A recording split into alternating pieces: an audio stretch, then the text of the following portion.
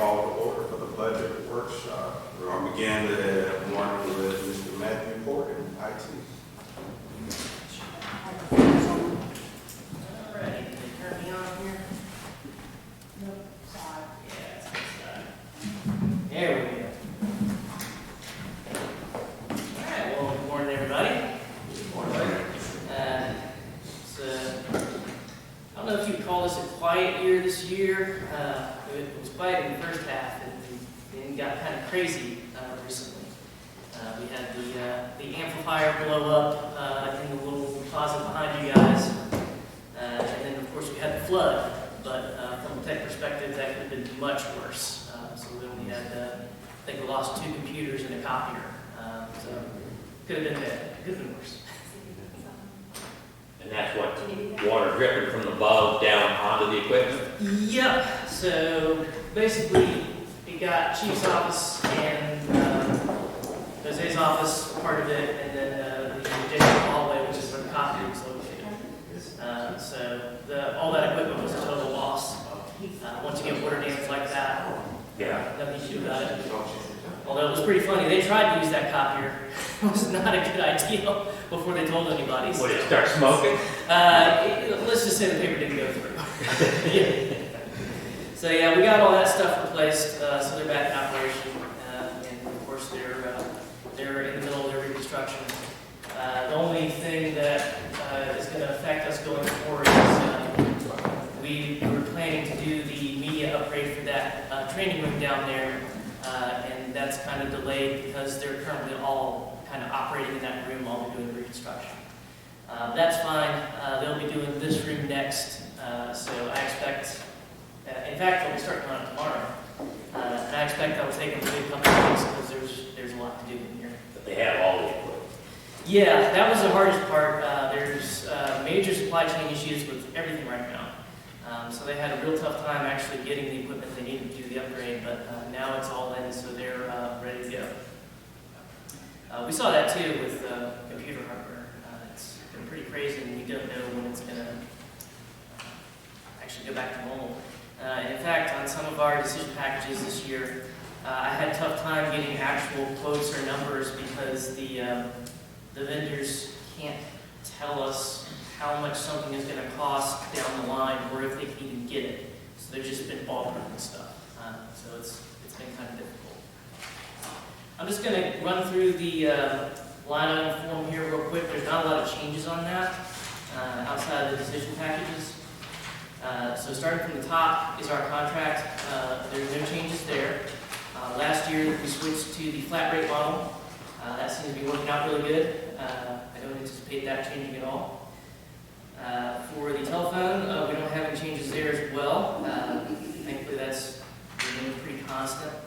Excuse me, I know a lot of you have looked at the budgets before, but we're kind of going through this narrative. Exactly. So this is the page that he's following through on. And most of them may be there already, but just for the sake of seeing what Matthew's looking at right now, it's this one right here.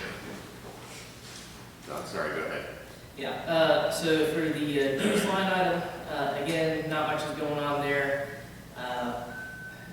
We have what looks like would be a reduction in that item, but that reduction is actually replaced by a system upgrade, so it's actually an increase, although it's minor. For the subscriptions, we actually had a reduction, and the reason for that is that our May software increased, which is what runs all the financials and taxes and all the stuff for the town. But we had a decrease in our PD CAD software cost. We used to, in the old system that they hooked into with Henderson County Sheriff's Office, have to pay our share for the licensing for that. But when they switched to a different vendor, they no longer have to do that, and they just pay a flat rate. So we actually saved about $4 grand off of that bill, which was pretty nice. And then for capital expense, for a while we didn't have to do any PC replacements because we were pretty much all modernized. Now our oldest machines are getting to around 3 years, so it's time to start doing those again. So I did throw the cost of, I believe, 6 replacement PCs on there. And I intend to do 4 and have 2 as spares, because as we saw with the flood, having spares around might be a good idea, you never know. So switching over to the decision packages, we got some big ones this year. If you turn the page, all the description of the decision packages are there, and then the summary is right on that prior page. Yeah, I'm not going to go through too much of it, but I'm just going to go through them in the order of what we think the priorities are. So the first one is an upgrade to the existing backup system that is responsible for backing up basically all of the data for the town. And this includes, base, includes PD, case files, all of the administrative files and everything. Just as a reminder, it's a combination on-site, off-site backup system. So we back up to a unit on-site here. The data is encrypted and sent off-site. So if we were to have a disaster like a flood or a lightning strike or whatnot that took out the entirety of the equipment that we have here, we could still get a copy of all of the critical data from the offsite data center and give us a path to recovery. The reason we're looking for an upgrade for the system is that the existing system is at 95% capacity. And basically the reason for that is that active PD investigations generate a lot of media files now. So they generate like a lot of security system footage video, they generate a lot of cell phone camera video, and high resolution media images. And for that reason, we're kind of hitting the limit of our backups. I don't foresee that trend going down just because, cameras or phone cameras are super high resolution now. So, and we wouldn't want to lose anything for an active investigation. So I've been performing a few miracles to keep it working, but unless we do something, that thing is going to max out, and then we'll be put in the situation where we're going to have to selectively choose what we do and don't back up, and that's not a good idea. If we were to have like a ransomware infection or like a natural disaster or something like that, we would potentially lose something there, and we don't want to be put in that situation. So I would prioritize that replacement above everything else. If you look at the total cost, on the very bottom of it, there are 2 components. There's the one-time hardware cost and then the recurring offsite storage fees. But that $76.44 is not as bad as it looks, because that would be replacing a $6,660 yearly recurring fee that we use on the existing system. So it's just a slight bump. But the new system is double the capacity of the old one, which is why the storage fees increase, because they charge you per the amount of the total capacity of the system. A lot of the stuff that we store, does it have a time limit that eventually we can safely get rid of it, or do we just have to keep it forever? So for closed investigations, we typically archive those out to Blu-ray disc. So yeah, stuff eventually does go away. That is the vast majority of it. The administrative data generated by admin and parks and whatnot really doesn't amount to anything in the grand scheme of things. Right. So we've never had the need to archive any of that stuff. But yeah, it does eventually go away. And our servers themselves are well sized. So the capacity for that is nowhere near used up. It's just the backup system itself. It was installed many years ago, and it wasn't sized to the new servers that we got a few years back. And who decides when you're going to do a dump of data, and what's the time frame? Police decide that. They're the ones that work the cases and know what they need near line and what they don't. So whenever they choose to do it, they perform that operation. It's part of their software that allows them to do that pretty easily. How often are we having to upgrade? I know we look at these every year, and so I'm just wondering, how long is it going to be before we have to upgrade again? Well, since this new one's the double the capacity of the existing one, I think this one's going to last us 4 or 5 years minimum. Yeah, and that's a good amount for things like this. The active backing up is a very intensive operation. So the hard drives in these units get hammered because they're constantly writing data. The backups actually occur hourly, so the data is constantly being backed up as it's changed. So once they get around the 5-year mark, it's time to start considering a replacement anyway, just because the more service life we have on those drives, the more likely they are to fail. Just out of curiosity, what's the current data life for a Blu-ray? You mean like the shelf storage life? I believe it's 30 years. Oh, okay. Yeah.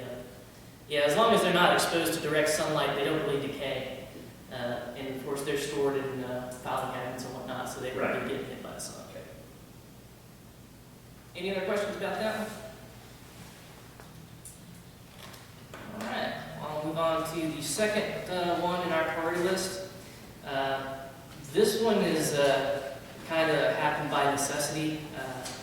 So this is a total replacement for the in-building camera system for this building and a total replacement for the camera system that drives the camera at Fletcher Park. So the reason we're proposing this one is that in 2021 we had a major hardware failure with the central unit of the camera system in this building. And I was able to recover it. The fact that it's operating is still a miracle.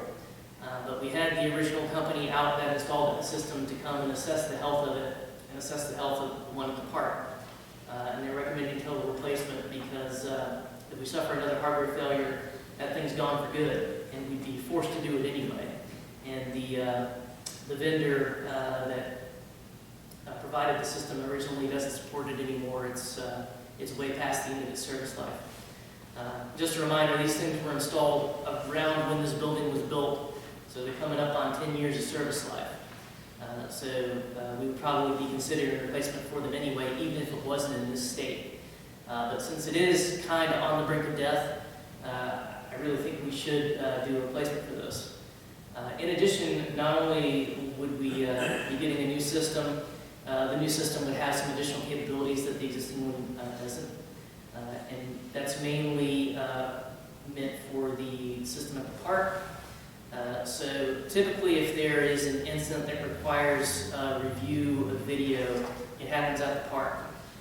But the way the system is set up right now, in order for like the police department to review those images and scrub through them, they actually have to go physically down there because the internet link available is not fast enough to support high-speed scrubbing through video. It's a very bandwidth-intensive process, and the best that we have down there is a cable internet connection, which we're graciously provided for free, I believe, by Morse, which is now Optimum. But it only has, I believe, 5 megs to upload, which is the important number there. So what this new system does is it's a combination on-site cloud system, kind of like our backup system, where videos recorded by the system are sent to the cloud, and that allows them to review the videos without having to connect to the system at the park. They'd be able to scrub through it and more easily find the exact moment that an incident occurred, which is I guess the bulk of the time it takes them to actually process something that's happened down there is actually scrubbing through and finding when it actually happened. So I think they would get a lot of benefit from doing that. There's a small recurring offsite storage fee for it, which is called out on the last page. It's the $2,000 out of the for the $2,000 total. For these two systems, can we use all the wiring that's in place? Yes, so this accounts for the reuse of the cameras because the cameras themselves are fine. But what it does is it replaces the central unit that acts as not only the brains of it, but the storage as well. And since we'll be getting a new system, that would also allow us to upgrade the software that they actually use to do the video feeds to something a little better too. Well, let me ask you or the police chief, the cameras there in the park, are they good enough that you can get a license plate? I'd have to defer that question, I'm not sure. We do use it quite frequently, I don't know if the quality is good enough. I can answer that. Yeah, it does. Okay. And it was before Chief Terry's time, but so I know we put the one up the front. camera that gets footage of cars coming in and out of the park that's on the main drive, we upgraded that to a higher resolution. Oh, okay. That's It's the what only one and much higher. The others that are a lower resolution, and that was so they can catch plates. Okay, thank you. Yeah, so Mark's correct. We have a super high resolution camera at at the entrance that is very easily able to capture those. So it works well as far as I know. So yeah, we reuse all the existing cameras, all the existing wiring. It's just the central units that get replaced. And the cost for this, it says ballpark estimate on there. I had 2 vendors evaluate it. It was tough to find a third one that would take the project on. But they couldn't give me solid numbers because of the supply chain stuff. So it may end up being a little more, it may end up being a little less, but I think this is around the ballpark of where it's going to land, based on those 2 quotes. So if we were to buy something like this, I think if we would place the order, then that would freeze the cost at that time. Correct. And if prices go up, it's on them. Right. I mean, once we place a purchase and sign the contract, it's locked in. All right, any questions on that? All right, now I'll move on to number 3. So what this is a upgrade for the main firewall for this building. So the firewall is our gateway to the internet and acts as our first line of defense to intrusions and malicious actors and the like. And the existing one is what is referred to as a standard firewall, or what they call an old generation firewall, where it basically just acts as a brick wall. It has holes poked through it based on the services that we want to publish to the outside, which is primarily our remote access and a couple of other things. And it just, basically what it's looking at is it looks at the IP address of whoever's requesting access. If it's from anywhere other than the U.S., it denies it outright. It's the U.S. that lets it in if the person authenticates. But aside from that, it doesn't know or care about the nature of the traffic that it's going through, or I guess what we would call the intent. So what this replacement is what's called a next generation firewall, or NGFW. And these are much more capable units that are able to look at the intent of that traffic. They have several security services that they offer that the existing one doesn't, such as gateway antivirus, where it's looking at the traffic coming in and removing viral traffic before it's even able to hit any of the endpoints. And our endpoint antivirus software would have to come into play. It's got an intrusion detection system that looks at repeated accesses and attack patterns and known malicious patterns of access and blocks them intuitively. It looks at known botnets that may be out there, so traffic coming from addresses that are known to be malicious addresses or compromised addresses will be blocked automatically. And then it's also able to do web content filtering, and that can be as in-depth or as basic as you want it to be. Basically, in the terms that we care about, we would filter content from known malicious websites in that case. In addition, this is a high availability unit, which means that instead of being one firewall, it's actually 2 firewalls that are sitting next to each other. So if one fails, the other one picks up automatically. We did have a firewall failure, not last year, but I believe the year before that. And it resulted in, I think, about 4 or 5 hours of downtime where there was no internet access at all in the building while we had to scramble to get a replacement and then program it, which takes a significant amount of time. Another reason why we need that is that we have a VPN, a virtual private network, which is a direct link from here to the Henderson County Sheriff's Office, because we share their CAD and RMS systems. There's a data sharing that goes on there. So our RMS server has to talk to their RMS server, and in fact, dispatch uses it as well.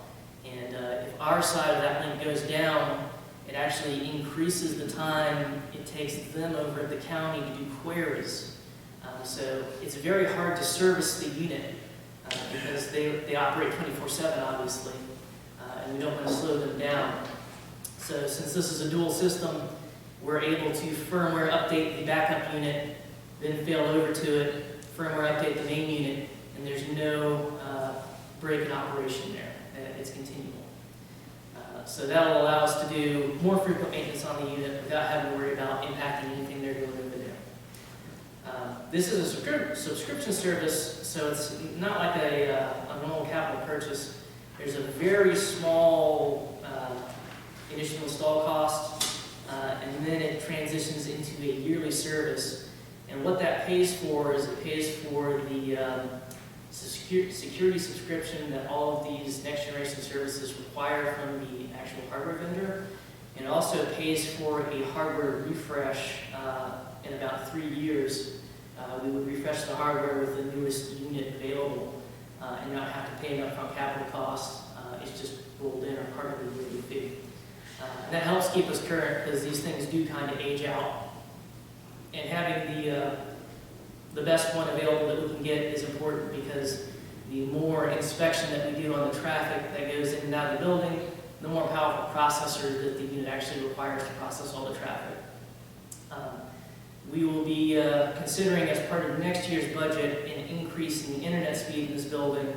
The higher the internet speed goes, the better firewall or more powerful firewall that you need to be able to deal with those speeds. So this will put us in a position to be able to make that upgrade without having to change anything out at that time. Any questions about that one? All right. Well, yeah, I think it's really important. It's the direction that things are moving nowadays. So I think it'll put us in a good position to have one of those. The next one on the list is the video streaming or archiving solution that council actually requested. We had the installers that are actually doing the upgrades to this room and the other meeting rooms in the building. I had them assess that project and let me know what they thought it would take. So again, this is a ballpark estimate because we don't know what the actual hardware costs are going to be. But they looked at it and said, yeah, we could probably do it around this amount. So this is the total hardware, labor, software cost to implement web streaming of these council meetings. So they would install a dual camera setup in the ceiling. It would get you guys in the front. We would get the speaker at the podium as well. And it would auto-archive to YouTube. And we would also, as part of this, upgrade the SoundClear system that currently does the audio recordings of our council meetings as well. Not much to say about it. It's pretty simple. It just requires a little bit of investment to implement. Any questions about that one? That'd be a pretty big cost. You might not be able to answer it. He's had some struggles getting the cost, but is that a pretty big cost difference between the recorded meeting and the live or streaming? No, I don't believe so. Yeah, it ended up being about the same. All right. Now, are our plans to put this information on the town website? Is that, Oh, yeah. I mean, so, the website's big enough to handle Oh, this? I was gonna say, we'd announce it when you were asking that. We could mention it. I guess we'd do probably a link to the YouTube channel. It would probably be the best way to handle that. So the meetings would be stored out in the cloud somewhere, and we just go. Yeah, so you wouldn't be clicking on the town website to view them, or it'd be a link to the YouTube channel. This is basically almost the same way as you put that link in the newsletter. You click on the newsletter and it links to all the agendas and meetings and stuff like that. So we can do like announcement, view council meetings, or if you do the live version, if you wind up doing, regardless, if you want to see the council meeting, you can go to the YouTube channel here and watch. So, And then we'll have someone on staff who will review these and, start them, stop them, make sure they're the right package for the cloud. I'm not sure how that, how, I guess the camera starts. Do we have to hit a button here or something to start the? Yeah, basically Or is it Christine. linked to the software that Christine has? Yeah, it would be record? something she would manage. Okay. All right, any questions about that? Okay. We'll move on to the last one here. So this is something we also got asked to look at. So this is a Archive Social. It's a service that is meant to archive all of the town's social media interactions. So this would be stuff like Facebook and Instagram. If you opted to do the the previous project, it would get the YouTube comments as well. And the reason this was proposed is that apparently the comments are something that goes into the domain of public records. So anytime the town interacts with a citizen online through comments and whatnot, it becomes a public record for whatever reason. And because the citizens are able to delete their own comments, like on Facebook and whatnot, they can delete a comment, and since the comments are tiered, so if they place a comment and somebody replies, and somebody replies to that, somebody replies to that, if they delete the first comment in that tier, it deletes everything else. And if we were ever get public records requests for any of those interactions, if they ended up deleting or editing them and whatnot, we would be able to retrieve the information. So what this does is it just archives all that stuff, makes it easily searchable, and that's about it. It's a pretty small cost, all things considered. And if you are going to do the YouTube archiving thing, I would consider doing this as well. So several of the other, I'll just add, local governments in the area are utilizing this. I mean, we don't, staff-wise, we don't respond or interact on social media. We're mostly using it to post information and not necessarily respond. But as you know, with social media, you can get a comment and then leads to another and can cascade from there. So this is more, I guess, to keep up with if someone did a public records request and wanted to see, I guess, responses from, I don't know, Yeah. post for a father-daughter dance. And, or it could be a police department posting about a wanted person and comments that might follow on that. I understand this is gonna be storing it, but is there an easy mechanism to be searching through it, or is it all? Yes, it's a fully indexed database as well. Okay. So you can search for a particular event within a particular time frame. So pretty easy to use like that. I was not aware that this is a requirement, but like Mark said, it's utilized by Flat Rock, it's utilized by the county. So the more social media presence that you guys have, I think the more it makes sense to get it. All right, any questions about that? All right, well, I think that about does it for me. I've got one other question for you. Sure. How prepared is the town for a soccer tower? We're pretty good as it is right now. The threat landscape is constantly evolving. We've got pretty good security software in place, anti-ransomware protections. We're actually going to be upgrading that as part of next year as well, although there's not an increased cost there, so it's not really called out. And we do quarterly training, fish testing and training. We've got basic, not basic, pretty advanced anti-phishing tech on the incoming email as well. So we're doing pretty good. The firewall would help out because it's a kind of gateway protections, but from a user perspective and from an endpoint's perspective, I think we're in decent shape. And do we have a mechanism if some event happens in the world, and you find out about it, do we have a mechanism to fairly quickly cut ourselves off totally from the outside? Yeah, it's called unplugging the cable. So, yeah, unless we were directly attacked, there's probably not a need to jump on that type of thing, but we can pretty rapidly patch our infrastructure, so if something comes out like that and patch is available, we can get that pretty quick. Okay. Like actually has been instances where local governments have been directly attacking them, Oh, yeah. for ransom. Yes, it happens all the time. So, very scary world as it is right now. Just to go into it a little bit, the new security software that we're going to be implementing next year is looks for what they call persistence. So if a threat actor has infiltrated the system but has not done anything yet to make themselves known, it'll go through and detect that has happened, and then we can take remedial communications does. Anything else, council? I have a question. Yeah. I know we used to track, your service by hourly rate or whatever when we first started. Can you, I have a feeling you probably know how many hours you probably have in, or do you feel, how can we figure out if 63,000 is still like, Oh, yeah. this great fee? Yeah, the hourly rates, or the hours spent has pretty much stayed the same. Although we don't bill hourly anymore, we still track hourly. So we still send zero balance invoices that have the service history on them. That's what I was interested in. Exactly. So can you Yeah, I mean, address like what would be normal for the month?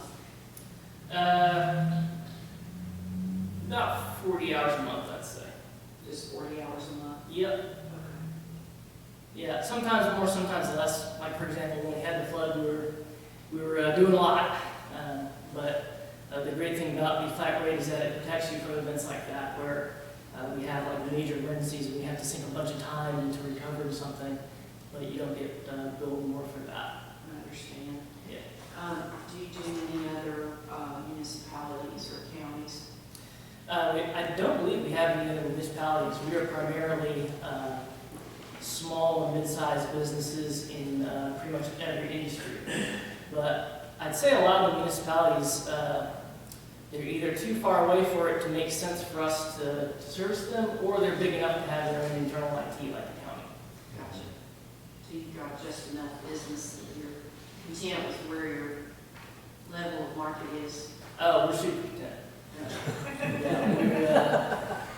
Yeah, we're going to have to staff up if we get any more business. So. Okay, thank you very much. No problem. Just so y'all know, Matthew's been our primary IT person for One Who Serves since, 2007. yeah, I mean, pretty much since, Ever since I've been here. yeah, since we decided to outsource IT services to One Who Serves. And I got quotes and research companies back then. Former Councilman Hugh Clark was one who suggested One Who Serves, and I mean, not to overlook it, I think it's worked out well for us. I mean, yeah, Really well. Matthew in particular has looked after our needs at a high level. Our system, I don't jinx us here, I'm not superstitious, but knock on wood, our systems have been pretty consistent. We don't have many blips in service or, continuity of our internet. And Yeah, it's, our phone system is the one that was, I mean, we changed it, and that's not a huge IT thing, it's more the phone system. yeah, there's some growing pains with that one, and probably down the line, we'll look at other cloud providers. The main change there is that we went from an on-site system where we had to pay for very expensive PRS circuits and copper lines to a cloud-based system. But the vendor that offers that system, I think we've had it for 3 or 4 years or something like that. Not super impressed. I mean, they're not terrible, but there may be better options out there. So that is something we'll evaluate probably in future budget years. If I can add one other thing back to the security stuff you were talking about, this past year, so you got threats of just people trying to break into our system and ransomware, is the most, but all of us as users, there's always a vulnerability because they can send an email, they can send a text, they can make a phone call and pretend to be somebody, and that's the other way they can get into the system. So this past year, I don't think, did it start the year before or just this past year? I think it was just this past year. So this past year, one of the things that y'all approved and Matthew had recommended was training for staff, where we do these videos, and they're just if anything else, you may look at it and say, well, yeah, I would never fall for that, or, duh. But we all have to do it, and it does keep you aware of, I guess, the latest tricks that they're using out there to go through us, the users, to try and get into the system and do bad things. So yeah, that is very important. If there's going to be a breach outside of a known or unknown vulnerability, it's going to be initiated from the inside due to user action. We see that in most cases where that does tend to happen. So employee training is very important. We try to keep the content pretty fresh, not only on topic to what the known attacks are, but slight changes in focus as well. They'll even cold call you and try to get you to do something. So it may not even come through the computer. It could just be somebody calling you and trying to pretend to be someone and walk you through steps that would potentially compromise you. So, I yeah. just got an email last month, says it's for Bob, and I knew it wasn't for Bob, because it was just, one, it was a slightly different address, and it said, I need your help, and I used to get them from Rod all the time, like every other month or so. Yeah, that's something It's for so annoying. Trevor and Keith. We have in the past gotten numerous times where one of us receives an email, usually it came from me, but several times I got it, came from the mayor, said, can you help me out? I'm busy or something, can you go buy a couple of gift cards? I've already got one. Yeah, I got one impression too. It's ridiculous. Yeah, I see It's that so- problem. I wish there was some kind And I of don't recourse, get but I that. don't think there is. What I don't understand is I don't get that in my Gmail account, my private account, but I get that through the town account all the time.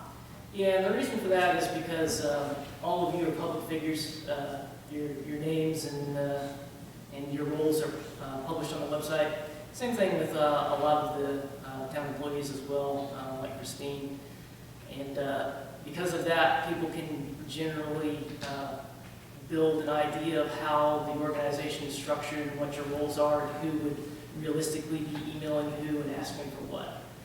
So that's what you would consider a targeted attack. So yeah, they'll certainly try stuff like that on you, and it's the type of thing you have to watch out for. We have, and this is something that just went in on the back half of this year, a new anti-phishing attack that is trying to cut down on the amount of user impersonation.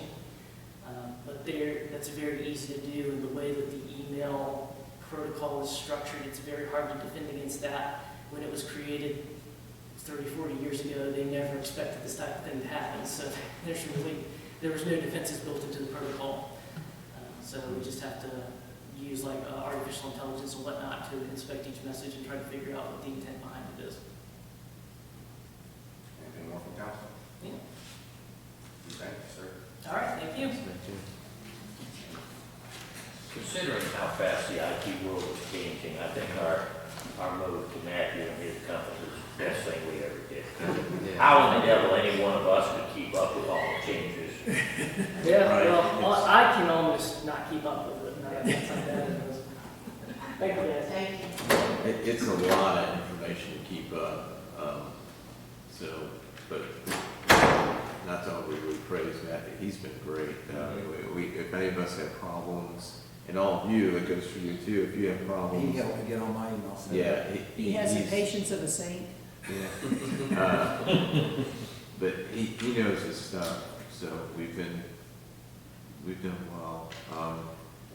This security stuff is that's an ongoing battle. Yeah.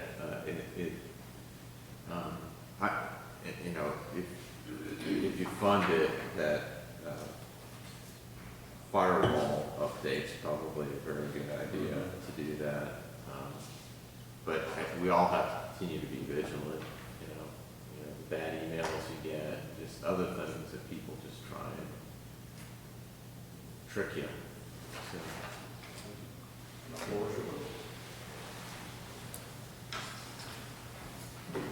Morning, Mayor Leslie and Town Council. Thank you for your time today and appreciate your willingness to hear our needs to serve the community. 2021 was a very challenging but rewarding year in Parks and Recreation. One of the highlights was that we were selected and highlighted in the North Carolina Parks and Rec Winter Magazine, our summer camp program in our department for the past year, and we were really excited about that. So I'm here today to talk to you about an investment.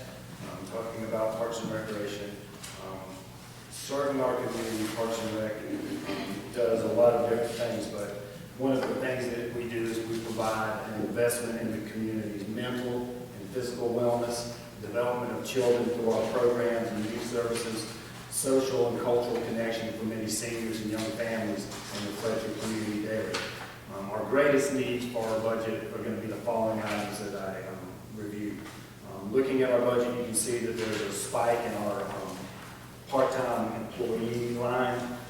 That's twofold. One, we projected a salary increase for our part-time employees. We've taken it up to about $15 per hour for our summer camp positions. Part of that reflects the competitive recruitment environment we're working in today. Mills River is paying $17 an hour for their part-time employees. The town of Hendersonville is paying $16.88 for part-time employees. So in order for us to recruit and get the staff that we need for a very successful camp program, we felt that that push up in salary was necessary. What was that, 15? 15, yes, sir. Then the other area that we're trying to address is part-time maintenance. We currently have had a 16-hour-a-week part-time maintenance position open since August with no applicants. So we're asking for that position to be moved to 30 hours a week, which really will reflect the amount of work that's necessary to meet the needs of what we're doing in the park. Our daily population has grown. In the past year, we see about 1,500 users a day. We've picked up a lot of people during the pandemic that have stayed on as regular park users. People that walk, dog walkers, young moms with children. Our park has become the park in Henderson County to attend, and with that has put more demand and stress on our maintenance staff. Just as a reminder, our department is a core staff of 4 full-time employees.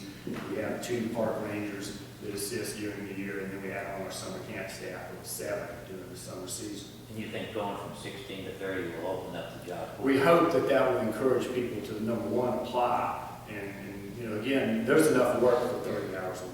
Yeah. Definitely for someone in that role. 2 other items that we have that we've earmarked that are important to our department going into the next budget phase is we need to replace an old SCAG mower. We've got one that's about 10 years of service, and we've really put all the hours on it that we really need to be doing unless we want to spend a lot of time on repair work. And then we've got an old Polaris Ranger that our park rangers utilize. It's about 10 years of age and needs to be replaced. And so the SCAG mower, when we researched this, we had it at about $16,000 as a cost for replacement, and the Polaris Ranger was about $14,000 for cost of replacement. How many hours do you think you have? What do you consider wore out on the mower? Does it have an hour meter, or are you like 2,000, Ours is 3,000? tracking on Polaris the hours, so that's how far that one is. I mean, our rangers use it 28 hours a week. Oh, wow. For the most part, our park rangers do just for the Polaris. Our mowers in general, like this time of year, I'm helping the guys, and I'm on a SCAG mower 12 to 16 hours a week. So once we hit peak season, you can easily put 20 hours per mower through core season, March through, we mowed into November last year. So do you think you're putting as many as 3,000-4,000 miles on one before it's, or even more? Oh, we're probably above 4,000, I would Okay. guess. So, And it's a gasoline, not a diesel? yeah, they're gasoline. Yeah. And our staff does a great job trying to take care of them. Public Works and Joe and the guys down there, if we have repair issues, they're able to help fix some of the small things. Now the Gator, is it diesel and the replacement would be also, or is it also It's gas, it's gas. And you're going to replace it with gas? With gas, that's our plan. Have you ever considered the longevity of the diesel? We've looked at it, but again, now with the cost of fuel is kind of a challenge without a guess of how long the spike's going to stay up. So, and then within our department, day-to-day life, there's some line items that you see increase. Utilities is a $1,000 increase. We projected fuel expenses with a $1,000 increase, and those are based off of just current price increases we anticipate with utilities and fuels. In golf tournament, we've projected a growth of about $1,000 in expenses there due to 2 things. One, greens fees are going up, and number 2, we hope that our tournament, now that we're back to full activity, will have more participants, which drives expenses up a little bit there. And that's one we can kind of manage based on the size of the tournament. And then the next item that you see an increase of about $1,000 is maintenance and repair equipment, and that's different tools, backpack blowers, hand tools, field things. And we know just based on the current market, that there's going to be a price increase. It may not hit $1,000, but we anticipate that on the high end for those materials. So, that's kind of what we're looking at for this coming year. Our top three items would be the manpower. We feel that that's number one. Number two would be the SCAG mower, and number three would be the Polaris Ranger as a replacement. Long term, we're very fortunate. We've got a beautiful park. Our staff does a really good job taking care of it day to day. Our use, we're almost back to 100% with program activity. We're starting this week, youth baseball and softball is launched with practices daily. We've got lacrosse going on. We've got our first set of all-day rentals at the shelter, so we're in for the busy season for the next 7 months.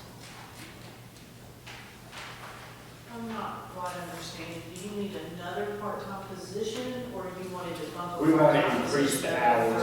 30? Yeah, that position's at 16 hours in the current budget. Challenge being, when that position, which was filled by summer college student left, we haven't had any applicants at 16 hours. So, number two, there's enough work for 30 hours easily.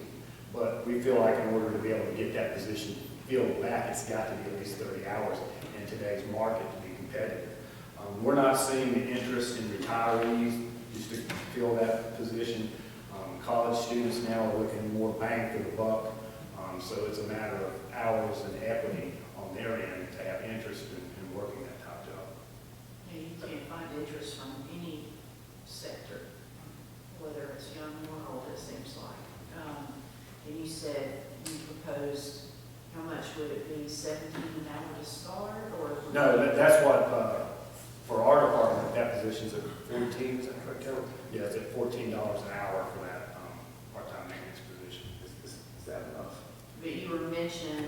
Yeah, I just, mentioning Mills as, River yeah, the does city of 17. Hendersonville just approved $16.88 for their part-time employees. Mills River just went up to $17 for their part-time park rangers, those type of things. So just showing the arena that we compete in, at least a minimum of 14, and I think realistically, we may have to address that going into the future. What's that living wage number? $16.88. Is it possible to get it to that? Well, the problem is we do that for part-time, we have full-time people making less than that an hour. So I think we really, if you're looking at something, we need just full-time and then make part-time. Does that make sense? Otherwise, we're gonna pay a part-time employee more money than our public works employees are getting paid. So that's where, we gotta decide. I'm You make more money too. Yeah, I'm definitely thinking about that. Every time you think about it, you know you've got to move your full-time up. Yep. It's not quite right. So that'll be, So your full-time employees are at what wage? Our minimum would be near the $16.88, but not I mean, quite. Aaron, our lowest pay rate is our public works employees, like just public works maintenance equipment. And then we have park maintenance specialists, and they're between 15 and 15.50 an hour starting. So how many employees would you have to decompress? Yeah, you have, probably have 4, I'm just curious. you have 5 to 6 just in that range. And then, probably, I don't have my pay rates here, but maybe they probably have some others right next to it. I think we can really look at salaries overall in the town. Well, in the professional services department, I have placed in a market study to do in July. Because I think right now, every council, every board of commissioners is dealing with the same problem that we are. So you're going to probably see a lot of different things going on in the next few months as people go through the budget. So my suggestion would be, we give everybody their 5.9% COLA raise. That gets our immediate people up, current raise. And then do that market study. And I have that person ready in July, and we see what everybody else is at starting in July. And then we come back and make a presentation at that point to make any adjustments to our pay grade. That would be my suggestion. Market studies are great, but we all know it's just not enough. Yeah. And that's where, the city council, I haven't seen theirs, they just completed a market study, and their council, what you're saying, they're doing Yeah, no, I'm talking 75% of the about market. Yeah, Now, I haven't seen what that actually looks like yet, but, and the county's also doing some change with their salaries as well. so it's just a moving target right now, so. Now, is that one of those studies where you go out and study each position? Well, this is where I think I would be very specific, and council can help us out with, who are our competitors, who are we trying to, hire from? City of Hendersonville, Henderson County, Conway County. Like, try to find out what our market is and who we're competing against, because the unemployment rate in Henderson County in February was 2.5%. That means we're fully employed. There's nobody to have these jobs. And so basically, you're basically then competing to try to take somebody from another agency. It is incredibly difficult right now. Susan, as part of the newsletter for this upcoming month, she reached out to some of our businesses. Like, hey, we're thinking about doing a little thing on the back page of open positions in Fletcher. And do you know how many businesses have responded to her? Like Wilson Art. I mean, we have all kinds of positions in Fletcher alone, so it's just a really interesting time that I've never seen in almost 20 years in this business, so. Now, you said you have 4 full-time employees, correct? Yes, sir. Do we have any part-time employees We have currently? 2 park rangers. We have one that works evening during the spring through the fall season, and we have a park ranger that works Saturday, Sunday.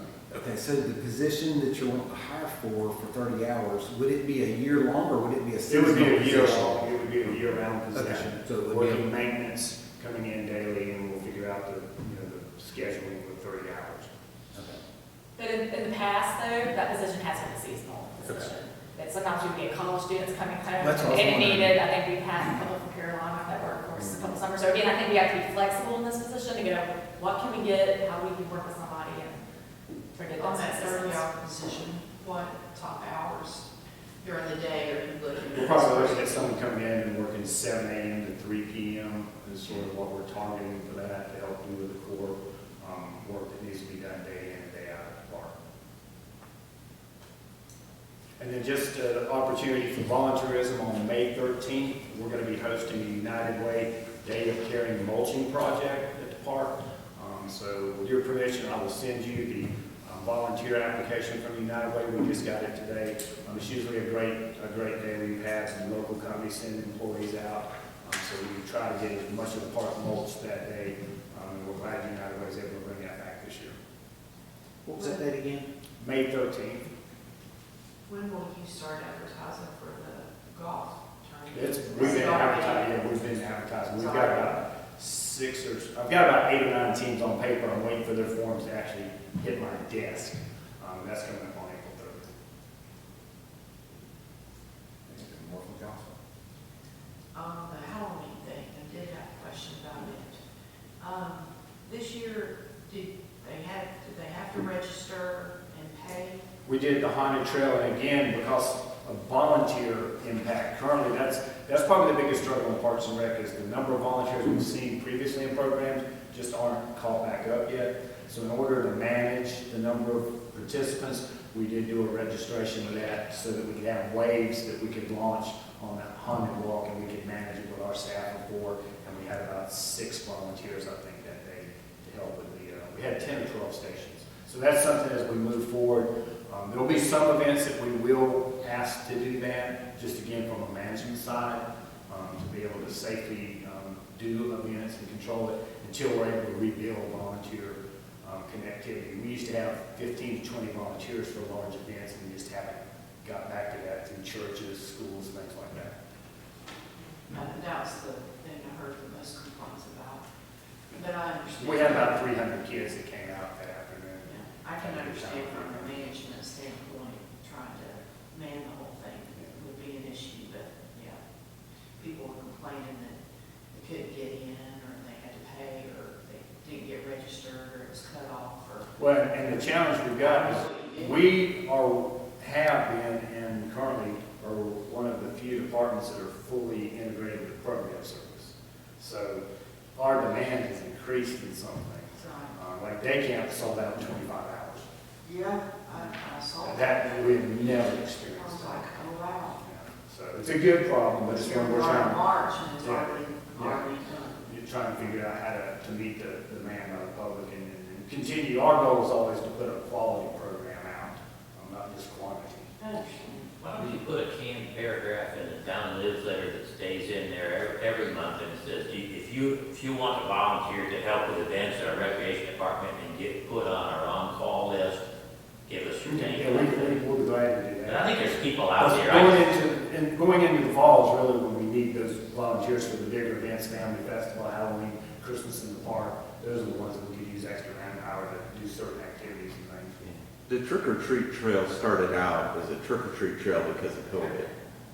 And I guess the volunteer, but, and we can definitely look at opening it back up as Yeah, that's an why I was wondering. unregistered event. There used If to it have would like get- Halloween. We had a Halloween carnival, but that carnival required 40-plus volunteers to be able to operate 20 different activity stations that we had on Field 5. We used to have volunteers from North Henderson, from Hendersonville High School, and from one of the area churches to help man that. But in the past 2 years, those volunteers just haven't been. Do you have vendors, do you not have vendors as well? Well, when we did the carnival, we did do vendors. It was all activities, games, and flavors. This past year, past 2 years with the Haunted Trail, we were able to reach out and connect with local businesses that wanted to come on site and be vendors to do a Haunted Trail station. So there were 10 to 15 stations for the kids to walk through during the Haunted Trail. Maybe they could convert the vendors to That's what I the was stations, wondering. yeah. Yeah, It's- so might be a that's way something to that approach something. It's a lot, to have it out. I don't envy your position at all. It's been a challenge the past 2 years, but I feel like that our department has kind of figured out how to be innovative, creative, and make things happen, maybe not at the same level, but as a level to engage. with At the least public. there's still availability of things to do. I live in the city of Hendersonville, and they haven't done anything in regards to, youth activities. over the Well, past sometimes you 6 feel like some entities have just taken advantage of the COVID and just, okay, we're just canceling everything, or we're on lockdown or whatever, and not very forthcoming to open up either. So I really commend you and the amount of interacting you've done with the community over these last 2 years when the community needed it the most. We found it very rewarding, to be quite honest, from a staff structure, knowing that what we were doing was making a difference to help people, just with their Absolutely. families and things like that. Especially when you were the only ones in the area doing it. I mean, that's No, really important. We were really grateful when our friends in Buncombe County opened their parks back up. The summer day camp has been real valuable because these parents are, caregivers are really relied on that, and then there's not as many summer day camp that's There's shrunk just down. not enough Yeah. stuff in this area Yeah. at all. There never has been. So that's been something really valuable in the community for parents who want to do that. Not everybody's gonna want to put their kids in day camp, but it's added a lot of value. I really like the concerts there at the brewery. Have you had any negative feedback? We had one comment that wasn't necessarily negative, but Okay, good. expressed that they would rather have been. Well, I think. I've heard some people, folks call me about the brewery thing, That's- on that. Yeah, I don't know about you, but I've had residents say, why can we not still have them at the park? Not everybody wants to go to the brewery. Yeah, because I said mostly what I've been hearing is that the family-oriented thing is, they don't want to take kids to a brewery, they'd rather come here and have a family-oriented Or party. they can make it all, Yeah. yeah. Like you said. So, And And maybe we there's- could consider, I mean, next I year. Maybe alternate. think it's one of those that we could do, we could alternate between the two sites if, if that's a necessity. The one thing that I will say that worked much better is there is more shade at Blue Ghost in their meadow for a concert than at our park. The July concert, to be honest, is miserable in our park. I mean, it's 100+ degrees and there's no shade. They've got a nice tree line and shelter site. So a Friday evening over there in July was much cooler. So that was from just the staffing structure. That was something that we were like, this is much nicer and families, seem to hang out for the whole thing. We used to, our July concert, you'd have people come at 6:30 and they'd be leaving by 7 o'clock. Because it'd just be too hot. Because we just didn't, nowhere in our park in July is there shade that we can set up a stage. The June concert's not as big a challenge, but you still kind of got that 75-degree weather. Do we get some income from each concert they do over there at the brewery? Blue Coast does. Yes. Donation rate. Yeah, I think last year, I think it was about $900, I think is what we collected at the end of the concert series as the donation. Well, I'd like to feedback about the concert series in Blue Coast. I very much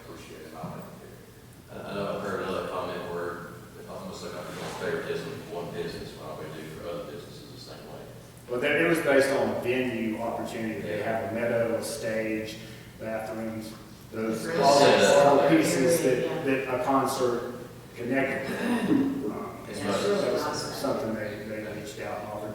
You know, we're set right now to be there this coming summer, but we can take a look at, you know, like in the fall, we bring back Family Festival. We have it at the park. We had a huge group here last September.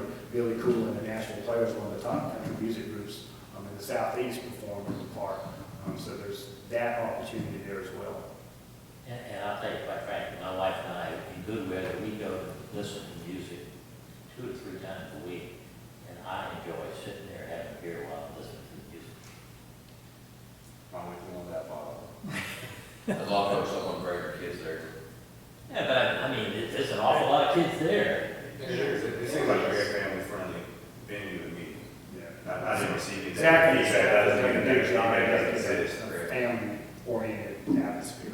But I did, you know, on the flip side of that coin, for years, I had people saying, why don't you allow beer at your concerts in the park? I mean, for years, people have been saying that.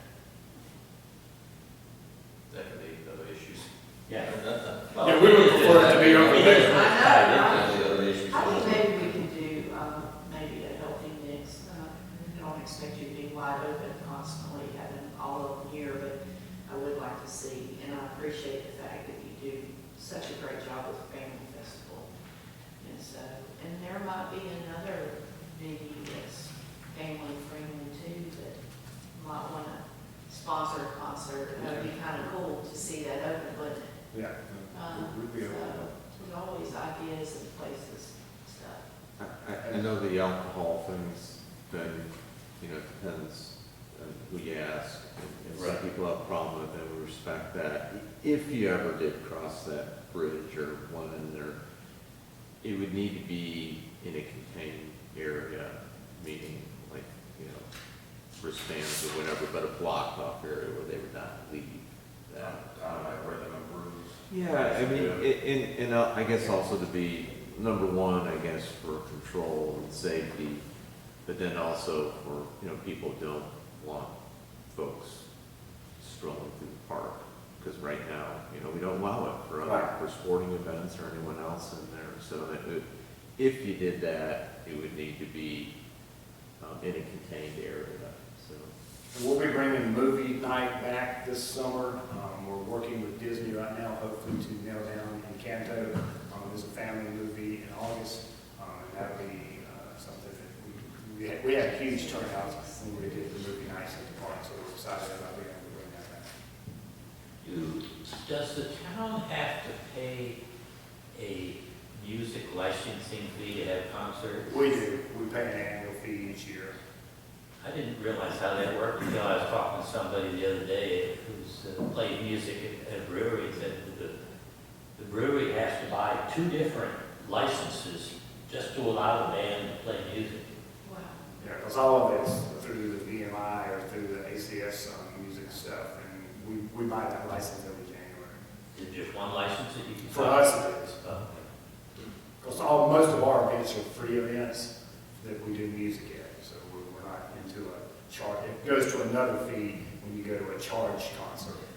It's tied to the rights for the music, and they charge these licenses, and then they split the money that comes from that amongst all the writers and musicians that created music in the first place. Also, it has nothing to do with noise levels and hours of music playing or anything like that. No, I just talked to a guy Saturday out at a brewery in Etowah.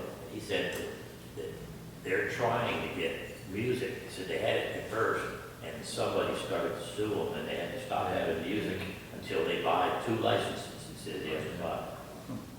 You know, part of our park numbers dropping with concerts is now you can go watch bands play so many, it used to not be Yeah, like that's true. that, and now with the There's so much competition. proliferation of, you know, say the craft beer places, you know, even some of the vineyards now here, and other places, there's just so many places that you can go watch music now, that it's, I think, hurt the market for the park. Yeah, where we're located on any given night, you can have Bold Rock, you can have Feed and See, Yeah. you can have, Lugos, Yeah. Nevada. Yeah, Lugos. So that's why we've tried to figure out how's a good way to partner with someone that can help us continue to keep a solid audience in front of our music, and bring good groups in to the area. Or we pay a lot more money for a bigger name band, and that's, do we spend more money to do that? It's a bigger draw. Thank you. Thank you. So the next item on our agenda is a break, but I would suggest that everybody's good, but keep on going through it. So y'all good? I don't want 5 minutes.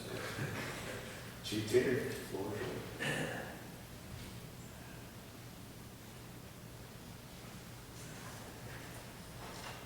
Well, we're bringing the red folder. I was actually looking forward to that break here, by the way. Good morning, Mayor, Council. Pleasure to see everybody today. Go over kind of how the budget looks as far as the police department goes. I'm very optimistic, as I've said before, about the police department, the town of Fletcher, police department, the town of Fletcher in general, moving forward. I know we've been going through a lot of staffing crisis, but even going through that, the changes that are being made, I'm very optimistic about the future and what it holds for us. I will briefly go through the changes to the budget. I'll save my decision package to the end. Majority of the changes are going to be connected to the decision package number 1, the request for additional staffing. I'm assuming that probably most of our conversation and questions will be today, but I would like to highlight a couple of things here, just to point them out so everybody's on the same page and understand some of the differences here. So, looking at overtime pay, we did ask for an increase of $1,000 in that line item. For the most part, that's looking at the last couple of years, our overtime line item has depleted that, and that primarily is a staffing, it's connected directly to the staffing, having to pay some overtime to fill the holes and fill the gaps that we're unable to fill because of our shortages. But also there's been several opportunities where we could participate in community events, and we haven't been able to participate as fully as I would like to. Typically, I make myself available if there's events at the park, and you'll see me out there if I can be wandering around and talking to people. But there have been some occasions where I like to have a tent or a table where we can actually hand things out to the kids, hand out some crime prevention pamphlets. And we didn't have the staffing for that, and that directly related back to the ability to pay that overtime. So I just asked for a small cushion there, an additional $1,000. And again, if we get our staffing where it needs to be, that'll help as well. So that's the increase there for the overtime pay. Anybody any questions on that specifically? And that also includes the intention of hiring 2 new people. I will pay with that. Well, that $1,000 is directly for the overtime line item, and not specifically for those 2 people. And it's tough to figure out because if you're fully staffed, that should eliminate some overtime that we're paying to keep the streets full. But at the same time, now you have more people that maybe have to go to court and have to pay overtime to send them to court. So that was a hard one to figure out exactly where the overtime is going to be, because it's going to affect it both directions. It's going to reduce overtime, but then you have more people doing more things, and you get a call at the end of your shift, you're getting arrested at the end of your shift. So hopefully you're thinking it might just come. Yes. So that was a cushion. I asked for that cushion because we haven't depleted this year's yet, but I believe we will. And last year we did deplete, and we had to tap into the salaries and wages for those shortages to manage that. So I asked for that cushion, basically. But we keep a very close eye on that line item. Looking down at fuel expense, there's obviously a significant increase there. We can kind of understand what that's about. We see the fuel prices have gone up tremendously. Just to explain how I came up with that number, because it's actually could end up being a low number depending on what the future holds. I basically averaged a monthly fuel usage for the last 12 months, based upon how many officers we had working, how many cars we had out in the community, which was about approximately 15 for the year. So if gas continues to rise, that actually will end up being a low number and not necessarily a good number if fuel prices continue to go up. But I averaged what we paid per month for the last 12 months. I took that average, multiplied it times 15. That's how many people we had operating vehicles. We're short 3, so if you give those, I added in those extra 3 if we were full staffing, and then I also added in, if we get to 2 additional bodies, that as well. That could end up being a slightly low number depending on the future of our fuel prices in the country. And that includes the 2 new cars. Yes, let me make sure that that is the case. Yes, it does. Okay. You have 15 total staff now. Are there any It changes so frequently. Are there any cars out there available that get better miles? Substantially better to make it worth it looking at? I wouldn't think, and I wouldn't think it would be substantially better. It wouldn't be functional for our what we need. I mean, certainly you can find cars that would be cheaper, but I don't think for what we need for our operations. I don't think I answered your question. How many do we have right now? I mean, the way your shift works now, the way the shifts work now, you have 2 officers, don't you have one captain or? Yeah, we've just had some movement. That's what I'm trying to do the math in my head. We had one person resign, left us about a week ago. We just hired 2 more that have the state is not, they haven't been certified yet, so they can't wear a uniform, can't carry a gun. We've hired 2. So we'll get them up to speed. When the state gives us the blessing. We'll Around 14. So if we go, we have 18 sworn people, we're down 5, that's 13, plus we added these 2, so we're right at 15. But I'm expecting, we received a letter of resignation recently, so I'm expecting us to go to 14 here in the near future. But fully staffed, if you're fully staffed 18. as you should be. you 18 should have sworn 18. lines. Yes. And so any given shift, you'll have 2 officers and 1 superior officer. Yes, exactly. 3 total, be a sergeant and 2 patrol officers per shift, yes. Okay. That's ideally where we would like to be. And you haven't added personnel since? Prior to 2006, I couldn't tell you what date, that's as far Yeah. back as we went, but nothing from 2006. No. Yeah, certainly, Our growth, sorry. our growth is definitely catching up to needing that. Yeah, you have the growth and you have, I mean, there's community expectations change. I mean, there's just a lot, policing obviously is involved. We've all seen that over the last several years. Like expectations have changed. We demand more from our officers. We're doing things today that we didn't necessarily do before. We're dealing a lot with the mentally ill issues and homelessness and stuff like that. And I think with the growth, you're going to continue to see those type of changes. We're starting to see some stuff from Asheville, some calls with homeless issues kind of bleed into Fletcher, so you're going to see more and more of that. What do you suppose the main reason we see resignations, or is there a main reason? That's what comes up all the time. Money's a big part of it, and obviously this isn't a problem just with Fletcher. And that's a hard one for me to get my head around because I came from the north where they paid so much more. So it's hard. So to me, it's like, yeah, we're not paying these guys enough. But for the region, we're, like I've said previously, when we proposed that career development plan, I mean, we were in the ballpark. We were kind of towards the end of the ballpark. I'm starting to see some changes out there. It hasn't necessarily hit North Carolina yet, but some other rural areas, Kentucky, Ohio, where they are making significant increases in pay for the policing. They're starting to catch on to what's going on in our society. And you're losing a lot of experience, you're losing a lot of police officers are leaving. The individual that left us last week, he was a lieutenant, he left for money.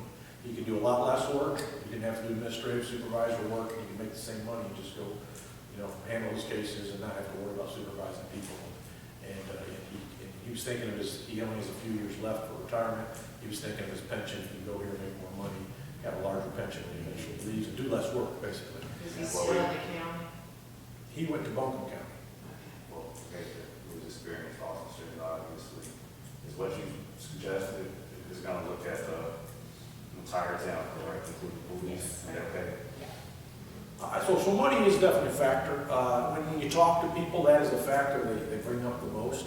But certainly there might be things going on that I could tell you. I mean, sometimes it's opportunities, I think, and we are still a small department. We can't offer the K-9 or SWAT team, things like that. So, especially for the younger guys, they come in. We train them up very good, which will probably be part of my spiel here at some point. We really invest in training. We want professional officers out there. We're supported by the community. Our community loves us, at least today, but we can't take that for granted because that can go away very easily. So we want professional, well-trained people out there responding to these calls for service. But people around us notice that, and they don't hesitate to come and take our trained, well-trained people away by offering them other opportunities. And so you get a young guy come here, he'll be trained for 2 or 3 years, trained up very well, and then opportunities elsewhere start to look real good, especially when you got people who are recruiting, whispering in their ears. I don't blame them. I mean, they got to take care of themselves and their family, but that's a factor. Now, but that level of staffing, I can remember that it used to not be that level. I think that we went with that level of 18 just a few years ago. It wasn't always that way, because I remember us having, conversations in other budget meetings where, Hugh was mentioning that at some point, we're going to cap, but we all felt good about the level of 2 officers and then a lieutenant.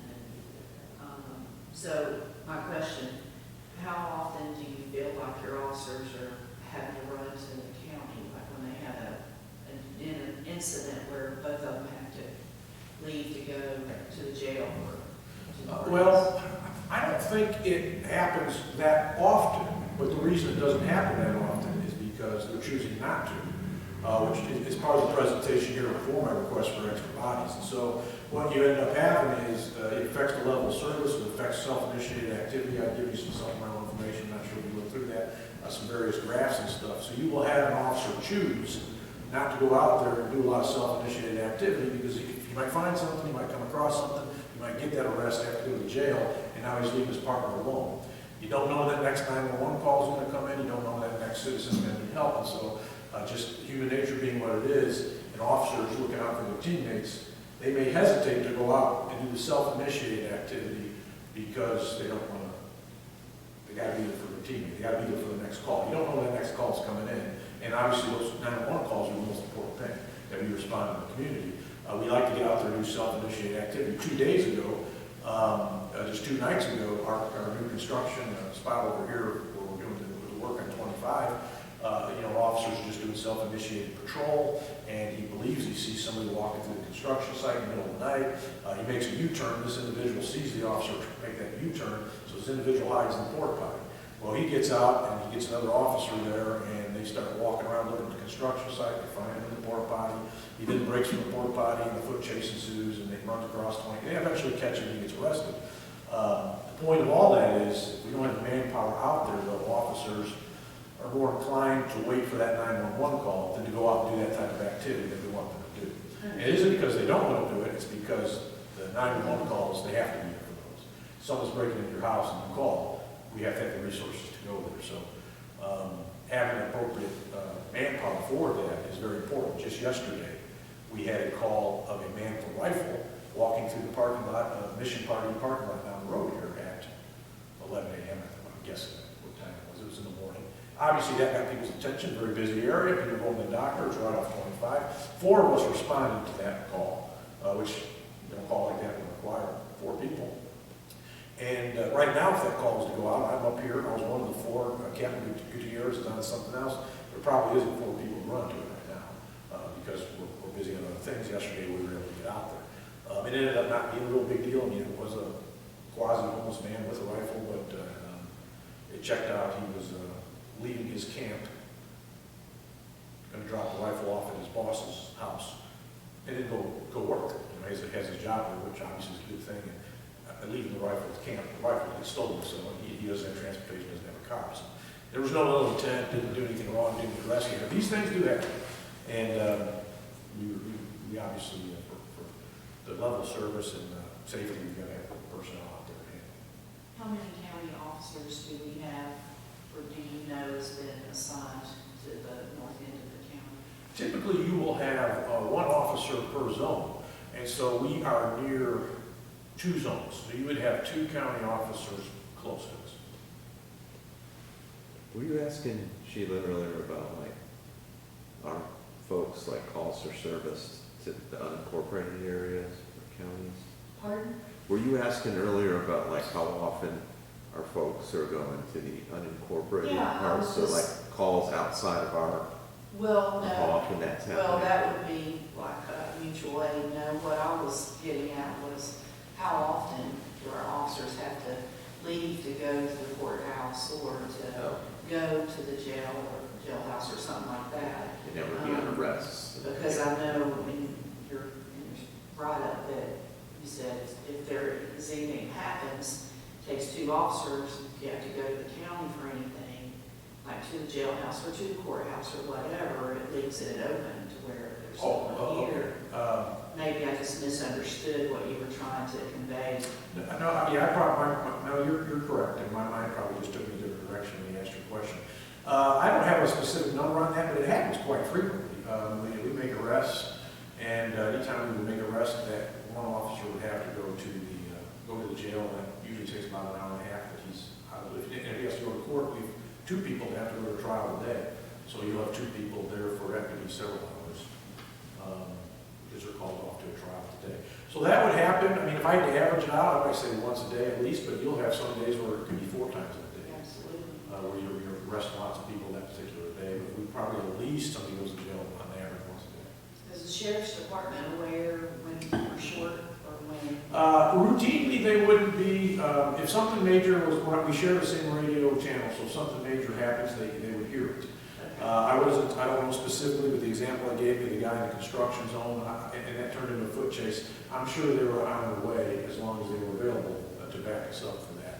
They're certainly good for that if they are available, not busy on their own stuff. If we know something's going to be happening, we have in the past, but we're just all tied up, then we might make a phone call in and say, listen, we got nobody, could you have your guys hang around in our area? So we do cooperate that way. They're very good with that, but like the old story about the boy cried wolf, we don't want to be doing that constantly. No. And then they're going to get tired of it and say, we're not going to keep handling your mess, you can be handling your mess. Just for our newest council members here, and, not to go way off in left field here with county discussions and that, but it's a fairly frequent occurrence. I would just say, in the years I've been here, it's more common for our officers to go to calls outside of our jurisdiction to help than it is for the county coming in here back up. We have good relationship, there's mutual aid when needed, like a situation where they need backup and they're great, but I think there's sometimes some comments about the county, how to articulate this. Basically, we're doing it above and beyond, plus serving the areas outside of our jurisdiction here in the north end of the county. So it's, there's quite a bit of service enhancement for law enforcement services by having our police department here covering all of this. That's what you would hope for, within your county, you want that mutual aid and that relationship. They are good, and we work to maintain them and make sure they stay that way, because we are small, and if one major incident could, deplete our resources quickly, so maintaining those relationships are important, and they are presently good. Are our police officers pretty good at meeting their court dates?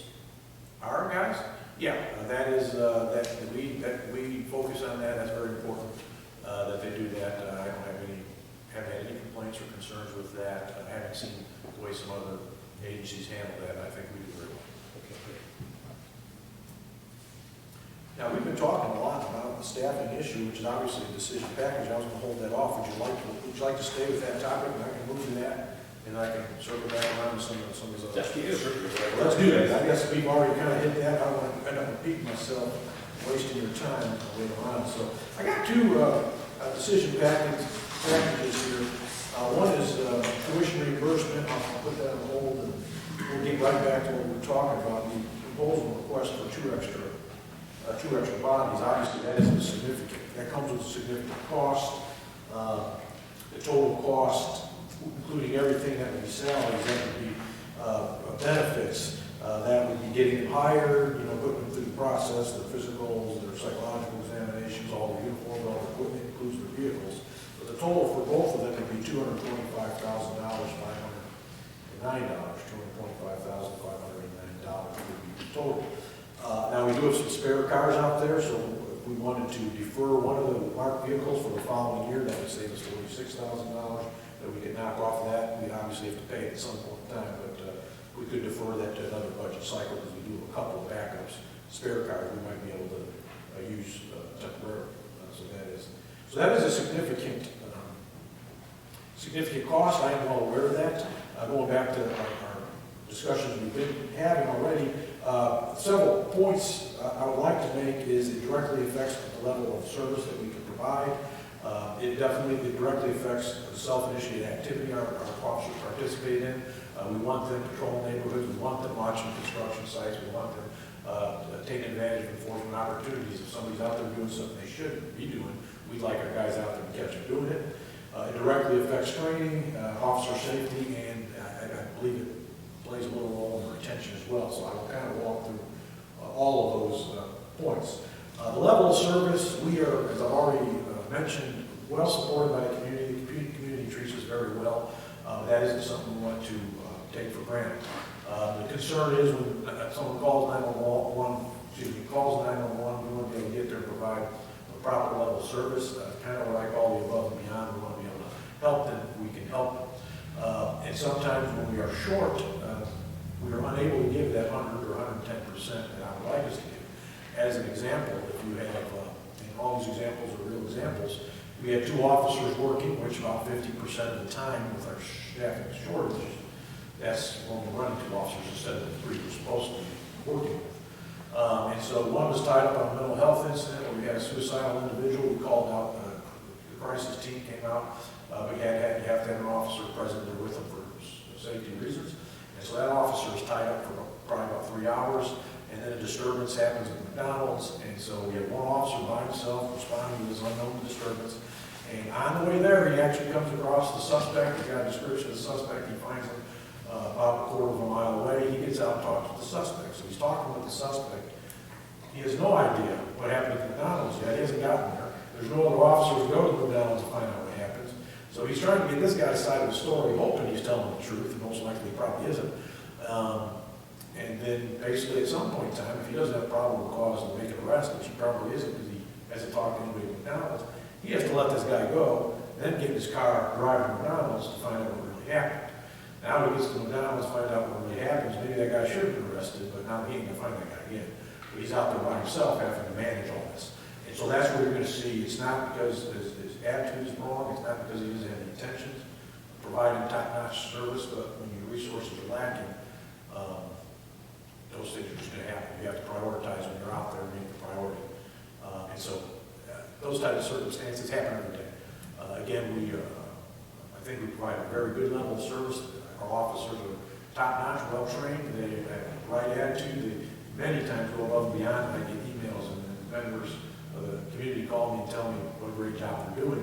But there are those examples where we're giving 75%, we're giving 85%, because that's all the resources we have for that. So just we need to be mindful of that, especially as the community continues to grow. And as we sit in this room at various council meetings and we hear about the growth and different projects and different things, subdivisions being built and stuff, that's going to bring people and bring problems and bring traffic, and I think we'll see an increase. I can't say how soon, but I think we will see an increase in calls for service at some point. So that's the level of service. We've kind of briefly already talked about self-initiated activity. We want our guys in the community, not just sitting idle waiting for that 911 call, afraid to do anything because of that unknown 911 call. We want them out there. We want them to be active. Training is directly impacted if we don't have appropriate staffing. Just this week, we canceled a class, and it was a class we talked about in here previously, the crisis intervention training. It's a week-long class that we're very supportive of. We want all our people to be able to take that as part of that career development plan, but we did not have the staffing to cover the streets and to cover those 911 calls, so we had to cancel that class just this week. We ended up doing that. We're a Fletcher Police Department long before I got here. We're well known for providing good training and making sure officers are well trained, and we want to continue with that. If you look at some of the handouts I gave you, training has been down the last couple of years as we've had to fill in for our shortages. We talked about having 3 people, a sergeant and 2 officers per shift. That is ultimately the goal, and that is what we have with the 18 sworn officers right now. But that does not include relief. That doesn't include people on vacation, when people are in training, when people call in sick. And so adding these 2 extra bodies will cover for that relief.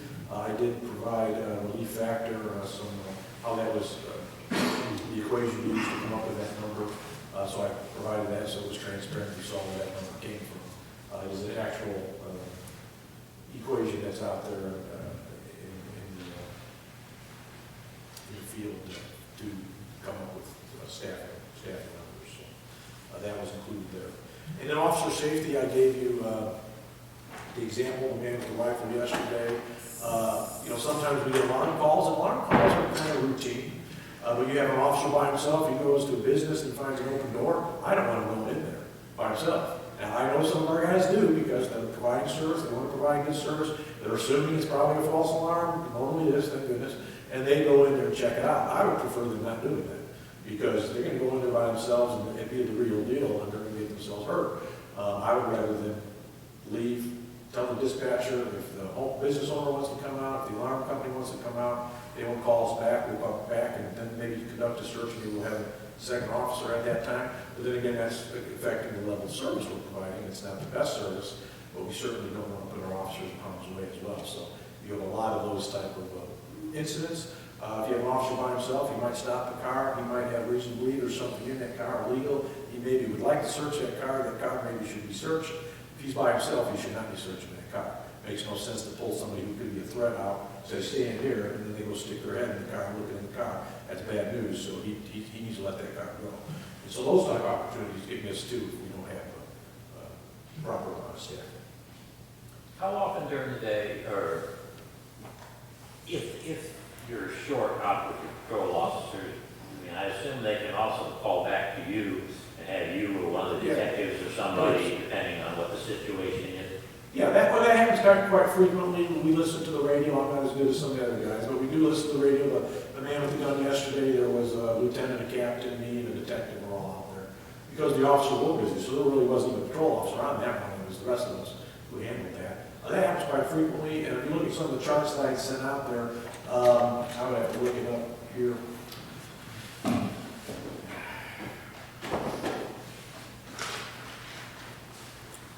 Let me get you that.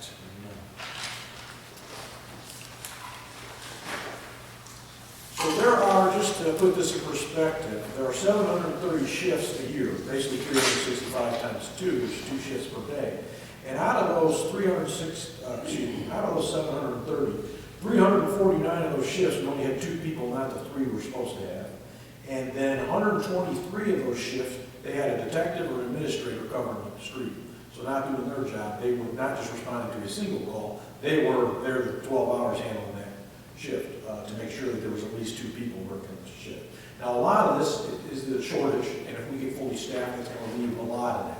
But I do think we need to be prepared and not prepared for the next crisis. If somebody else leaves, we don't want to go right back into crisis mode. We need to have some stability and prepare for those things, prepare for vacations and trainings. You have 2 detectives, right? We have 2 detectives. We're looking in the future when staffing is up to par. We have a 3rd one identified. We will have a sergeant and 2 detectives here, hopefully in the near future, then probably a couple of months we can plan. We do have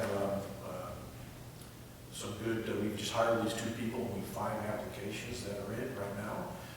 All people who are in BLAT that will be graduating on June 1st. A couple of them we've sponsored. We're very excited about the 2 we've sponsored. I wouldn't expect we're going to get all 5. Traditional history tells me, we won't get all 5, but even if we got 3 of those people, plus the 2 we just hired, that, I think we have, future's looking good. I think we do have some people lined up as far as to get the presently authorized staffing up toward. The last thing as far as that goes is retention. People leave for lots of reasons. We've kind of alluded to, pay and greater opportunity, but if people are frustrated because they can't be the police and they're constantly having their schedules rearranged and it's hard for them to make schedules and make vacations and make plans because as we have these various shortages, we're moving them around to fill the holes. Or it might just be, sending somebody to a good training class and now we got to fill their holes, so we got to take somebody from another shift and put them in there. That could be a factor in retention as well. There are a lot of factors, but certainly that type of frustration at some point in time, why do we keep doing this? I could go off to some other organization where there are 200 employees and I'm not going to have to worry about this. I'll have a statement schedule. Any questions at all on that? Can you tell what the officers think about overtime? Do they like it for the money, or do they dislike it because they're working more? Or is it? It's mixture. Some people love their personal time. There's a couple people that have got as much overtime as you give them. So that it would be a mixture. You have some people that have work outside, like a different job, they do some stuff on the side, and the extra overtime frustrates them because they want to get off and do some other things. You got other people very family oriented, they got 2 incomes and they want to spend time with their family, they want to take the trips, go camping, those type of things. They're not interested in the overtime. Then you have some other people that will take it. So are you able to steer the overtime somewhat to the people that want it?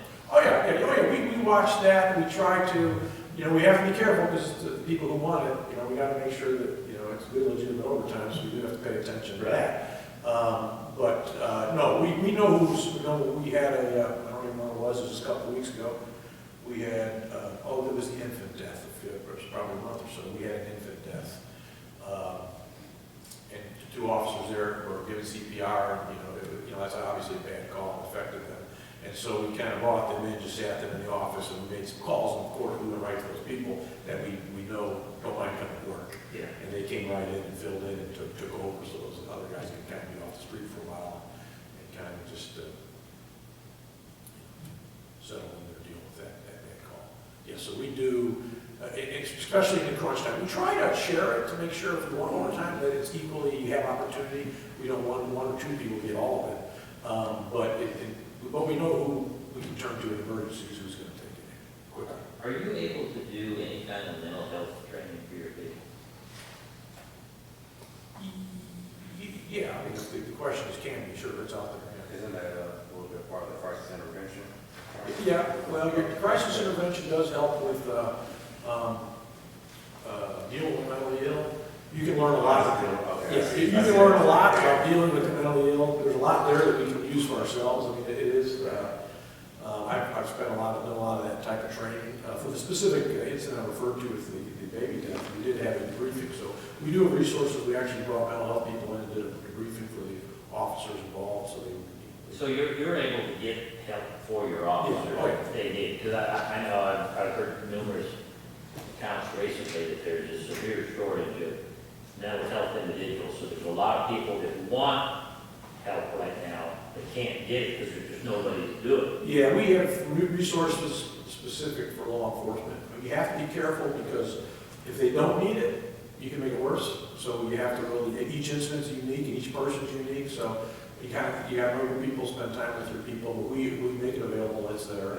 And in that incident we did use that. Services are there. Police are a little unique because sometimes they don't want to admit they need it, but we're very cognizant of that. There's some counseling available for the 2 officers that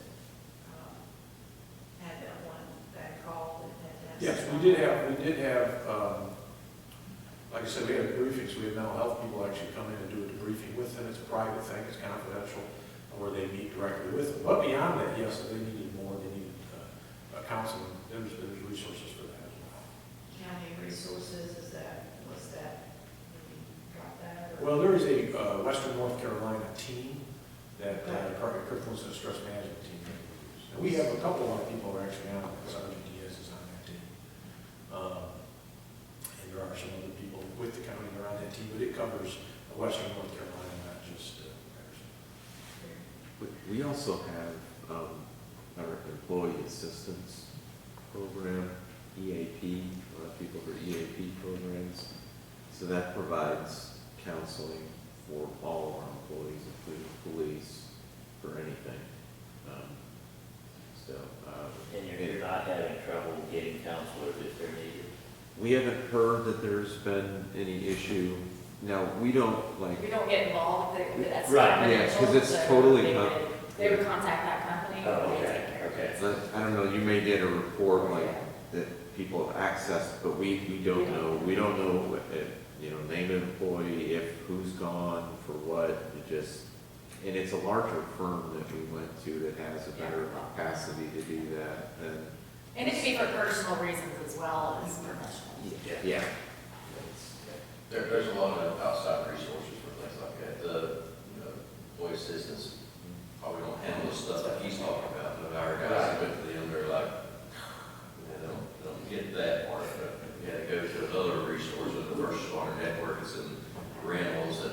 focused on the emergency services, the law enforcement, the first responders, it actually does the cause, that's what they focus on versus troubles at home type of thing. But there's a lot of resources, like you said, it's the county and also regional and states. But I pointed out the EAP because it is another resource. Right. Because, if your job or your personal life's weighing heavy on you and it affects your job, it's a resource for all employees to use. Is that something we just pay a fee for the number of people that Or the contract. Yes.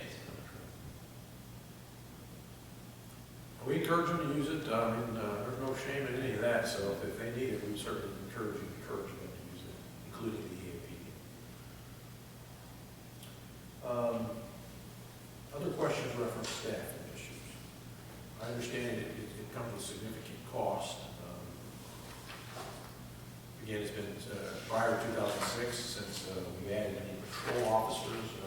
You had mentioned that in past recent years we've added people, and I do have that list downstairs. I don't have it in front of me. I believe the last person that was added was the detective. Lieutenant spot was the last spot that was added.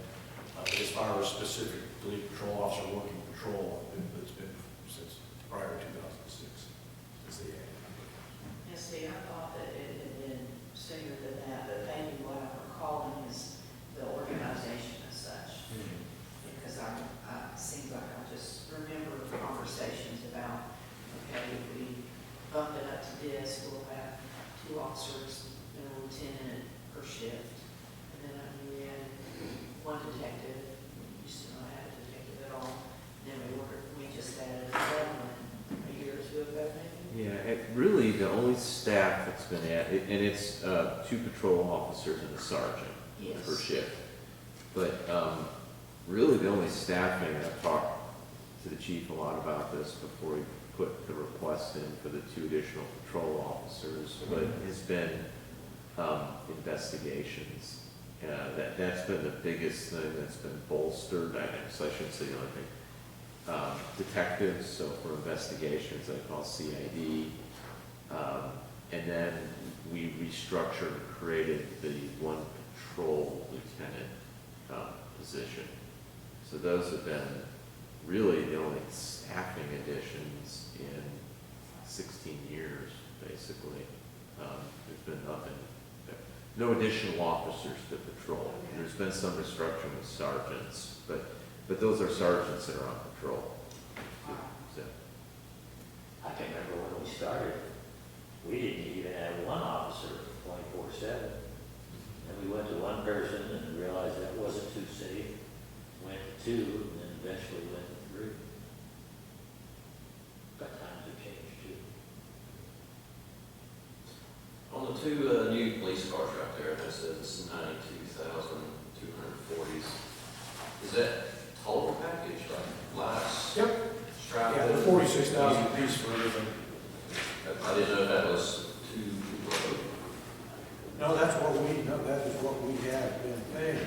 Like everything is inside, including like your monitors or your computers and everything. Because actually, I think I brought that with me.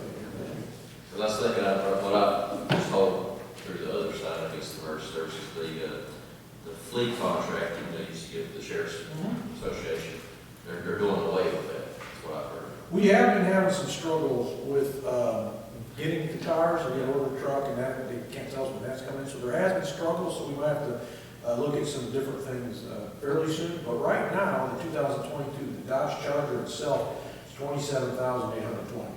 So then you add all the other stuff on there, the radios, and it comes down to $46,000. And is that, I guess, the fleet price? That's coming from? Yeah, The he's, sheriff. Sheriff. Right now. Right now, so if they go away with that, what I'm hearing with their order, they're going to pay full price.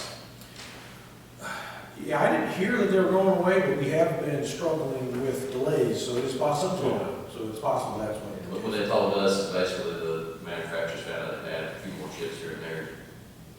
The cost of that car can double, and they get more money, so they're going to step aside. I did hear that the Chargers might be going away, but I didn't hear that the state. Yeah, that's what we've been told. It was like a couple months ago. So that's a record battle there. So Well, there are there's something going on, because we're having, I mean, there's things going on, there's supply chain problems all over the place, so we haven't had a hard time getting vehicles in a timely fashion. But the price hasn't changed as far as the chargers go. There's a truck, like I said, that we're waiting on that change. So to cover the procurement requirements, the general statute procurement requirements, we can go through the Sheriff's Association because it's been competitively bid already and it's a good price, so we've been using that. Or we can just go out and get bids from dealerships, or we can ask for, find a dealership that's been bid through that they call state contract. And then those are just the different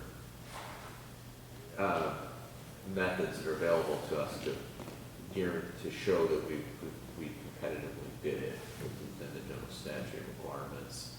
So, but the sheriff's, the one that Trevor's mentioned, has worked well. I guess that goes away.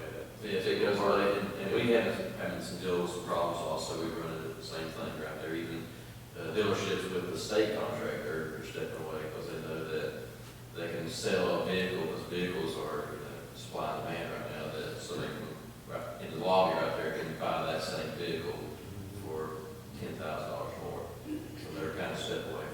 So we'd rather go this way, but we make more money. There's no negotiations no more.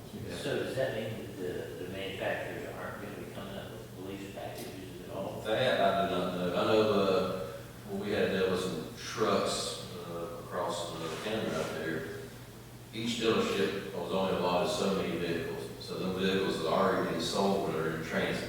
Yeah. We have to buy vehicles when they're in transit, but I need to look at them just to get our name tagged to them. So this time of day, it's hard. So that price, I was wondering if it might go up. But just like the fuel, depending on what tomorrow, we could. You bring up some good points about the state of the auto industry. But that is what we have been paying, including the quote for 2022. So what I'm understanding, you said that you're requesting for 2 cars, but you said you could possibly limp along on something. We have something. We have a couple of older ones that are spares. Yeah. So we could utilize one of those spares temporarily if we needed to defer one of the vehicles till next year.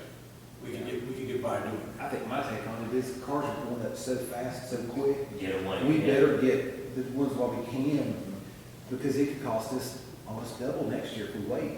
Or we could order them now and still not get them till next year. That is true. Yeah, exactly. So, now, regarding the staffing here, obviously my proposal was for 2 extra people. That's obviously the request is 2 extra, the authority to hire 2 additional patrol officers. If you found that, you didn't approve that, or you approved one and not both of them, or you approved none of them, I did have a little backup here I at least wanted to share with you. If we couldn't get both of those officers, I would be interested in a part-time civilian. Obviously, that would be much cheaper. That would probably be $18,000 for the entire year, other than maybe a couple polo shirts. And that person I would utilize to pick up some of the administrative tasks that we have sworn officers doing now.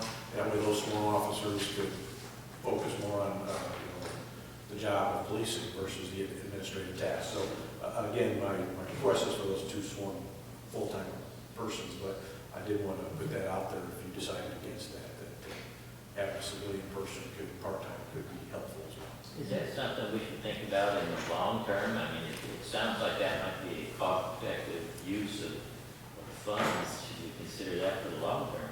Yeah, I mean, it certainly would be beneficial. I don't want to come here and get too greedy, but you do have, having someone overseeing evidence. Right now, we'll have a detective sergeant overseeing evidence, and that probably is going to take 25% of his time. That is a huge task, and very, very important one. That's not one you can let slide. People get in lots of trouble when their evidence function starts falling apart. That's when people get fired and indicted, things like that. So you're going to have a sergeant overseeing that presently, so that would free him up to obviously do more detective work. And then you have a lieutenant at the moment who does the felony packets, and that's usually about an hour and a half per felony packet. That could relieve him, because that's very clerical. He's just putting the packet together, making sure everything's in order, completing the table of contents and such, and then scanning that in the computer and send it to the district attorney's office. You could have a part-time civilian could do that too, so that would free him up to obviously participate in some other activities that will help us long-term move the organization forward. So there's definitely some benefit to it. Does your office person that you have currently, do they want to do any administrative that you're just describing? She does clerical stuff, not to that level. Not the felony No, packets? she doesn't put the facts in there. That is something that is very, very detailed and would require, that could very easily mess up a case in the court system if that wasn't put together right. So I would be tasked with Leslie with that. You wouldn't want to train her to be able to do that? I don't think I would train her to do that specific function. So you're thinking that part-time position would be someone who's retired, somebody that has a police background Right, already? yes. Not necessarily it could be someone who had retired as an officer, has a sworn background, it doesn't have to be. There are people out there who have retired from the evidence function and spent many years in the evidence function in larger organizations. You have people out there who've done crime analyst work, and again, very detailed, very good on the computer, those type of things that would maybe fit this task a little bit better. I just hate that the one person you have in the office is not got those skill sets. I remember working in the office many years ago, and of course, it wasn't a position where you should be sworn or certified or anything like that, but I remember having to do a lot of detail with data packages for certain things, and it was insurance related, and so because there's only so much can go on in the office, answering phones, Sure. doing some small admin stuff, and I always had time for that. Well, I've worked with some wonderful people who would be great at that for sure, and what a blessing we are to have. And our admin assistant presently, she does do, I guess she does do some of that, not the felony packets per se, but she does manage our major case files, all our case files. So she does put all that together, which is kind of like a mini felony packet, but, so she does some of that. The felony packets are pretty crucial, and so right now we have a lieutenant that basically reviews them before they're sent off, and he puts his finest touch on it. I think that's pretty much it as far as the staffing goes, unless you have other questions.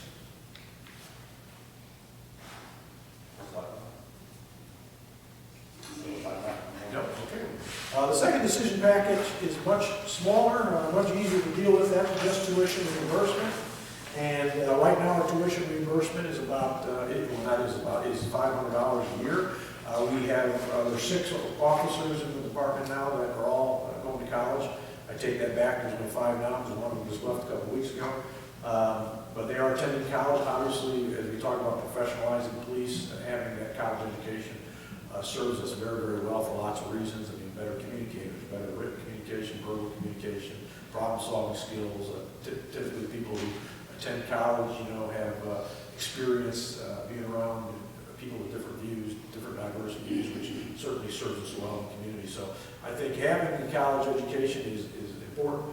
I wouldn't say you have to have it to be a good police officer. I do believe that there can be a difference between, or is a difference between book smarts and what we call street smarts or common sense. Just because you have a college degree doesn't mean you're going to make a great law enforcement officer, but I do believe college education serves us well in many ways. So we have 5 people presently attending college. The $500 reimbursement that we presently have per year, probably doesn't cover much other than the books.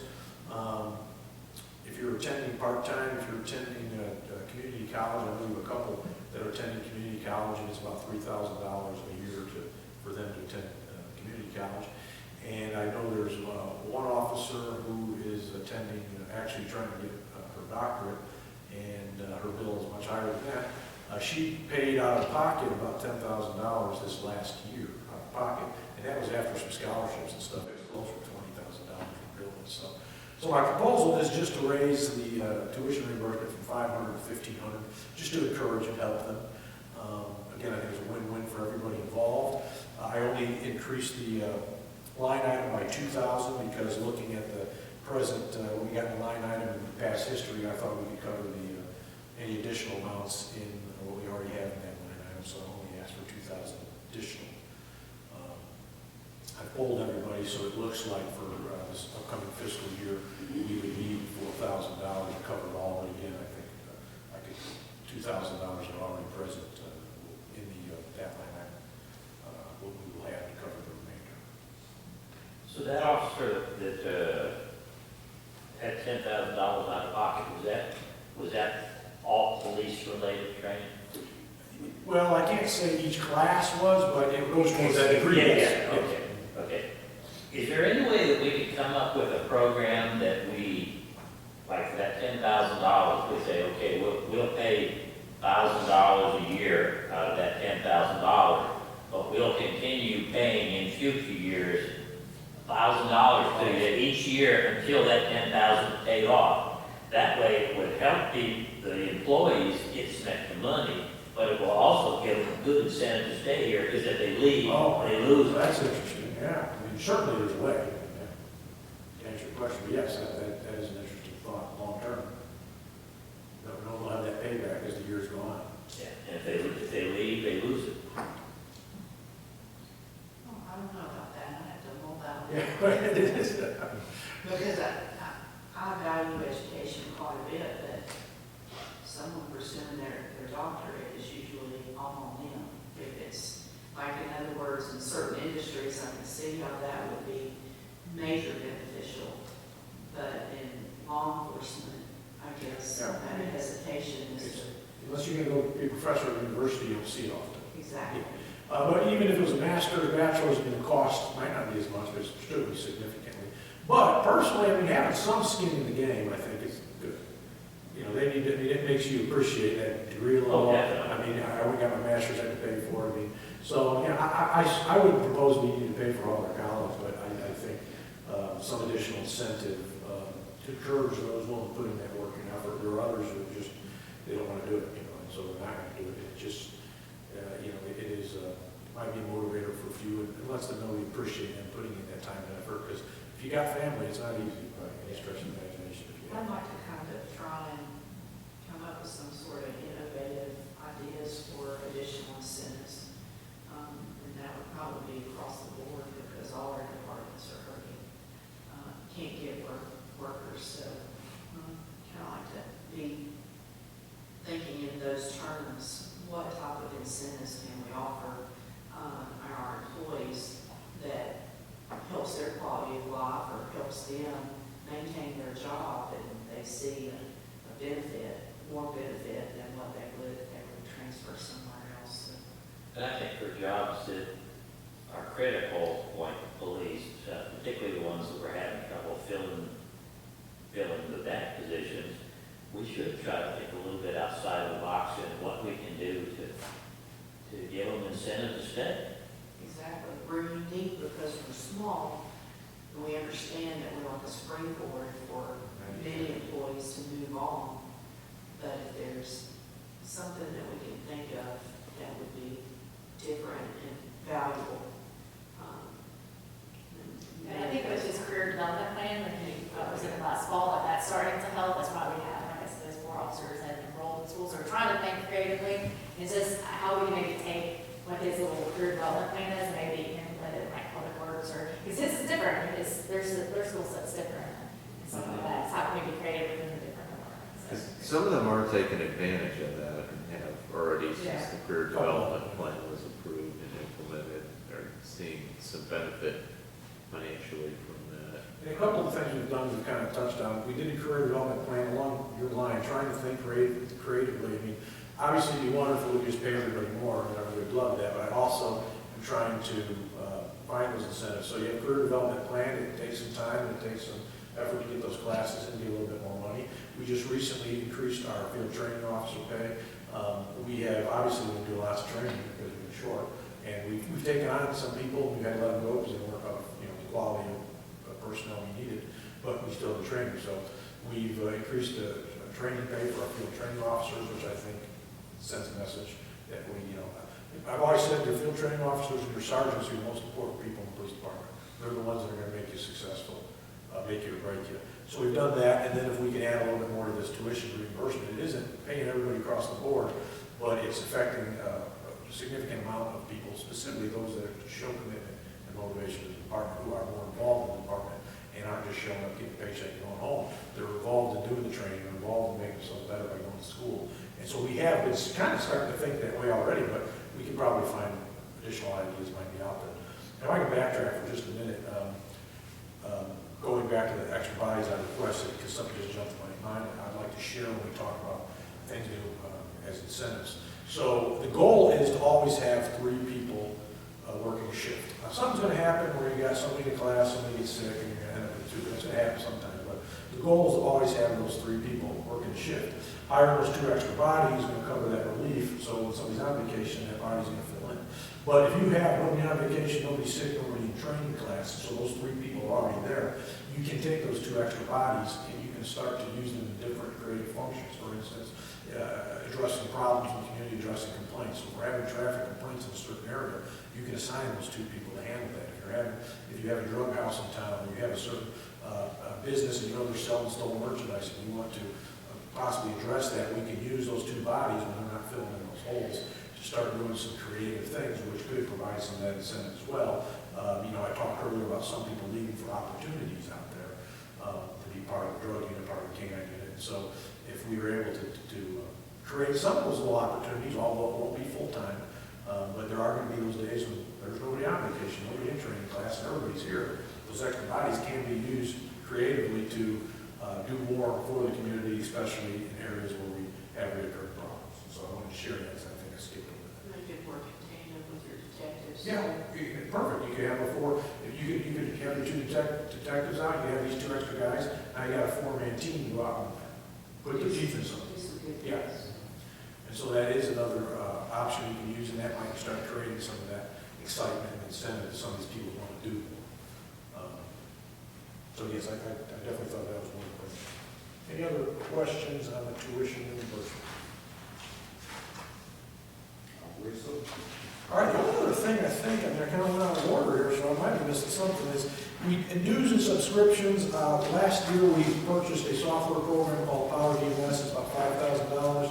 I removed that from the dues and subscriptions line item, I took it down to the network subscription line item, I just think it fit better there. But I didn't add any additional cost, so that $5,000, we're not asking for anything to cover that. Looking at the history of that line item, I thought we probably would be able to manage with it as is, so I did not request any money to cover that Power DMS, because I think we could cover that in the present budget without making any changes. So, other than that, those are the changes that you will see on my proposed budget. Anything else from council? I appreciate your time, I appreciate all your questions, and thank you guys for what you do and your service. Have a good rest of the day. We appreciate you. Now we want to take a break? Yes, we do. Okay.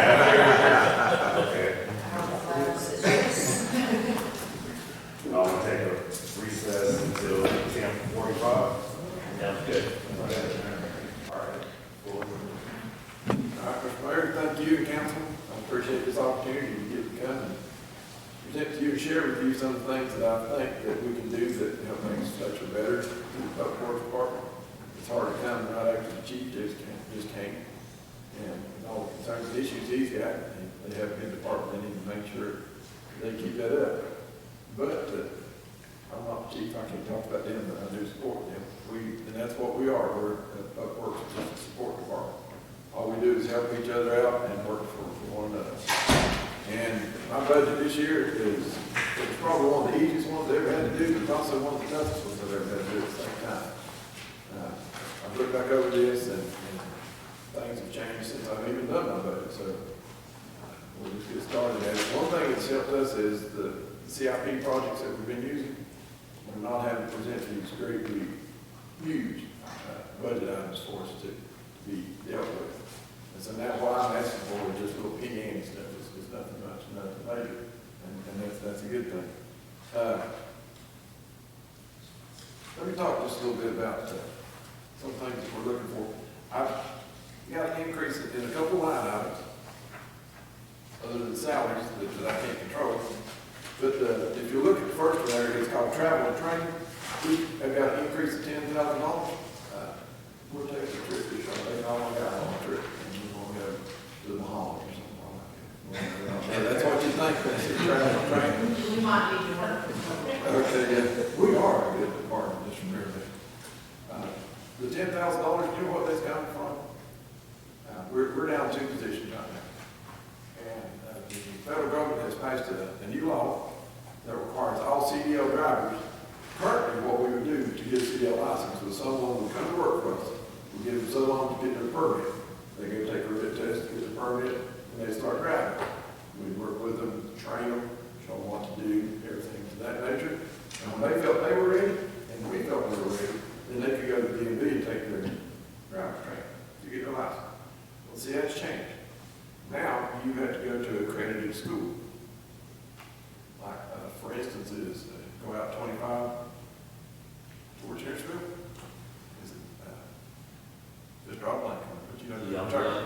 So, yeah. Youngblood. Alliance? Alliance, No, it's it's the one on the right it's on the there. right-hand side. Yeah, so, You have to go to one of those to get your training. You have to have so many hours of school, so many hours of behind the wheel training. And once you pass that, you take that certificate, you can go to the DMV, and then you'll do the driving test with them. And it costs about $5,000. And, so, I have been in contact with some of the other local agencies about what they're doing, how they're gonna do it. There is a loophole that you can do it, but you have to certify a trainer within your department. And, from my previous experience working at state, we had an in-house trainer, and it was a lot of headache to do the stuff that they require. So, until we get to that option, we're not there now. If we hire somebody today to take one of our spare positions, they would have to go through this training school because we're not set up for it at this time. How many of your people need those kind of licenses? Everybody. Because if anybody drives any truck, that's what they gotta have. See, you cannot drive a garbage truck, you can't drive a dump truck, you can't drive a brush truck. And if we had 2 people just designated to stay on the back and do garbage, then that would be fine. But if anybody ever has to drive, you can't even, legally, you can't pull that thing from here to the next parking spot. So how long does the CDL last, and is there an annual, or is there a fee every time you renew it that would be? It's just like your regular driver's license. They're good for 4 years, 5 years, whatever they may be. But you pay, it's almost like $20 a year that you pay. So it's not like the $5,000 to get it? It's Now, this is just for the minimal. initial Yeah. setup. And then, I mentioned earlier, for some of those who don't know, I retired from DOT. I worked there 33.5 years. And we were like what the chief was mentioning earlier, springboard. People could come to work for us, they get their license. Once they got their license, they go to work for a contractor, making more money. Well, that's what I was gonna ask, is what capability do you have if you pay $5,000 for somebody to get their CDLs? Well, we're What not, can you do to prevent them from leaving the department because that's a good question. And that's something we'll have to address, contract or commitment or something like that? We talked about this just a little bit, and they might have to sign a contract saying, we'll provide you with money for your school, but you have to pay, work here for so long, if not, then, you owe us this money. Or like Bob said, reimburse them annually of some sort, if that'd still be at the top of the contract. Yeah, but most people are gonna have $5,000. Yeah. And see, that's the problem. CDLs. We're on the low end of the pay scale, upfront. and you said, we posted these jobs, we got 6 applications. We called all 6 of them, 4 of them did not call us back. We set up 2 appointments for the other 2, they did not even show. So what's the pay range? I'm sorry, I'm looking at the interest. 15. Yeah, 15 below. 15 start back. Well, it's partly that, it's a lot that, But but it's it's some part- sort of, But what I was going to point out is that the people who come to work for us, we used to tell them they had to go to the school. And if they could go to that school, they could come out certified to drive tractor and trailer, or drive our car, or brush truck. They're going to pass on somewhere else to a more high-paying job. So I don't know. It's just something we're going to have to think out, and we're going to have to revisit and see, do we require driving CDLs? What are we doing this? Have you had discussions with other municipalities of the county to some way of getting together as a group to do training? But according to what the loophole they found, it is for, you can only train in-house employees. So like the city of Harrisville, you know, they're quite a bit bigger than us. Yeah, they can do it. They'd be like, for us, county, we have 9 employees. And, you know, it's, they just don't know if it's worth it or not, we'll just have to see. And that's the bad part about it. This is something new, nobody knew this was happening. I found out about it, and I contacted Mark and Heather, we discussed it. So I reached out to the city of Harrisville and talked to them. And asked their public works director what they were going to do about it. He didn't have nothing back. He was not very happy because this is just more stuff that they're putting on us. That's what you call an unfunded mandate. It was just going to say that, this is, yeah. Yeah, and this is from the federal, this is federal, this is not state. And the league sent out an email, the league municipalities, probably about 3-4 weeks ago on it, so it kind of hit them by surprise. Yeah, So- they sent the email out after the fact, Yeah. after it went to effect. Just out of curiosity, how long are those schools if you go to a private school to do that? Are we talking weeks or? Yes. Yes, we're looking at probably about 6 weeks, you know, so many months to drive and all that.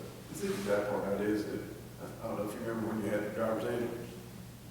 When I had the driver's ed, there was 3 of us in the car, and the instructor. And you had to drive for so long, they had to drive for so long. And, you know, we would have drove in 2 days, and I'd been done, but no, we had, anybody in there, so, you know, they stretched it out. 6 weeks.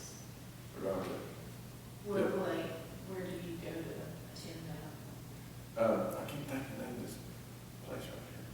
Is it right here in Fletcher? Right past if you come out Old Harrisville Road and try straight across. It's right by the old Young Blood Trucking Company. Yeah.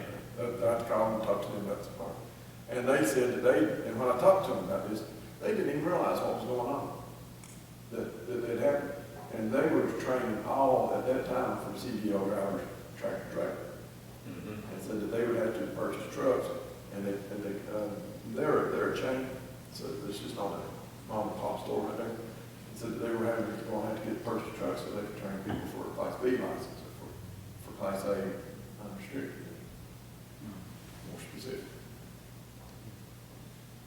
And then, Well, this sure wasn't well thought out, I'll tell you that. This is something we need to mention, that having set up the meetings with our federal congressional. Yeah, our definitely.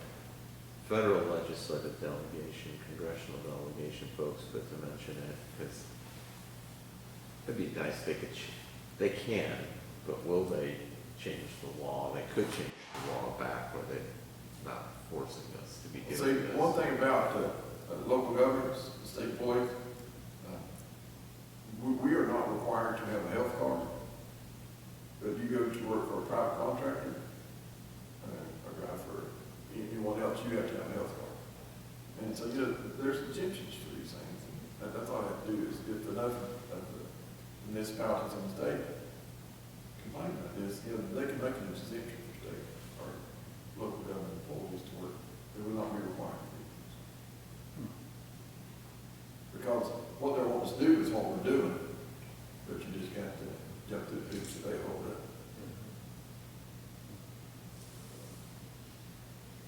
Okay, the next thing I have is, one line item, it's a $3,000 increase to the MR US 25. And what this is for is for the banners that we put on the streets. Our poles, we break on average about 4 to 8 a year, the wind.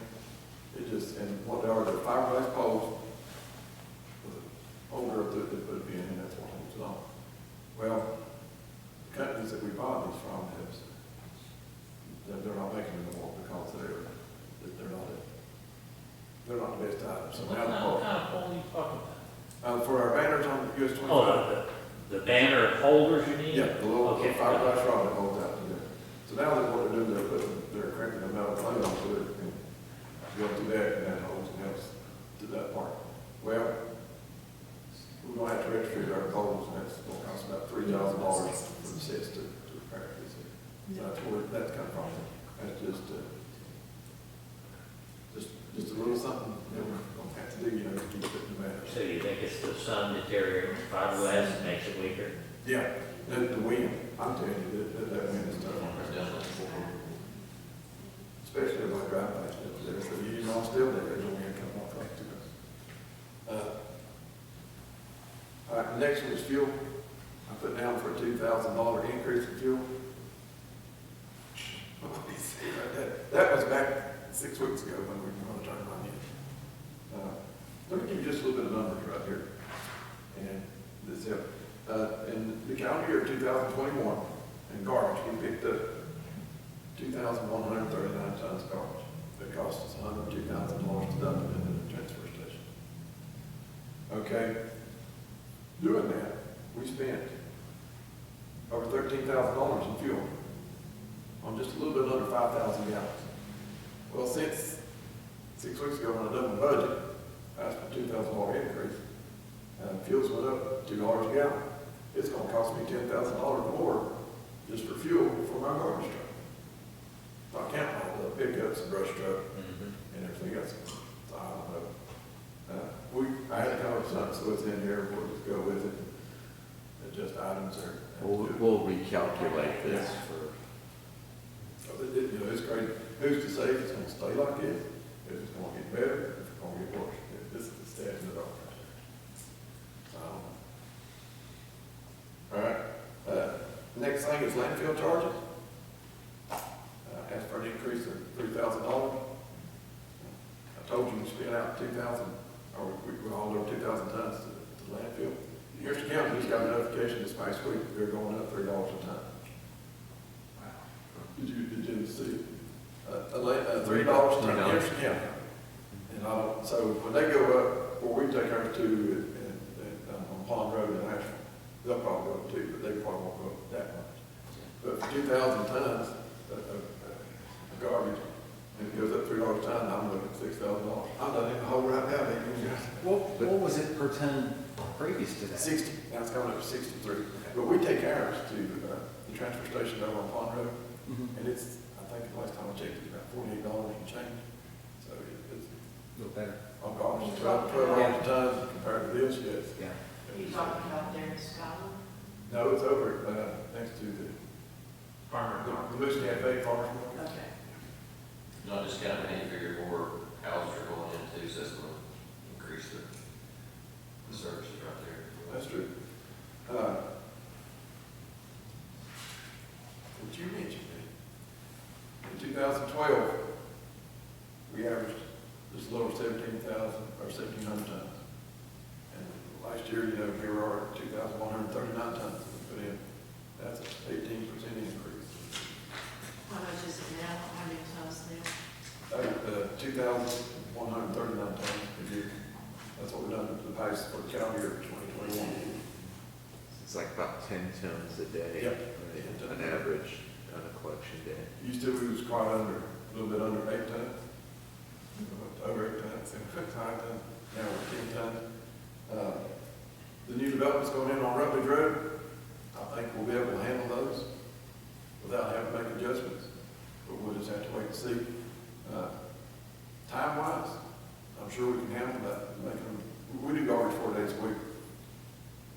But if we get another development, we'll probably have to look at changing our schedule to 1 to 5 days a week.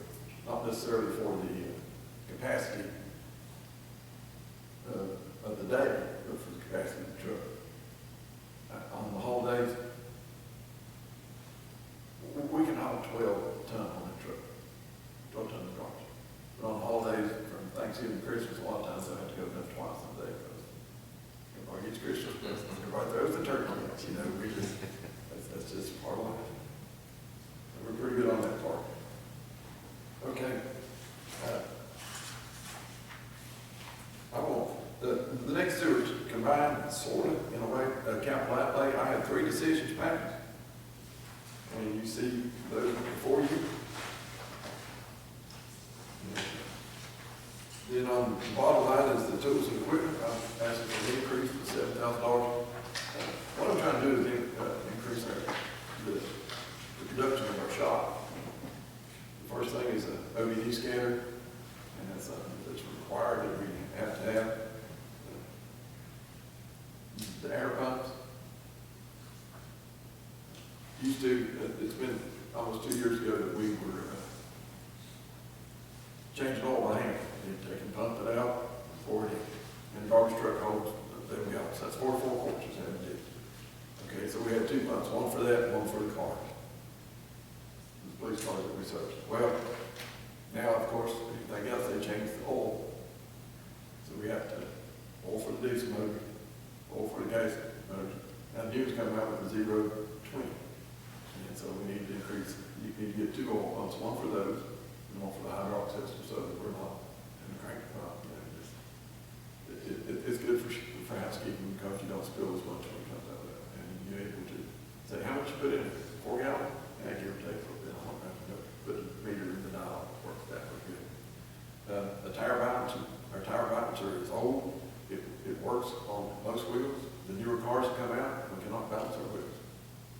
We have to take them to a local service station up here that has one of your tires.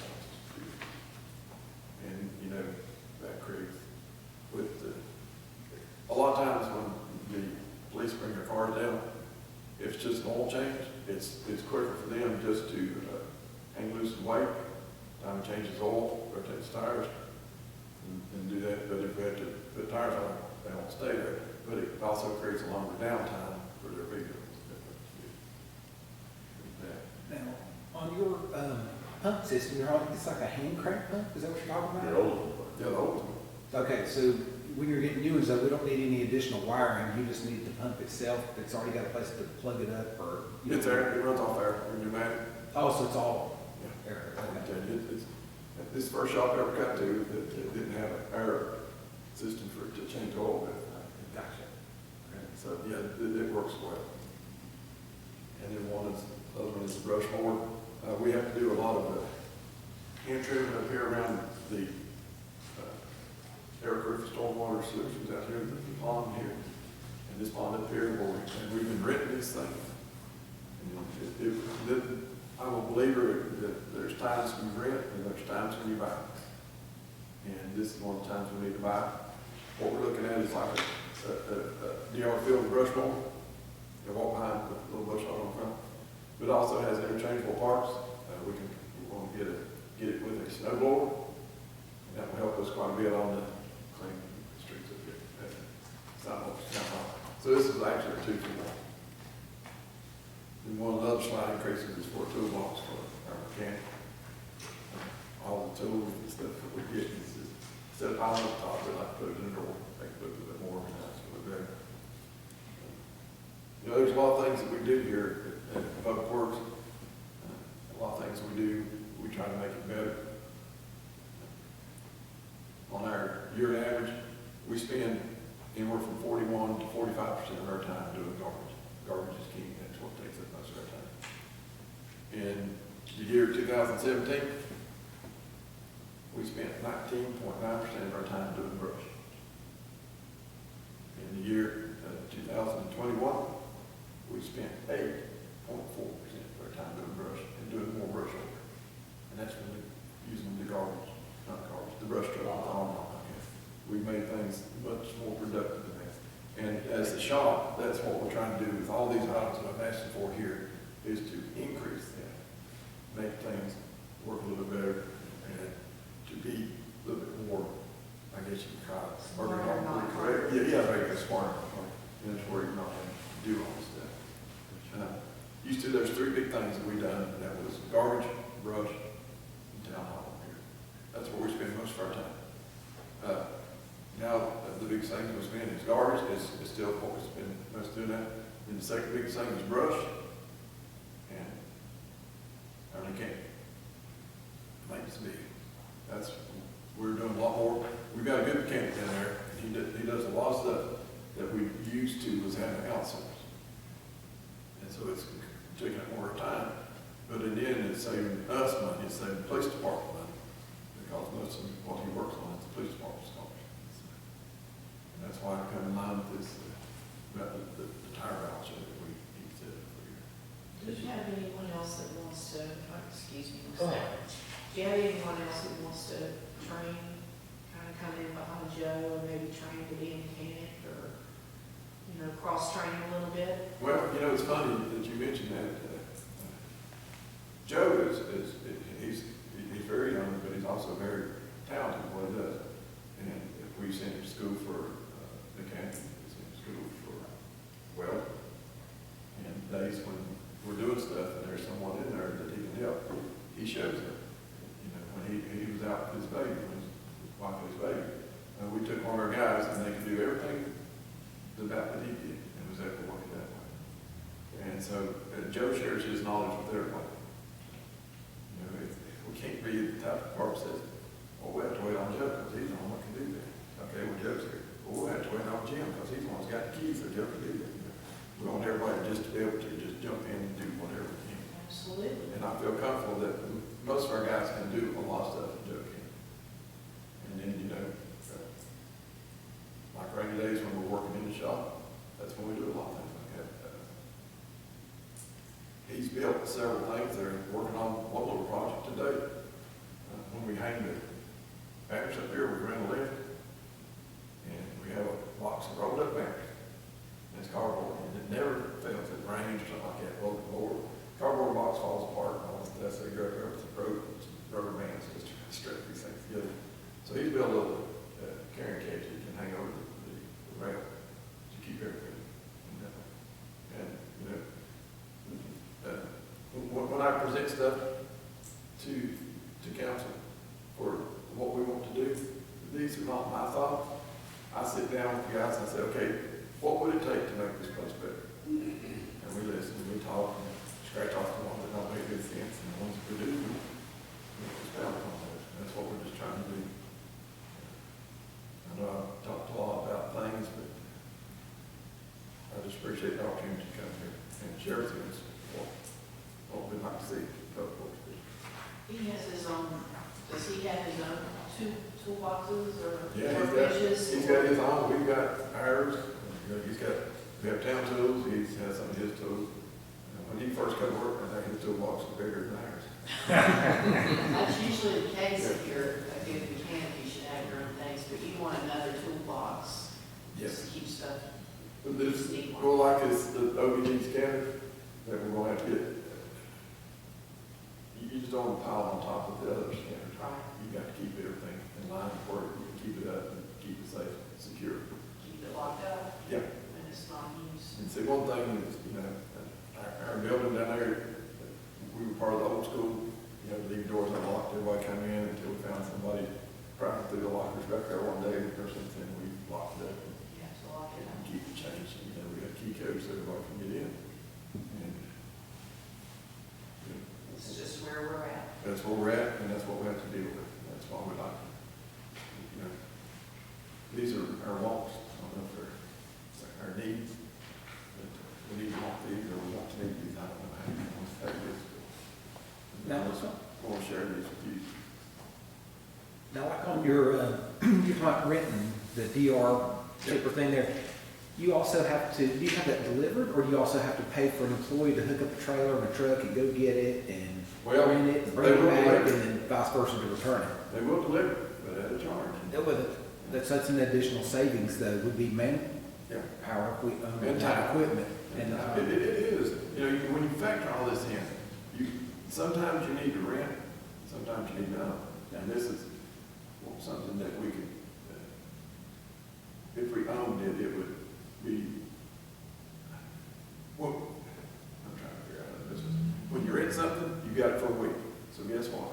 You're going to use it that week regardless of what's up. And as small as we are, something happens.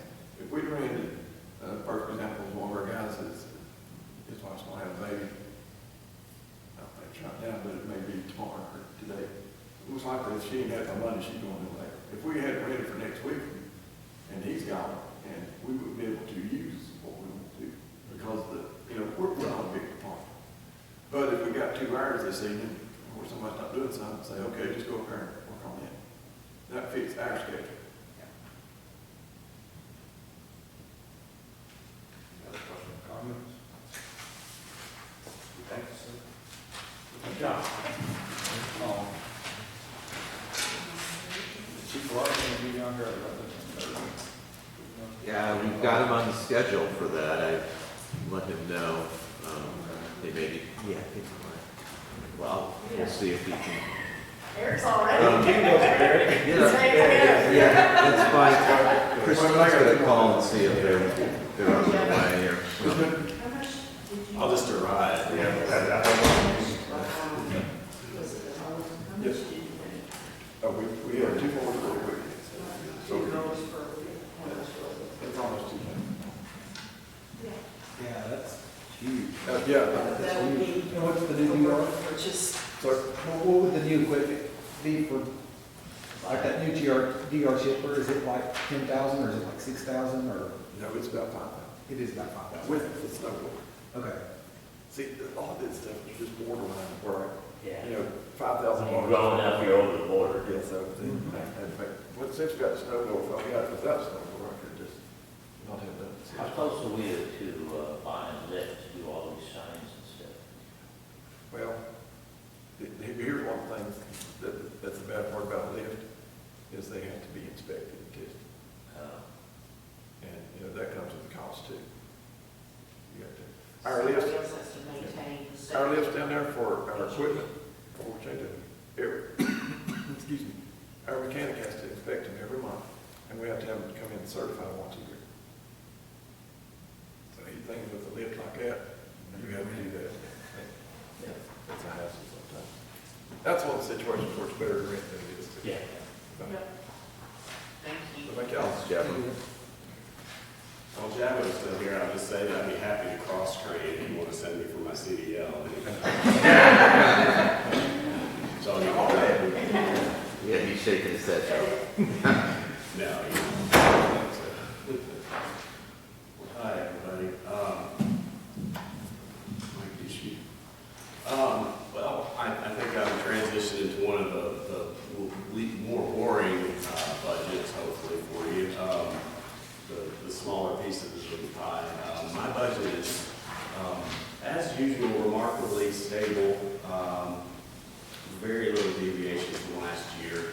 You know, a couple of incidental increases. We're talking literally like $100 here and there for, you know, what we're kind of observing with routine, like increases in things like postage and whatnot. Bumped up my travel training a hair, anticipating the return to in-person continuing ed classes potentially for the coming year. Heather's built in the personnel cost increases, so apologies for costing more over time. The largest item in the budget that's noteworthy but fairly stable with the last couple of years is my item for the stormwater program. Mark spoke earlier to unfunded mandates. Most of you are aware of our current requirements under the EPA and the state to be turning the ship around as far as our mandated stormwater program goes, as was the case with many jurisdictions all over the state. We're just frankly having to lean very heavily on McGill Associates for assistance on this because a lot of it's highly technical. We've got some components programmed in to work with Land of Sky on. The state, many of you know, we're under a 5-year permit from the state as it relates to this program. Every 5 years there's a program renewal. It usually lags and drags out to where, you know, it's sometimes 6 or 7 years. We got audited in 2020, as many jurisdictions around the state did. They found our deficiencies and violations with the program. But again, at the time, I was told 80% of the jurisdictions in the state had these issues. So we have, at that point, we began dedicating greater funding to this program and have been now come under the umbrella of our new permit from the state effective January 1st of this year. So that begins year 1 of the next 5-year cycle.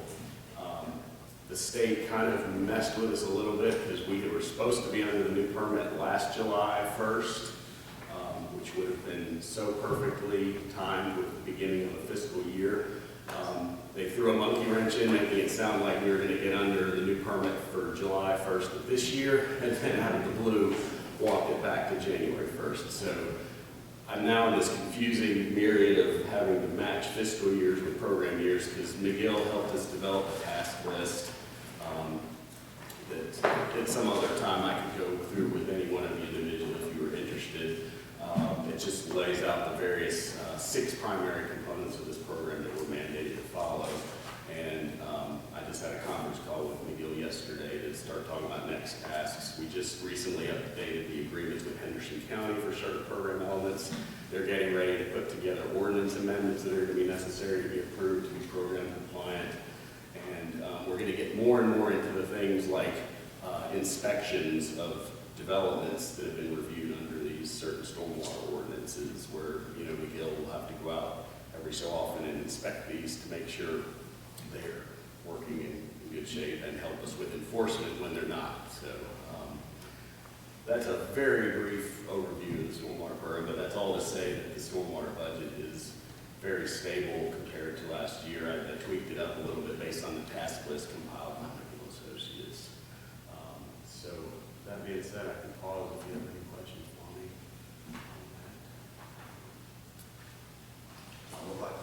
No questions? It's too easy. You're going once. Yeah, it's just, I mean, it's a stable year. We're anticipating a lot of growth. You're seeing that. It doesn't add a lot of intrinsic costs to our budget, but you're going to be seeing some developments and metals in front of you near future. And just, you know, anytime you have questions, certainly touch base with me. When you talk about those inspections, shouldn't they be during the course of the development?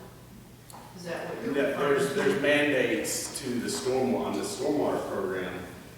There are annual inspection requirements to make sure, because someone puts a stormwater control measure in the ground, that could be a bioretention pond or a stormwater wetland or an underground system like we have. And any development that was approved under the umbrella of this Phase 2 or MS4 permit and a bunch of the NPDES system, they're under a mandate to be inspected to make sure they're working appropriately every so often, and they have to be done by, you know, basically an engineer has to make sure they're working. Natalie's office, Natalie at the county, she's one of the engineers that does the stormwater permitting and review. She's the one that reviews it, the submittal process to make sure they're submitting a compliant plan, and then there's specific language in the ordinance that says they got to put under deed restrictions and stuff, certain operation and maintenance agreements.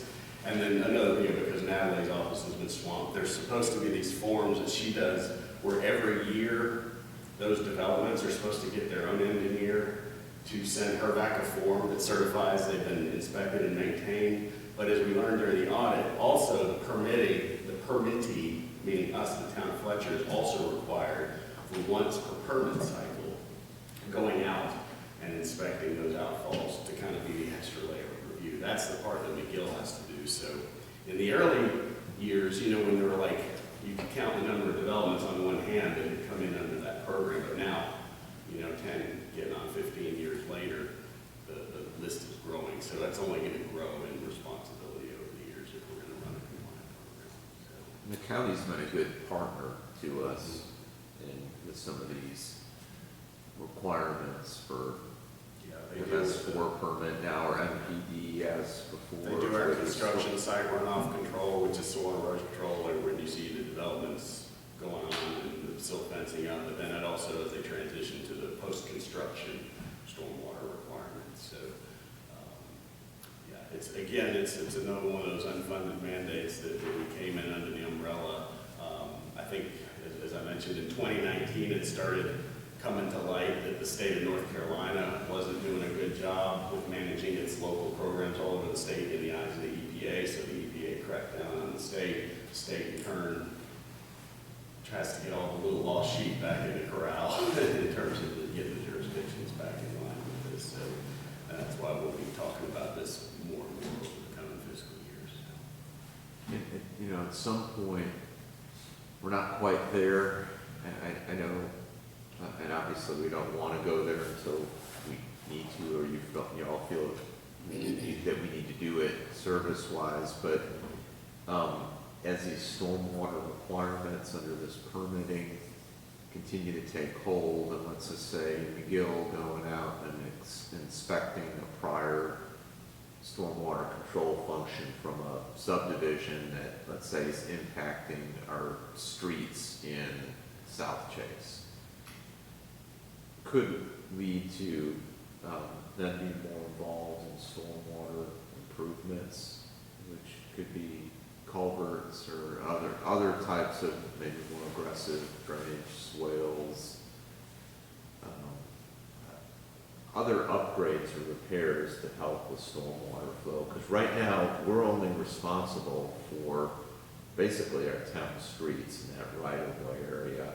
But, you know, the phone rings and flooding's happening, and people will call here and ask for Eric and want some area work done, and it's really outside of the town's kind of purview or our area of jurisdiction for maintenance.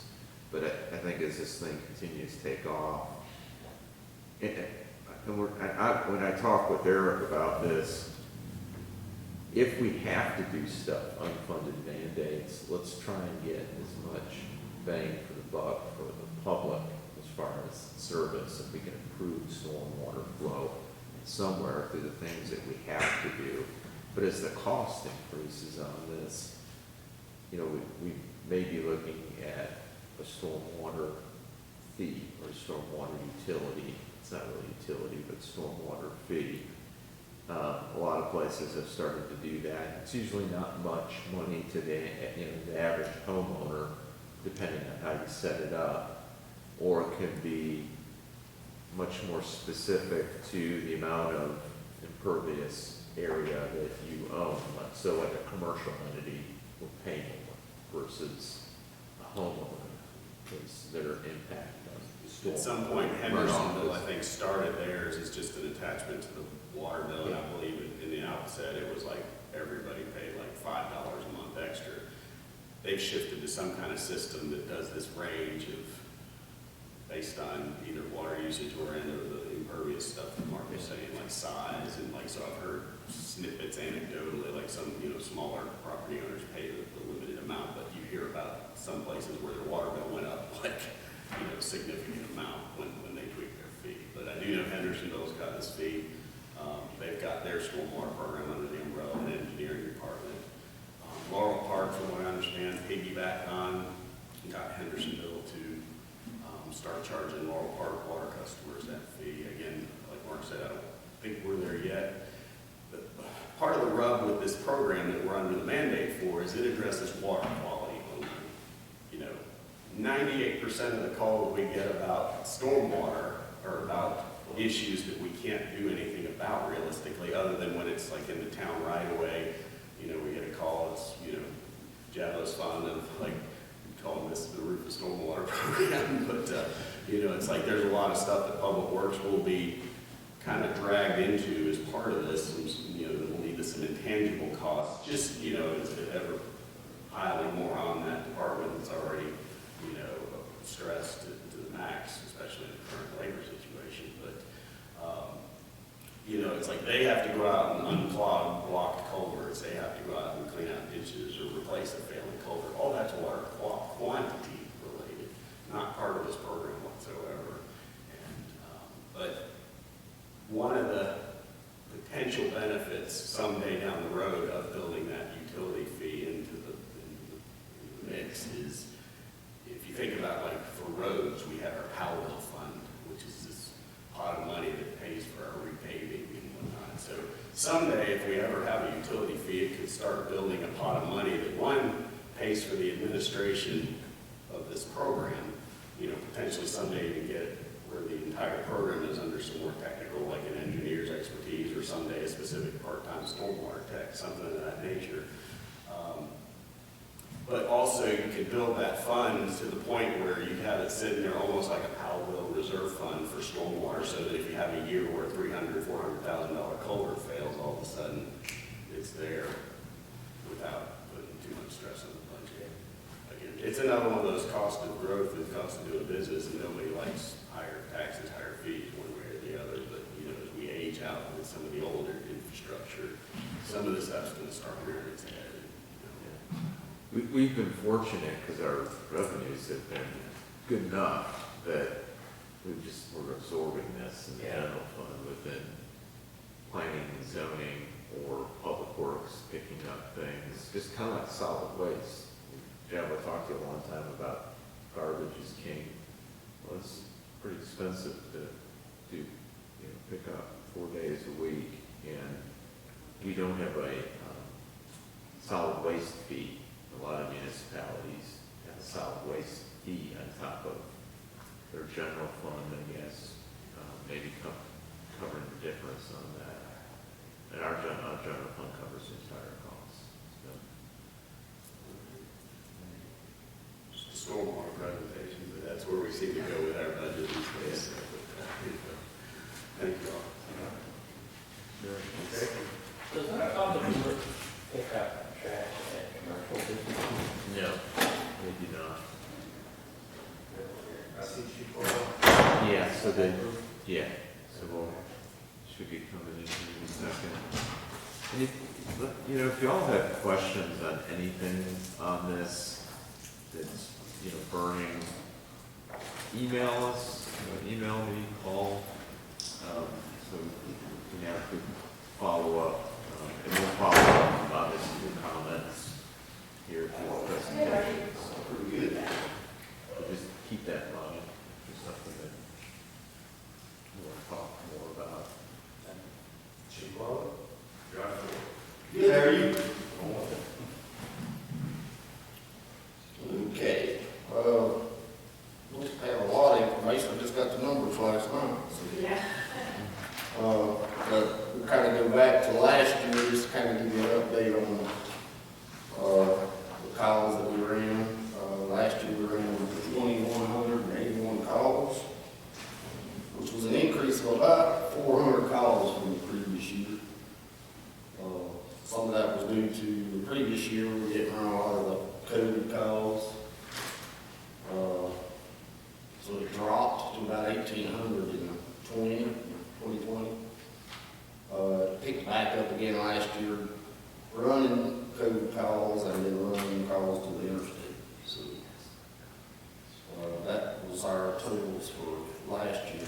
Moving on to this year, we're on track to run probably as many or more. We're about 482 calls right now. Budget-wise, we collect about 76% of our revenue, and we're about 63% in the expense side. So we're doing very well this year. We're not having any major issues coming up. Looking at the 22-23 budget, we don't really have anything major. I mean, we've got one capital project that we're looking to do that we've been having some conversations with Mark about that involves the building down here. I don't know if any of y'all are aware of it or not. So that's the only major or capital project that we have planned. We have no plans for to increase our rate, our millage. Excuse me, he's referring to the green building, and I think everyone, Trevor, knows the key. Storage. Yeah.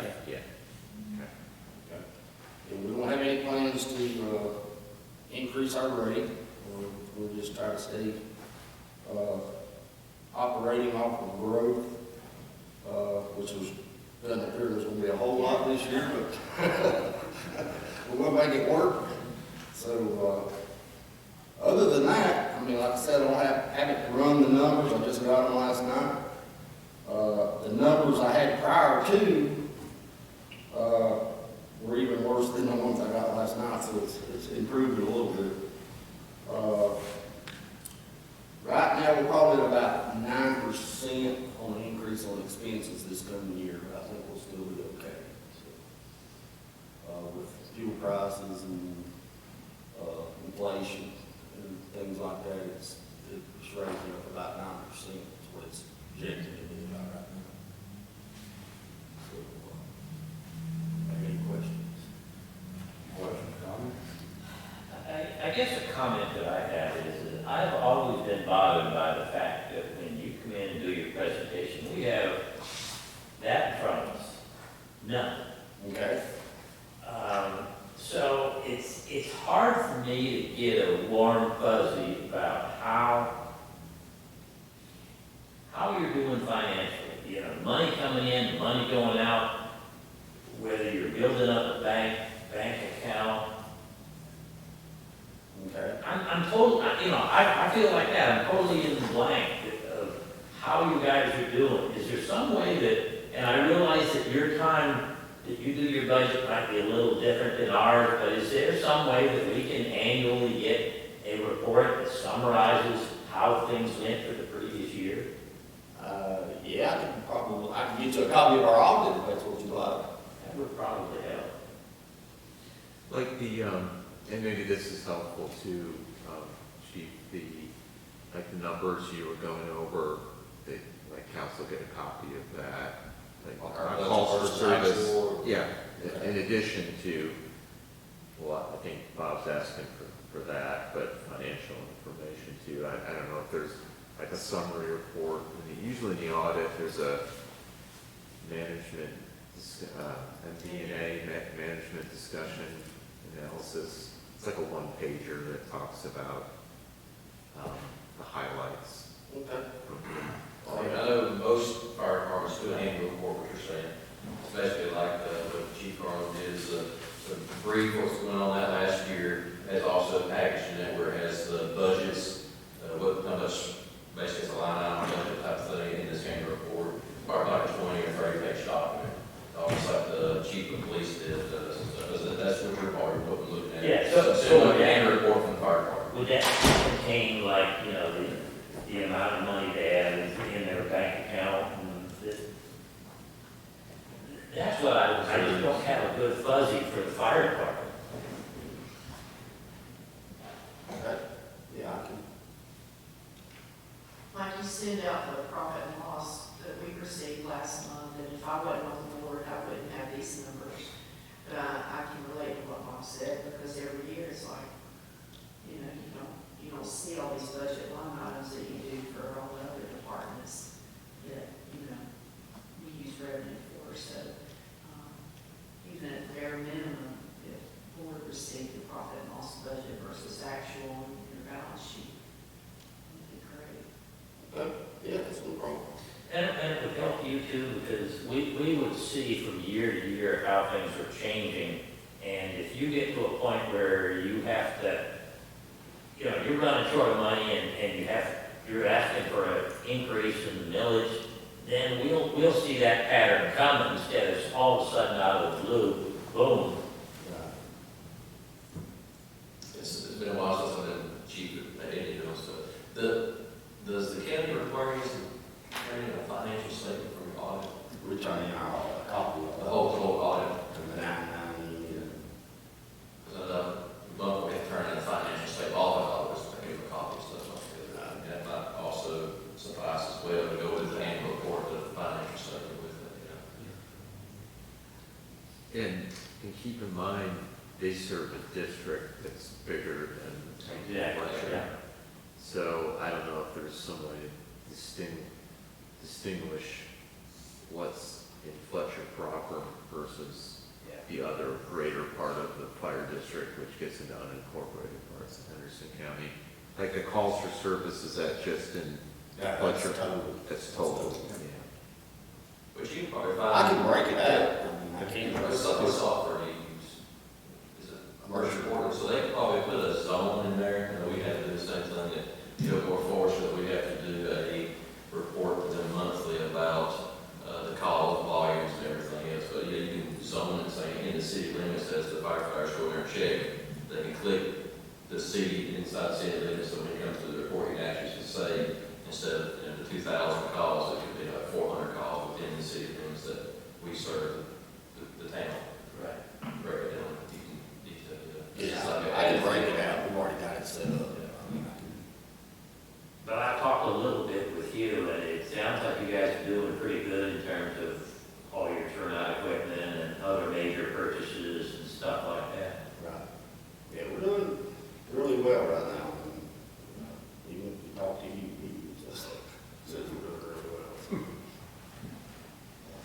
Foreman, straight in there. Oh, yeah. He's the best person with numbers. Anything more to go? Thank you. Yes, sir. I think Christine's working on the lunch. You guys do usually for that surgery. She's firing up the grill. Sous chef. No, that's Edge of the City. That's what I mean. Other side of the road. Everybody was asking, everybody was asking me like, I didn't get a chance to Joe's see not it back yet. yet, he was here, Oh, okay. but he should be. This will change. You know what's set up for upstairs? It's all set up except for the food. It's been there a long time. Whenever he can get back in clubs. Okay. He's there now. Okay. He should be, yeah, because he told me he was gonna leave here right at 11, and they said they would have it ready by 11:30, absolutely.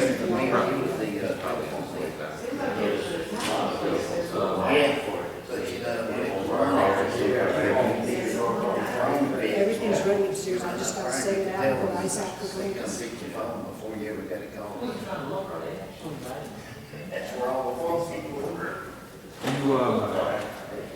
You all want us to keep going until, they should be on their way back right now, with food.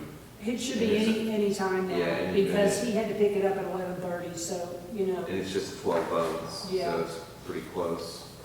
Well, how about we go ahead and do, You want me to do add- mine? Because Yeah, hers yours is is more short, involved. yeah. Mine's short. Let's go ahead and do everybody else one.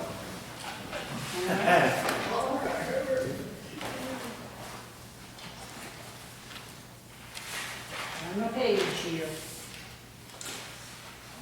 Wrong one. All right. I cut a few things back just because I didn't need them. Heather handles, you know, the salaries and wages and the FICA. I don't do that. I do my budget, submit it. I increased department supplies by $200 just because things are going up and they're costing more, and minute books have gotten very expensive. But the contributions budget, I decreased by $100. Contributions is things like flowers if there's a death or somebody's sick or whatever. It's also used for, sometimes when, you know, we send something, it's a memorial, like sometimes they'll ask for a little couch donation to their favorite charity or whatever. That's our contributions budget. And I think in the 14 years I've been here, I've only gone over one time, and I've usually come out way under, so I just reduced it by $100. My dues and subscriptions, I reduced it by 100. I had to renew my state certification this past year and had to send in all this paperwork and everything else, and you have to pay to renew it. So that's where that $100 came in, so I don't need to do that this year, so I reduced that. Basically, that's it. I mean, there was nothing else that I needed. Everything else, you know, stayed the same. Nothing too complicated here. If I just, on the travel training, there's plenty of funding in there. Yes, So that's for y'all as well as me, and just given with COVID, and I told Mark a while back, it's not that I'm not interested in continuing ed, but some stuff I just don't need anymore. I'm seasoned enough along that I want it to be worth my time and effort and the expense of the town to actually learn something instead of hearing the same old stuff over and over again. So, and I'm hoping to do some in August.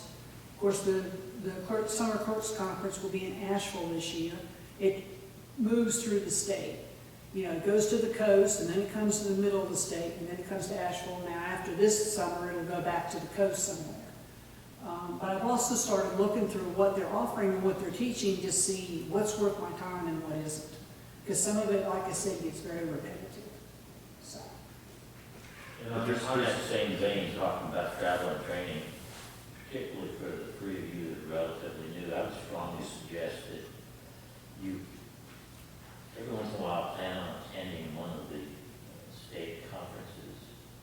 It's interesting to go see all the other, sit in on meetings where everybody's talking about the same kind of problems and stuff like that. What's that conference? Let's well, League of Municipalities is still doing their conference, yeah. It's not the same training, though. No. It's- No, it's no, not. it's- It's a conference. Where's the conference usually doing it? It moves around. They've moved it around. This year it's in Wilmington, I'm just not sure when it It's is. like I a have couple to. of days. And what is it, every other year they go in conjunction with South Carolina or something? I don't know about that, no. Must be It's, something, something like that.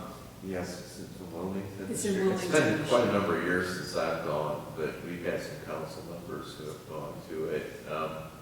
I'm more involved with the North Carolina City County Management Association, but it's a good, it's a good conference. You meet, your peers. They'll have sessions that have a decent amount of content. Breakout sessions here, Yeah. So, just encourage you, and if that's something you're interested in, sometimes some council members are involved with the league, like on their board as well, involved in some other things. I'll start on one committee with the Okay, league, that's actually. right, Yeah, what I'm trying to say, don't feel bad about the cost of whatever it That's what takes the to go money's to. there for in the budget. Because it's good to go to. Do they usually put out stuff ahead of time and saying, here's your conference? Oh, yeah. It's gonna be Yeah. this day, this day, here's the things that, it's gonna be the breakout sessions, and I mean, they were one year at the Grove Party. Yes. It's It's in Wilmington, just don't know when I it is. see some of the league emails, yeah. Go through some of them, I think we'll have schedule up there. If I'm not mistaken. Christine's gonna, I know you can Google it and bring it up, but she'll email you information about the upcoming conference, if you're interested. I would like to know about that, yes. I think you and I Sorry. went to Raleigh one time in my 12 years, I think. Yeah. So I would really. We used to go to a lot more. Yeah. They used to have, town hall day that the league always coordinated, where we go and see our legislators, you and I had Oh, fun we with did, that, yeah. yeah. It's interesting. And then, the COVID's restrictions happened, and I think they did it virtual. Maybe they're gonna go back to encouraging in person. But, that's another nice thing, it's a day specifically where we're kind of en masse, all these local government officials go and see our legislators there in action, and go meet with them one-on-one, have lunch with them, what have you. I think when we went, that we walked away feeling like we had one of the most cohesive council boards, what we were experiencing or hearing from other people. Yeah. Because we were just kind of a little surprised.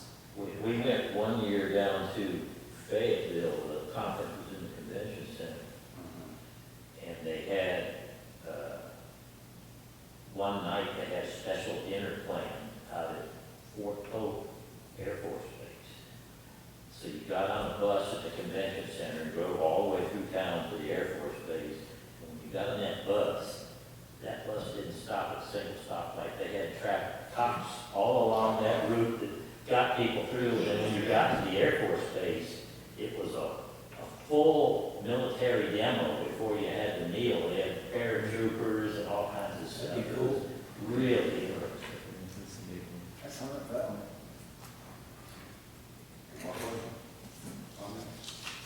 Well, I think we're actually in a motion of recess, isn't that correct? I think Yes. everybody's foot was halfway in the bathroom last time. We have a motion to recess until 1 p.m. So moved. All right, we got a second? Second. Is there any discussion? Seeing none, all those in favor say aye. All opposed, we're on recess. Okay. All this meeting back forward. That's it again. All right. Well, so good lunch, and thank you to Christine for feeding us this afternoon. So, for you this afternoon, I have 3 different department budgets, and the first one is the administration department, Department 4200. It is basically, I call it the human capital department, and it is basically myself, Mark, Christine, Candy, and Susan. In terms of salary and benefits, it's actually the administration department. So most of the ones increases are due to the cost of living increase. And only have one other slight adjustment of $200 in motor vehicle expense. That is what the state and the county charges us to collect the motor vehicle taxes. And every year it just keeps going up, just a tad bit, tad bit, tad bit. So that's basically cost of living adjustment. increases, and there will be slight increases. Does anybody have any questions about the administration department? I know there's not a lot of stuff for this people. If you don't have any questions, we can flip on to a few more pages. And the next department is the professional services department. And this is where we account for a lot of our different contracts with different people. So in here we have the Greenway Stream Bank, which is a new line item we created last fiscal year because we continually have issues with our stream bank, Gilmore Community Park. So we decided to every year have any kind of program budget in it, we at least put some money in so that Greg needs to go have some more of a business program down. We have places to put it at. There was no increase in that line item. There's a slight $100 increase in the public accounting line item, which you approved the audit contract for next fiscal year in February. So it's only going up to $17,000. Legal is staying the same. That is our town attorney Jim Freakus line item, and it's always a give or take how much we use our town attorney each year. It varies. We just maintain it at 10. Professional services contract. This is kind of a catch-all. We have a bunch of different things that go over there. So kind of a little chart here. Just to kind of give you a little couple different things. We do the agreed upon procedures with our auditors for the fire department, which is budget amendment we did this past month. And so that is a separate contract in there. Part of our financial statements, we have to do multiple actuarial evaluations. So we have to do actuarial evaluation on our law enforcement separation allowance as well as our OPEB. So basically, I have money for contracts with Economic McDonald, who handles the actuarial evaluation for the town. And then basically, I do keep some money in there for general services from McGill in case we say, hey, we need you to do something like that, so we have some money appropriated. And then also in here is the market study that I was telling you about. We like to do a hit on it in July and do that for our salaries for our employees, make sure we're in the competitive ballpark. I'm not sure where it is right now. It's very fluid. So that's pretty much the professional services contract. So it's basically staying the same. But you will see a very significant decrease in the budget account center line item. This past year was we were currently working on now is demolition. So next to that is moving around having to demolition new buildings. So that's where that line item is going down. Mark wanted to leave about $10,000 in that line item in case we need to do a follow-up with all the different economic development agreements. We need to get the Sanford Holzhauser back. But we have something if we need to deal with that project specifically. Economic development, it's slightly went up $3,777. Now, that is for LITS, which is low impact technology. We have an economic center agreement with them. It also pays for our partnership dues and our portion of the economic investment fund that they contribute $25,000 every year. And if I could just interrupt you for a second. So LIT, which is Low Impact Technologies, a company that went in that building on King Creek Road across from Rappletack. So they had some incentives are due, and we were waiting for their certification of capital investment and jobs. It did come in. They did not hit the targets that are required in the contract, but it sounds like they're asking for some consideration where they did capital investment, they did hiring by the deadline, but it wasn't at the level that the contract called for. And so Brittany Brady has emailed, I haven't responded yet, me and the attorney for the county to see if we would consider still doing something. And I don't know what something would be, some prorated different, or they just don't receive it because they didn't hit the target. So just heads up, that could change. So we're trying to figure that out because we've never encountered this. Were they way off in the? I just think they were behind from what we gather in the supply chain. They were not getting stuff that's in a timely manner to get everything and operational. So I think the capital investment they hit, it's the jobs that they were way below. That was the one that. The number or the number of jobs. Oh, the number of jobs. Okay. Yeah, because there's a certain number of jobs they have to hire. Yeah. In phases, and then the capital investment, and they might not have hit all the way in the capital investment either, but the whole supply chain. Yeah, I think they just got behind. So I think by January 31st, they were basically certified their capital investment certification. didn't receive it, so I contacted Brenda, like, what's going on, so. I may respond to her and just say, well, what are you suggesting? Because it's first like, are you interested in maybe doing, I don't want to decide that. You know, ultimately, it's, y'all would have to potentially make a decision on it. I didn't want to just say, yeah, we do that. And so I don't know, we'll try and get more, I will get more information to you, all of you about that, so. But, So that line might change as we move forward through the process. The next item is the Apple Country Transit request, and this comes from the Henderson County Planning Department, who runs the Apple Country Transit System. And their request this year is $12,854.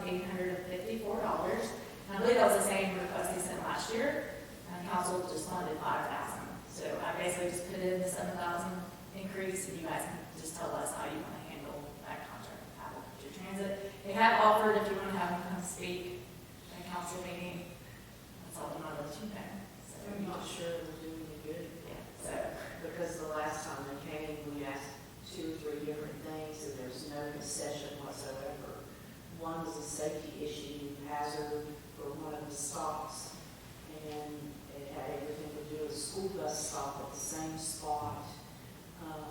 And residents were very aware of drug paraphernalia being left at that spot. And I only asked, could you move it down, you know, a little ways where it's not the same spot as the school bus? That was a no. And then the other one was, some of our businesses were telling us, or there's an industry that's telling us that people were having to walk from the stop down 280 in the grass and everything, trying to get to work, and they said, we'll get people trained, and then they quit because they had no way to get here. The only way to get here is by the bus, and the bus stopped like a mile or 2 closer to the airport, of course, and asked for some sort of concession or adjustment there. There was an excuse made for that. And then the other one was, can you come up from, I think, patronage, or if you want to ride, it's either, I think it's 75 cents a piece. And I said, could you just make it a flat dollar so that patrons that do ride share in the cost? Because I'm not so sure there's that many Fletcher residents that use it, but we do understand the importance, because they come through here and they drop people off from Asheville or Hendersonville to work here. So that's a benefit to us. And there was absolutely not. So, you know, I think those were the reasons why I was like, okay, well, I don't feel like funding you at full amount that you're asking, because we can't get you to be beneficial, more beneficial for the community by these things that were brought to our attention that are real issues. So I don't know how the rest of the council feels, but. Well, what were the reasons for the increase? well, they've been requesting this out there.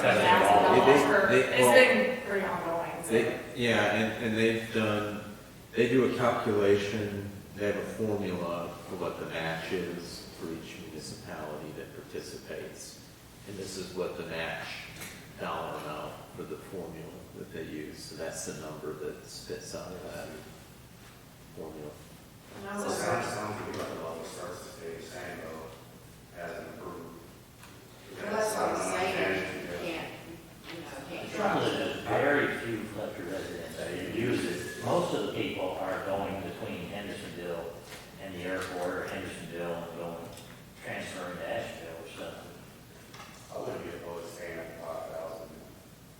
Yeah, I don't mind being a contributor to something that's regional. If there's issues, or we would like to see some more patronage input by a slight increase, I would like for them to concede it a little bit for a win-win there, but since they didn't, I don't have a problem with supporting them where we're at, but I don't know how we want to double it up, more than double, go more than double and give them what they're asking. I wonder how other municipalities and counties are, if they. I know the city of Hendersonville funds it fully. I'm not sure if Mills River contributes. I don't know if they have anything on Mills River. The city of Hendersonville, people can use it as a regular means, where here, we're just kind of a pass-through. Yeah. So I'll just put in 5,000 for right now and discuss further at the. Yeah, I mean, we can do that, if that's your wish. Maybe we should ask them just also what the full deal is, just so you all know what it is. Maybe if I Yeah, it might be in there. Alright, so, It might be helpful for them to come as well. I know we have, I'm not sure that I've been here at the time where I would transit came and presented. I can resolve it, please. So it might be helpful for okay. Trevor. Okay, I'll reach out to them and ask them to come to a meeting and present. So that way you, everyone can have an update on Yeah. where they are and what Yeah, they're doing. yeah. Okay. All right, and the next line item is our elections line item, and this is where we pay for our municipal elections. Obviously, we do not have any elections this fall, so therefore I can zero that out until next year. So basically, this department has differential of $188,000, which is helps offset maybe some of the other things that we presented today. Does anybody have any questions about this?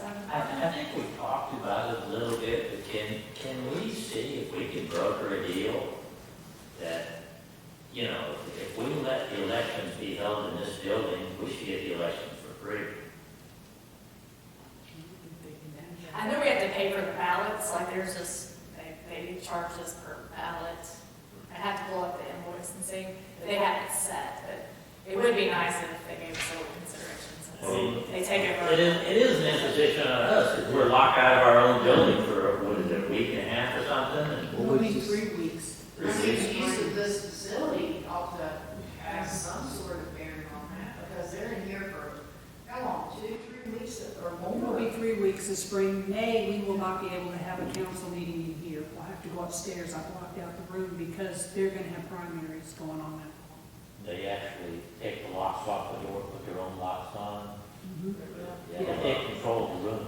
I think that'd be something as a council, if you guys want to have, who's the new elections director? We were just trying to Yeah, I can't think of remember. a name. I think last name, correct? Karen have. So maybe have her come, and then maybe we can have that discussion of how much we're using our facility, and maybe can we have some type of, Yeah. I mean, I won't say it's an inconvenience, but it does maybe take over when they come in. Especially with early voting, because it takes up a lot. We'll just charge them $10,000. It's gonna be a wash. All right, so you have any questions on this department or the town facilities? A little bit more. And this is the town facilities. I call it the catch-all department. It's kind of a bunch of some random things there. We have a discretionary line item, and this is kind of where we leave it for Mark to have anything that he might need to do within the year. For example, this year we're looking at buying an AED unit for this level, like discretionary. So it's always something maybe nice to have a little bit of extra stuff. Postage, so that's requesting $3,300, and that is to mail out all of our like tax bills, accounts payable checks, etc. Utilities, I'm still keeping it the same, and that covers most of all town hall, most of our buildings. Travel and training, again, leaving it the same, hoping that Mark and I can now start going to more conferences. Okay. Advertisements, I'm going to go up $1,000. Indeed is one of the main users that we try to promote our job openings. It is pretty expensive. So I'm trying to be very strategic in how we use our money to get the best stuff. So, wellness programs. Our wellness pays for our exercise facility downstairs, our employee events, so like the Christmas program. We were going to get another AED, I think maybe out of that one. So it's again, it's something that we kind of do for our employees. If someone's sick, sometimes we may send food or stuff like that. Department supplies maintain the same. Newsletter expenses, this is basically the postage that we charge for mailing out. Most of our people subscribe to the email one. I think we have over 800 people subscribing as of the last time I checked. But we still have a few that want to get it mailed. So if you know anybody that wants to get it mailed, doesn't want to deal with the email, just let us know. We'll add them to the mailing list. Dues and subscriptions. This has a lot of different dues for Mark, myself, as well as the town. For example, we pay for the league dues, the school government dues.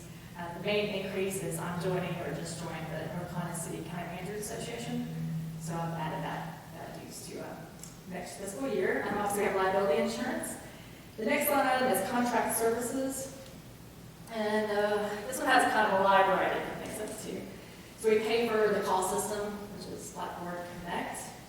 has our monthly shredding. Also covers the yearly shred event that we have here, which is coming up at the end of April. We also have to pay for whenever we do codifications. So whenever an ordinance gets updated, is that how you explain it? Yes. It has to be Very codified. expensive. It's not cheap, so that comes out of here. And then basically, Mark kind of wanted to leave some funds in here, because this is where we paid for the new panel signs at that intersection of Liverpool Road. He'd like to maybe examine possibly doing something on our southern entrance next fiscal year. So I kind of added something maybe, so we'll have to build a base. Yeah. It'll be a little bit more involved than this one, because this one we were just changing, not just, but I mean, it was only the panels. Yeah. Still costly, but if we did a gateway sign somewhere near the south entrance, and it maybe even that might not be the best place to put it right at our town limits, but maybe somewhere before you get to like South Chase, like, you know, where it feels like you're coming into town more, and do some nice little base on it, and not just the freestanding sign. So that's what I'm thinking of doing. We can get some quotes on that, but, So we'll probably work on this a little bit in the yeah, next. the sign's a little more. Update this. Maintenance care of equipment is kind of I need to have anything fixed. I usually do website updates if I do most of the website upkeep, but sometimes things are past me. And so I'll have to get our website developed team to usually have needs for those type of things as well. So that's pretty much the town facilities. Does anyone have any questions about this department? I was just going to make a comment that, I know Lance about this, discussing raising dues. Okay, so I haven't heard that, okay. Okay. I'm not sure that's going to be this year, Sure. but I know it's going to be in the near future. I mean, I think we pay like $900 a quarter, like Yeah. $3,600 a year. Well, I know the discussion's begun, and Okay. they said they haven't raised dues in a number of years, so. Just back to postage, this is kind of tied to postage, and, you know, we pay under contract services for the Connect CTY. One thought to try and get more numbers for people. I know Trevor and I had a conversation about this, and he had heard from people that they're not getting the calls. And I know for some folks, they're not getting the calls because we don't have a phone number for them. So they can't get the call if we don't have a good number for them. So we could do in this like tax, when they mail out tax bills, like do something with it, like just, you know, a brief flyer. Yeah, saying, you know, so that you don't miss out on issues with services or something that needs a phone call through the Blackboard Connect CTY. Please give us a good number so we can keep you informed. Something like that. Like we did the flyer, and that worked well back when we transitioned to the rollout recycling carts. So Public Works stuck that to them. So a lot of people you got your new cart. But see, that's not going to get, some places maybe that don't get recycling service. So businesses. So maybe if we do it with the tax bill too, they'll snag them. Do we physically mail out the tax bills ourselves? Yeah. So it's no trouble slipping something else in. That's a good idea. I mean, it's just a little, More work. it's another thing to put in there, Yeah. but we usually don't. Like some municipalities, counties will do a remind, they'll stick something else in the tax bill to remind you tell you about something, because it's just a good time, and you know you're going to get that in the mail. So that's something I'd like to suggest. And maybe we do another flyer door to door about people signing up for the calling system.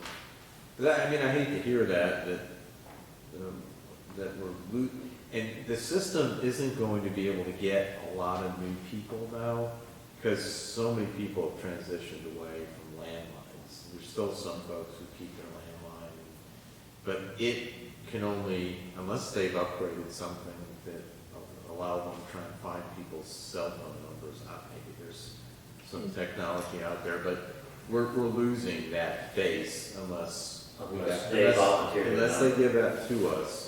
And Susie's Yeah. put it in the newsletter before, because Yeah. I've gotten calls for that. And I Good. switched a few out the other day who called in and they had gotten rid of their landline and wanted to be on there to switch it to their cell phone number, and I've done that, so.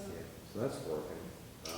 Some of these new cell phones, they have a do not disturb, or if you don't do the call, it will silence it, so I don't know if it's a, should be a phone call or it's a text, but text will go through every time. Yeah. Okay. And when you do these flyers, I'd love to see something. I know we did that study that, I guess we did 2 years ago. Maybe have a little thing where we do a little update study, because people are getting well more involved as you see Fletcher. And that study is something that we can always come up with a question and stuff like that. And I know he's paid for a third party, I don't know how much it cost last time, but that study right there can be done very easily. I've done these things for the state.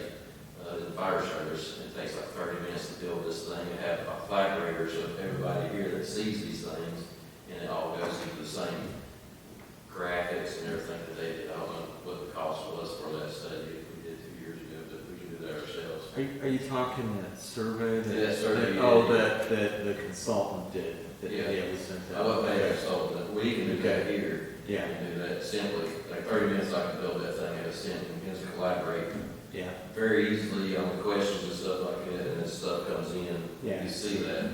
And all we need is, with that right there, is with that same flyer, you put the link, we want to hear your thoughts about how Fletcher is growing and everything, they can go straight to that link, go straight into it, and fill out that survey, how big a survey you want, you know, to this group right here to come up with the questions for the survey. And like I said, I can build it in 30 minutes and let you view it. Do you do that through Google? It's like a Google form, it's very simple. I think we've used Survey Monkey in the past. Yeah. But you pay certain money, you still pay money, and when it's Google, well, it's free. You can spend money, but it's, and Survey Monkey, they do the graphs. You can do this stuff and make it real fancy, when it comes out the finished product right there, it automatically throws every graph you want to make it fancy looking versus numbers. So, I know Survey Monkey's about 300 something bucks the annual fee. You don't remember what? So basically, It's like Google Sheets, yes. Okay. you're talking about community engagement. Yeah, To surveys, see, basically, yeah. what do you think about this, or give us feedback about this issue? Yeah, we come up with, Suggestions, this stuff like guy that. right here comes up with some different questions, and we all kind of iron it out. It could be 10 questions, could be 50 questions, you know, all the way down to how do you feel about town center, what's some of the things you want to see in town center. I mean, there's a lot of stuff you can ask, and I'm pretty sure all this is, ask questions we wouldn't mind hearing from the public out here, of their thoughts. You know, they're the taxpayers, there's the stakeholders, so we need to hear from our stakeholders. Since we're sending that out, that's what I'm thinking. If you send that out around, what, July? August, typically. Yeah, it's like in August, So yeah. you That's got, about as we got a few months, you could probably put some questions together and then build a platform around this thing very easily. It's a great idea, because then you're getting the feel of, you know, your residents yearly, instead of paying some marketing firm to go to this big study, and you know, you don't really get the numbers that you hope for, and so, it'd be very efficient, very effective, in moving forward and making decisions on certain things. And it should reach every taxpayer. I know we can do it on Facebook as well. The thing about Facebook, it goes out, you might get people from Green River saying, you know, should be doing this, you know, or your town should be doing that, they don't even live here. Right. So that's what we have to start filtering out, make sure we want to hear from actual stakeholders, taxpayers, Yeah. versus people, yes, we want you to do all this stuff, they don't pay me because I don't pay taxes. The only trouble with relying on taxpayers is if someone is renting out a house, the owner will get it, but the people that are living there won't get it. And that's where we could probably look at some type of, if you did it through Facebook or anything, you could probably look at again, cross-reference the address and everything, and make sure that person actually does reside there and live in Fletcher. Well, at some point, you also have to leave some of the responsibility of reaching out, communication to the resident. I mean, We jump through hoops to make sure that we have communication, but, there's a shared responsibility there that you need to, engage, you need to reach out yourself as a resident if you're interested in these things. Everybody can, you try to cater to as many as you can, reach out to as many as you can. There's always a couple, they're good because you can glean some good information back. The pros are obviously maybe someone you've never heard from, and you get more of a wider audience, you get feedback. Con is sometimes low response rates, if people don't want to take the time. And then this can be a con sometimes too. You hear from a more vocal and you don't like something versus the rest may be okay with it. So those are just some of but the engagement, I mean, you get more feedback. I would think you would get more feedback instead of less. So, But it seems like the public in general is getting more involved now than they have in the past. yeah. I mean, you see it with positions that we're filling. We had a transportation meeting last Wednesday, and they were talking about the results of a survey they did, and it turns out that transportation survey, they had more people take the survey than people voted in the last election in Henderson County. And usually surveys are not that amount of people, so for whatever reason, people seem like they're getting more involved in their local government in the last year or two. Yep. That's good. Yeah, we certainly could use some other engagement tools because we haven't, other than, the traditional stuff or old school public hearings and things like that, which doesn't always get a real broad or diverse segment of the public. So.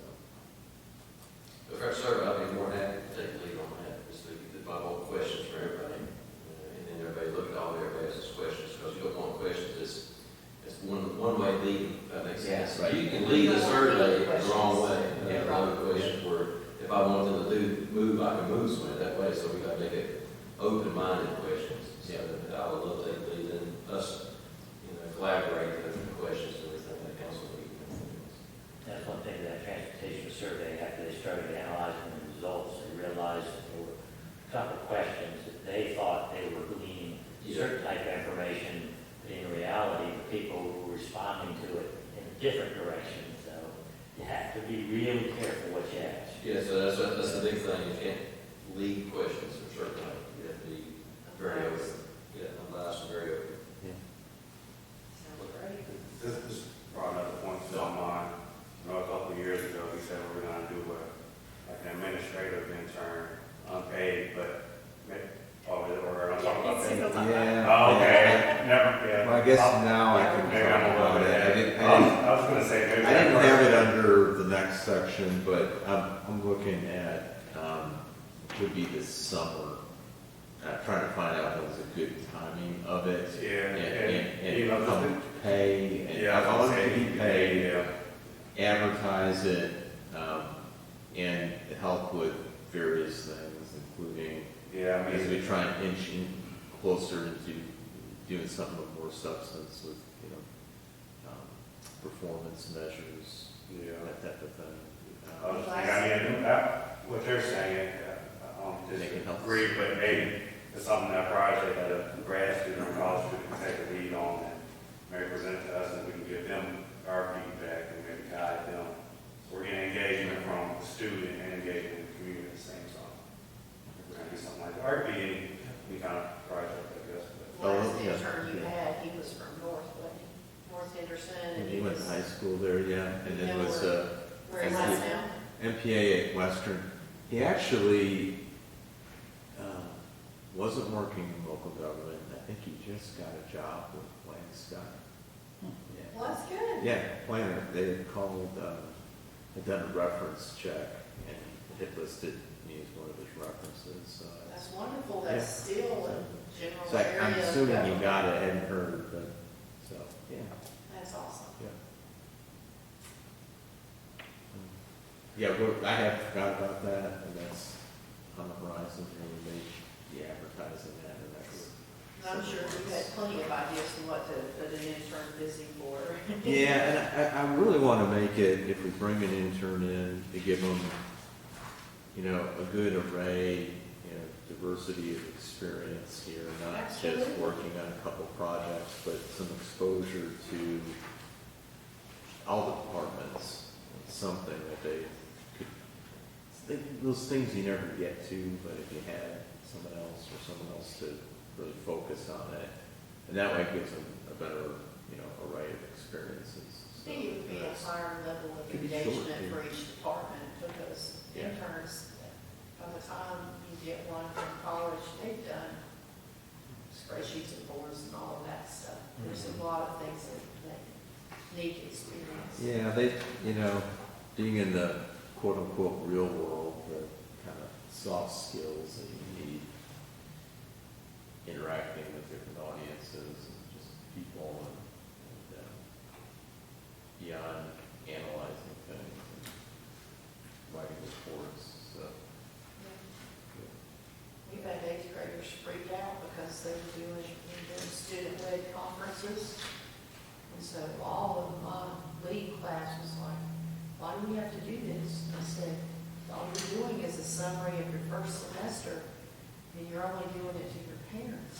So it's just a good skill set for you to be able to deliver information that's all about you. And they just didn't know how to do that normal. I said, you're not speaking in front of a crowd, you're just practicing on doing a presentation to your parents.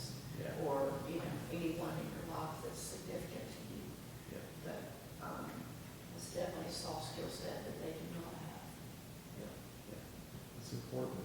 Yeah. And they give more emphasis now, as they should, on working on those things. Especially some of the younger generation, so much communication, phone, not, you know, talking face to face. Yeah. So, Yeah, there's social skills that definitely deteriorated. yeah. Not Mayor Blakely, everyone else. My son says But most young people now, I mean, they're scared to get in front of more than 2 or 3 people and talk, and that's a shame, because you need that skill as you go on in life. Yeah. But the internship, it could cross, depending on how the money would, when it would start and that, maybe in this fiscal year or next. So we need to bring the request on that, and we'll do that. Not going to hear a presentation?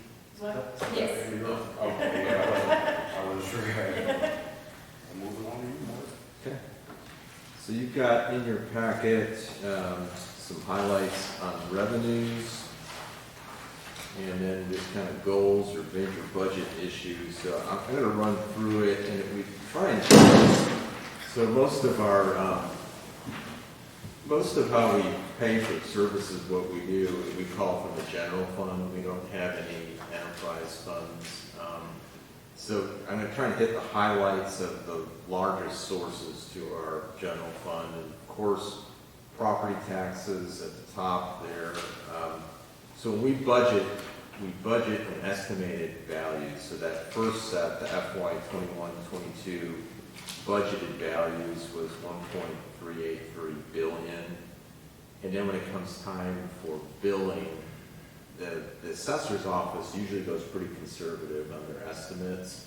And then when it comes time to bill, they've typically been a little bit higher on the value. So the tax bills that we send out usually have more value than the budget.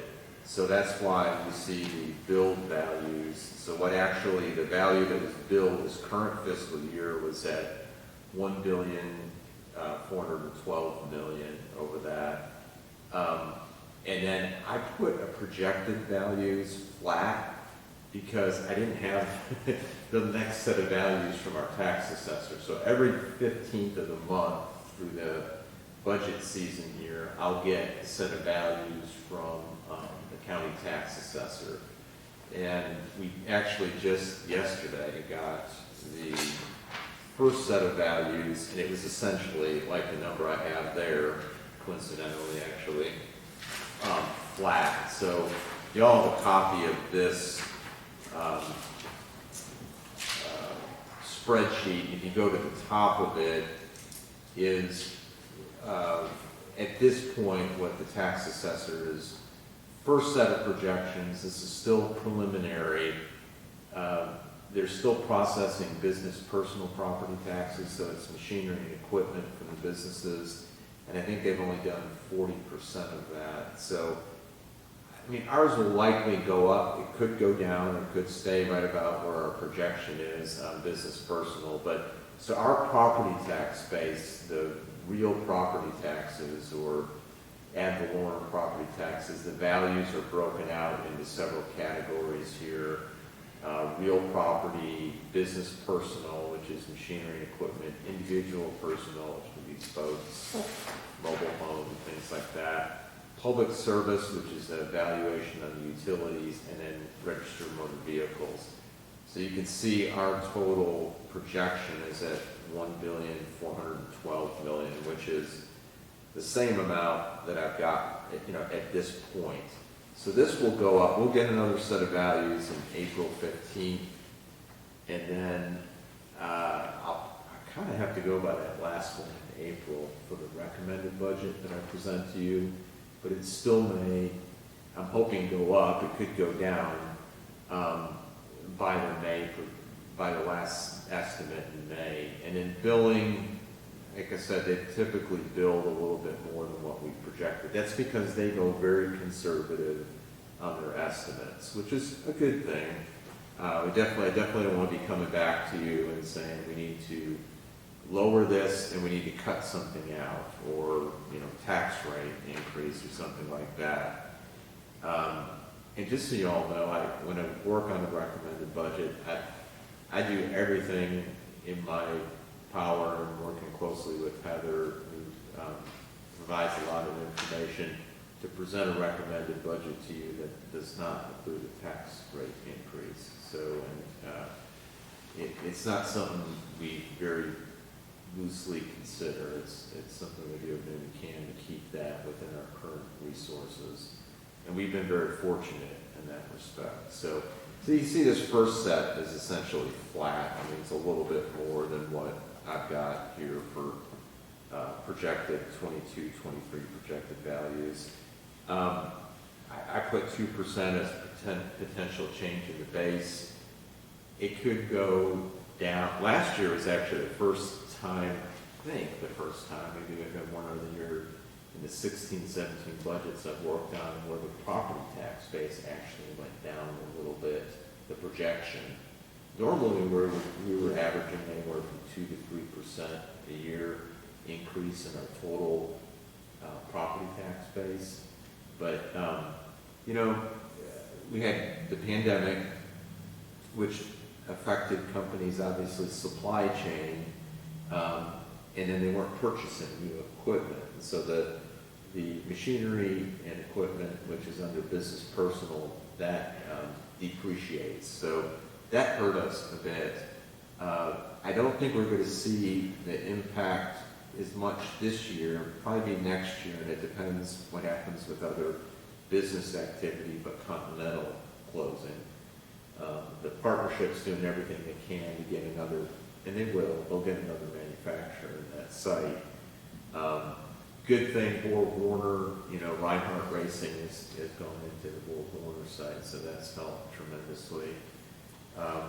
But, that's the first several bullets there are talking a little bit about impacts to property taxes. Our residential construction activity is still strong. There's 2 developments on Rutledge Road that are fairly significant single-family home developments. We still have ongoing construction at Sycamore Cottages. which is the one out there on Old Hendersonville Road next to Brickton Village. BSC Holdings, who you just heard from, will most likely be starting on site, hopefully site improvements this summer. I know they're working on their permitting, so that may be taking off. I don't know if we'll see that impact-wise in this year's tax billings, but and I made the point earlier about billing at a higher rate. So we typically bill on average around 100,000 more in tax levy when the actual bills go out versus that last budgeted figure that we present. So that gives us a little bit of cushion in there. Sales tax is really strong this year. If you jump down to that, we've been very fortunate with our retail sales activity. Right now, we're 171,639 higher than budget to date. So we're 6 months into collections, and we're actually above budget by 18%. So that's our second largest source of revenue to our general fund.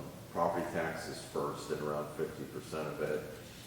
Utility sales tax, which is our third largest source, we're right now after two distributions, 35,953 to the good, or 11% higher than budget. Cable sales tax, just as another one in there, we're a little bit lower than budget right now, just over $2,100 less. And as you can imagine, with people streaming and that just, it's a week, yeah, it's going to continue to go down. It's not a huge, it's like 60-some thousand of our budget for the general fund. ABC distribution's been very strong. We went up to 260,000 this year.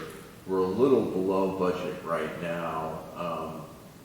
We were at 120,000, which is 10,000 below where we should be right now.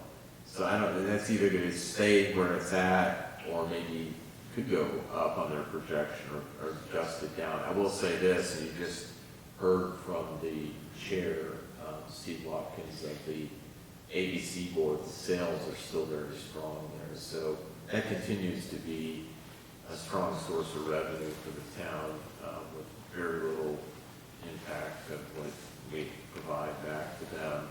How is it it's on the decrease if the sales are so strong in the last 2 years? I'm not, well, we've been getting in more than what they projected just right now. I don't know why for year to date. I will say this. The chair, Steve Watkins, said there will be a little bit, and they've asked for a little adjustment down of the sign that they're buying, or plot. Yeah, they're building it's on site, it's going to be real high. So you're just taking that directly out of their profits? Yes, yeah. That probably is. Yeah, I mean, so that's a one-time thing, but I have not got his budget estimate, so I would always, from the ABC chair, get what they're projecting for our net profit after distributions, which is what we get. But it's remained strong. They paid the store off several years ago, and so that was a big jump in our revenue from them. And there'll be other things that they, expenses that they'll have, but my estimate is we'll probably stay strongly over 200,000 a year or more with them. The ABC law enforcement, it's a separate distribution within the ABC distribution, and they send it to us, to our police department, and it's to help with law enforcement related to the ABC store. And we're above budget right now on that by $1,800, or excuse me, $6,400 over the 2 quarters. And then land use permits, so this is what Eric's issuing. Right now, we're on target with that. It's not very much revenue in there. But it's a good indication with the land use permit activity of development activity happening we've got obviously a fair amount of that happening. I would almost think, we don't have a projection in here yet, that this may go up in this coming year. Recreational activities, which is a bit of a catch-all for all that particular revenue line item, is all the fees that they capture. This could be shelter rentals, summer day camp program is the biggest one in this. And right now, we appear to be reaching target for it based on year-to-date revenue collection. And from time to time, we do look at tweaking up our fees. We've tried to keep it not too onerous with the shelter rentals. Shelter rentals stay rented a lot. The summer day camp program, you heard from Greg earlier, is filled. Will probably stay filled. So that's a strong source of revenue to them. They cover their expenses of that program by what they charge. So that's just, and if you have any questions on any of the other revenue sources, y'all have a copy of the current year's budget. Let me know. But so between now and into April, we'll be working on a recommended set of revenues for the new fiscal year, and then that'll be part of the basis of the recommended budget that I'll present to you in early May. So, budget issues coming up into the new year. Obviously, development of the town center will be getting updates from the developer on that and monitoring their contract for the activity that's to happen. You can see the demo is moving along very efficiently right now. We would expect that to be done somewhere in May once Sandy Johnson moves out of his site that he's renting. As this project takes off, we'll be revisiting the rest of the town center property here because that's just one small piece of this. And what happens there will be important to what happens back on the rest of the property that's still not developed. So that being an attractive window in will help this other spillover activity. Capital funding, I don't know, Mayor, if you want to talk a little bit about our latest, and Bob's heard a little bit on this, and I had emailed y'all, and it's not that it's, it is public information in the sense that the commissioners have discussed some of this, but we're pursuing capital funding aggressively here for this multi-use facility, and so we had our NFLP meeting the other night, and Chuck McGrady was there, and he shared some news, and I heard from Mayor and from Bob about this, that the county discussed it at their most recent commissioners meeting, and they've authorized Bill Lapsley and Rebecca McCall to get together with some of the us, town officials, to talk about how we might go about doing this is to happen. And so they actually voted and authorized them to do that. And that's for this whole concept of a multi-use facility.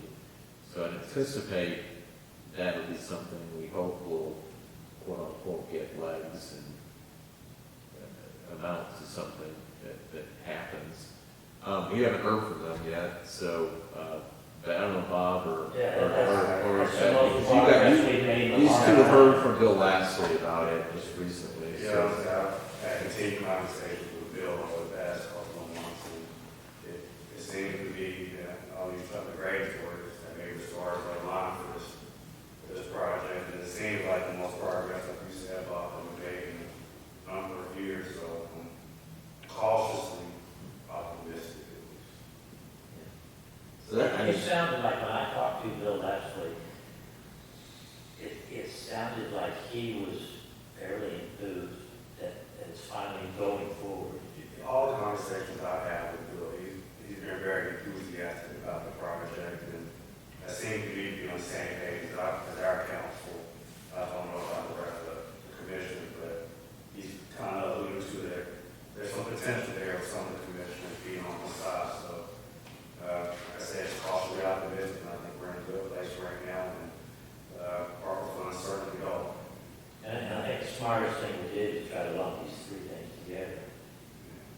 Well, did, Grady or Fugel, allude to the property that they have by Fletcher School? And because the last thing I had been hearing was they were planning on doing an EMS station there, so did they address that? All he told me was that we have to move on this very quick. Because they're getting to the point where they have to make a decision on that property, and if they're going to go this direction, then they don't want to do that. So he said he wants to meet with us fairly quick. That's great. I think the good thing that we have on our side right now is the ARPA funds, honestly.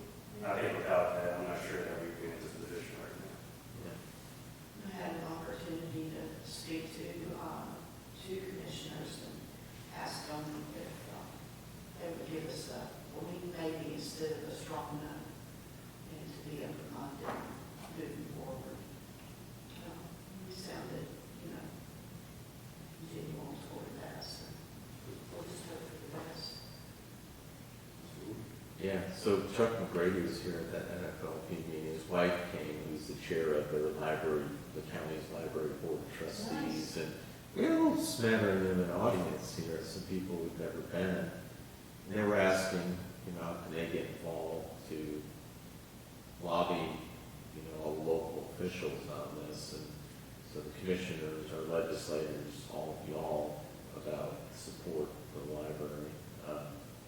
So they, I know the NFLP is going to work on like some talking points for that if people want to get involved. So that was encouraging.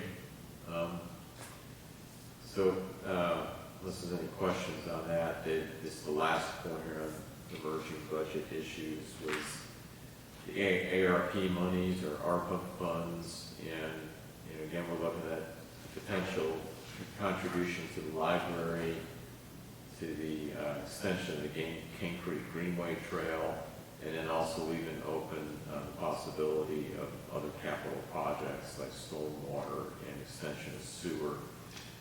And as a reminder, I did, because Senator Edwards in our last meeting mentioned that he had not let them know about potential sewer projects, so I made sure he knew where some unserved areas. I have not heard back, but made that a major point to let them know.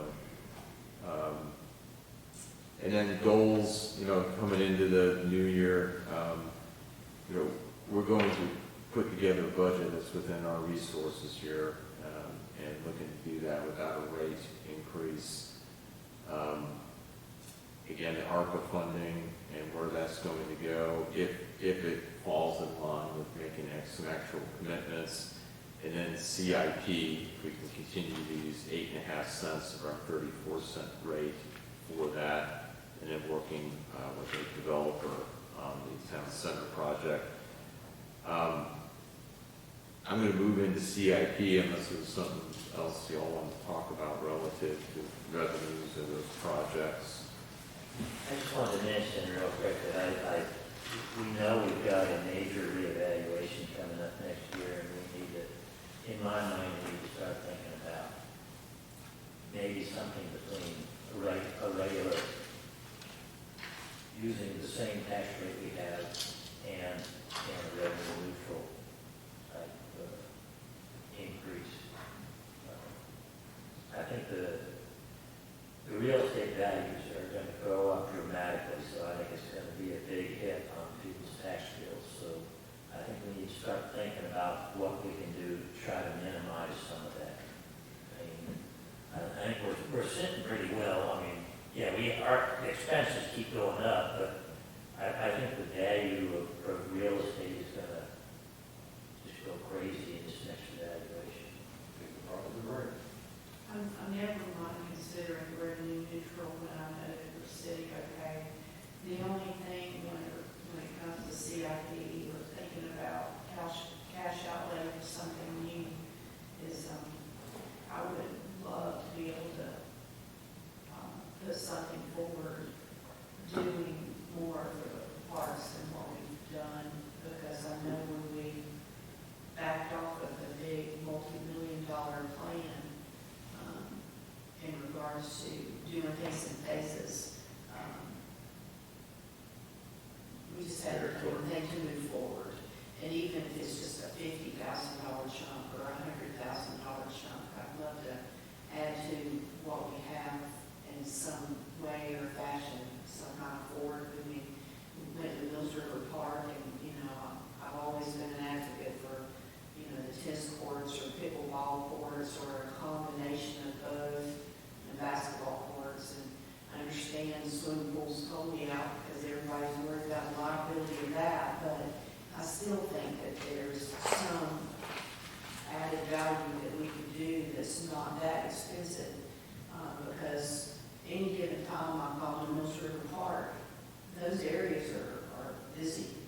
The basketball courts are awesome, and the tennis courts are always busy. And Mills River isn't doing much with their tax base, but one thing they have done very well with is the park facilities that they offer.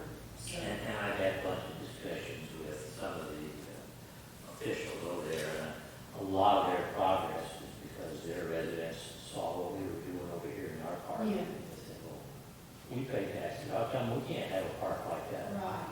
And I don't want to be stagnant, and I don't think we really are. But as far as Parks and Rec, I would love for us some way or fashion move forward. I've always talked about doing some sort of adventure park where you have those sports and things to climb on and stuff, but we've never pursued anything like that. But the tennis courts or pickleball courts, we may not ever get to the level that Dennis Justice has always asked us to do, where we have this big multi-million-dollar recreational facility, and she's always, you know, used to come in and ask us to do that. And that is a very difficult thing to pull off unless you're in partnership. And we thought we had that partnership with that soccer association at one time, and then the next thing you know, we did not. And so we can't do anything like that or at that level, but we could do a little bit more, I think. Well, I for one would like to see basketball courts in the park one day. I know.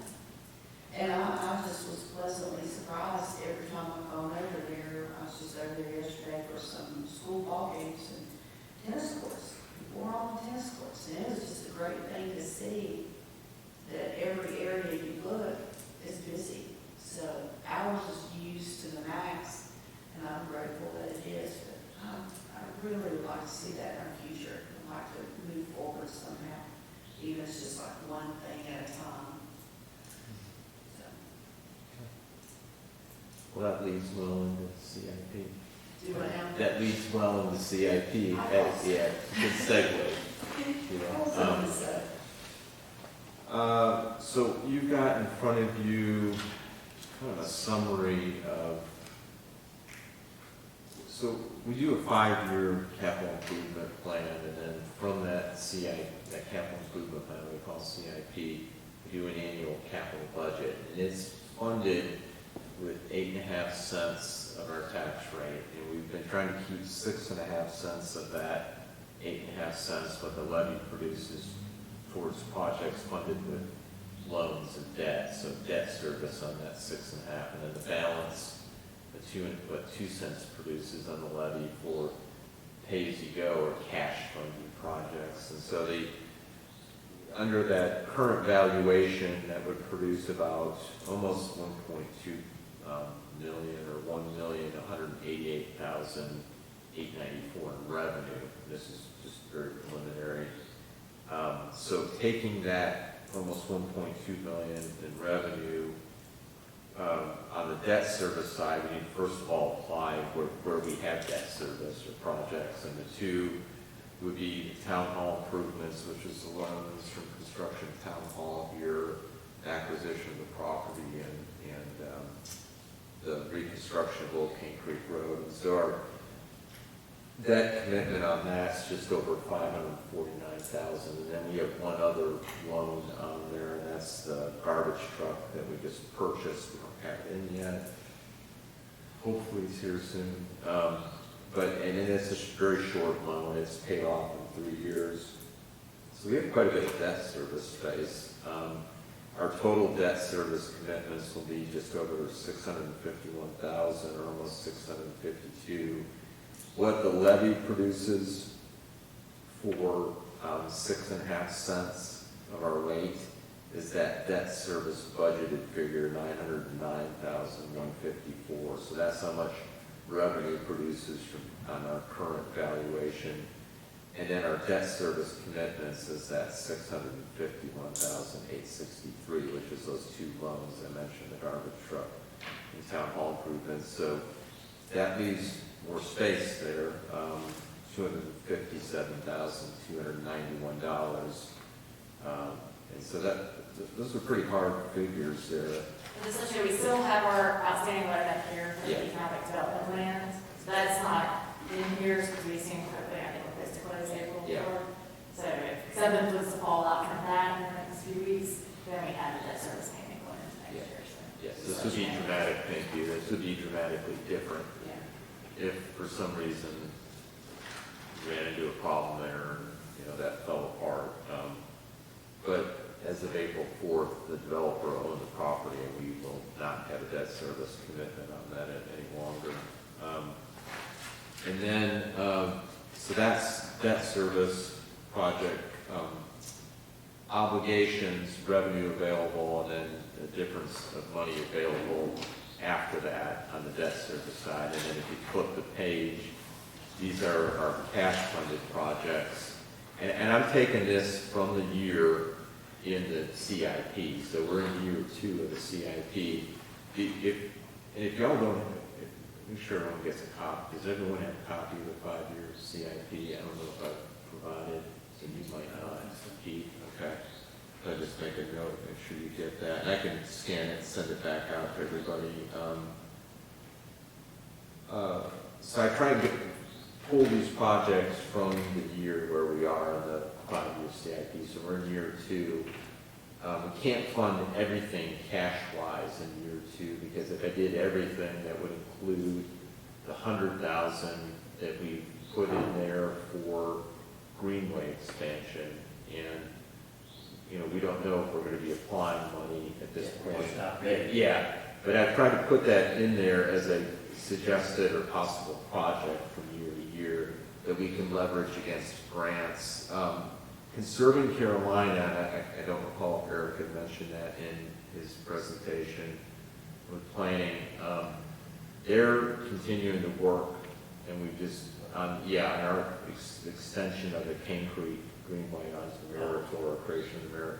We just met with Rebecca Robinson from Conserving Carolina, or formerly Carolina Mountain Land Conservancy, about staying on top of the next steps, which was they had to get an appraisal on the, I don't know if it's in yet, on the piece that's on the Fernley side, and then the continued communications with Charlie Owen about access of his property. And I've talked to you all about the potential ARP monies on it. So that's in there, but it's not in this recommended list, because this is the more readily available things to fund on the cash side for year 2. So the police car rotation, which we've tried to keep up with a 3-vehicle police car rotation to keep the fleet fresh on the police side. So that's $127,500. Of course, this is assuming we can get cars in. We're going to have to look at costs too, because basically when we did 5-year CIP, that was a couple years ago. So we'll have to reevaluate what the current maybe market is. So. Yeah, that's an estimate. We bid this, Trevor's talking about the Sheriff's Association procurement. And then, so that the 3-car rotation for police is still on there. That's under the $127,500. The Public Works, to try and replace some of their old heavy-duty pickup trucks, there's 2 in there at $80,000. And I named it right now, the new name, Kate's and Pete's Park. This is to resurface the trail over there, so they have a nice walking trail inside and the perimeter. So Is it bad shape? Well, yeah, some of it's cracked and, you know, some of it is, yeah. I mean, it could be resealed. We might be able to do this cheaper than this, or we do, you know, a nice complete resurfacing and it's nice and smooth. I almost think of one spot, I don't know, unless they pave over it. Well, yeah, I think there's a tree root pushing it up.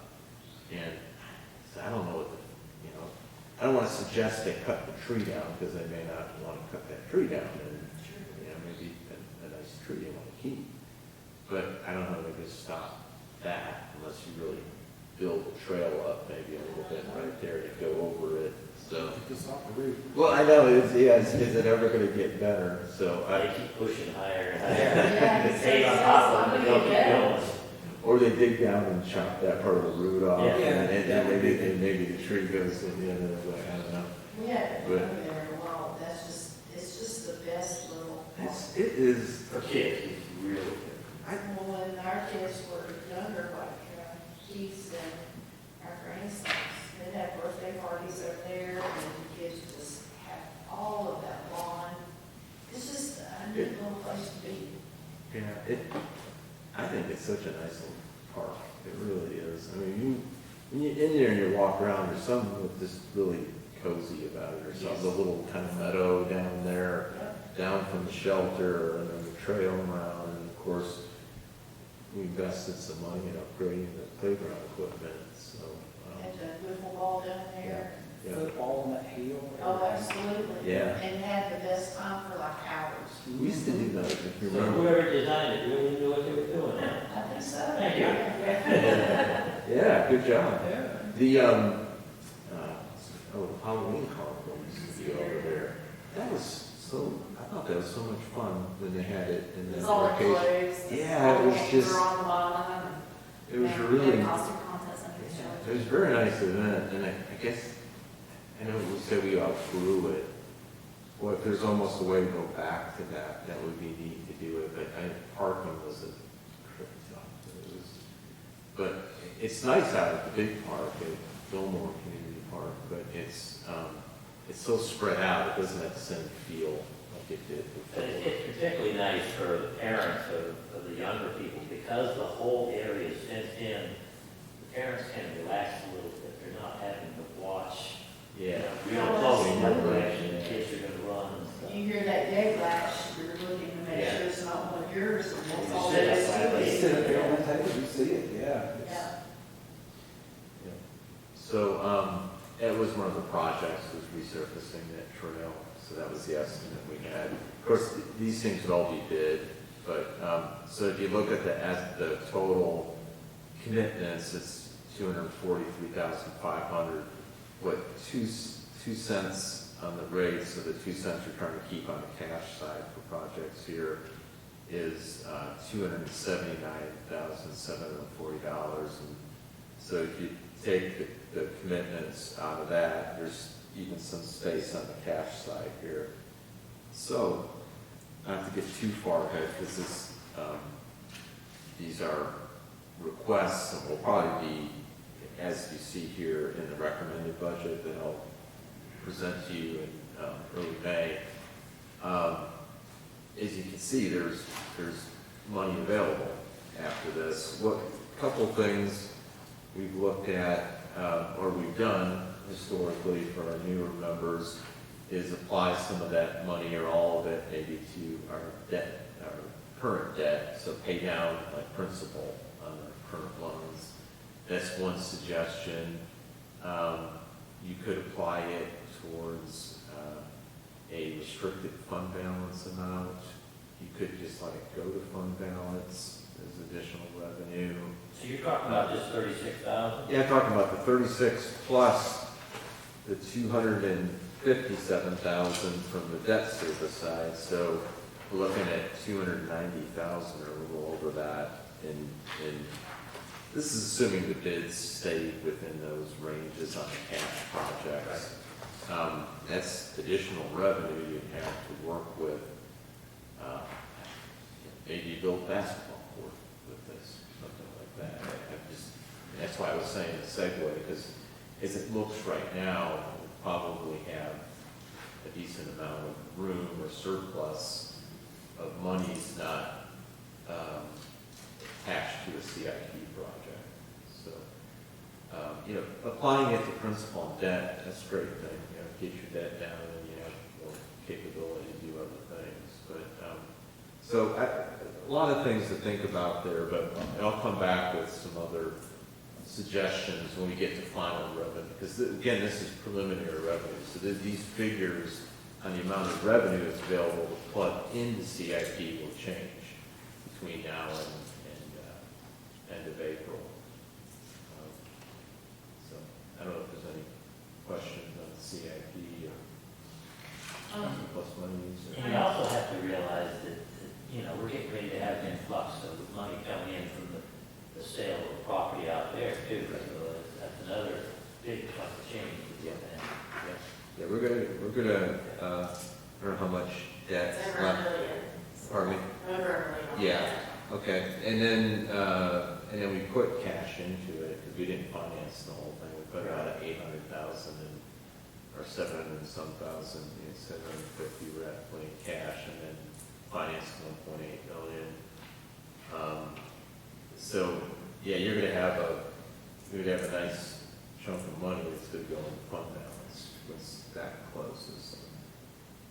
Some other things to think about, though, long-term, relative to that as well, but, I mean, that could be the opportunity in some other park facility improvements.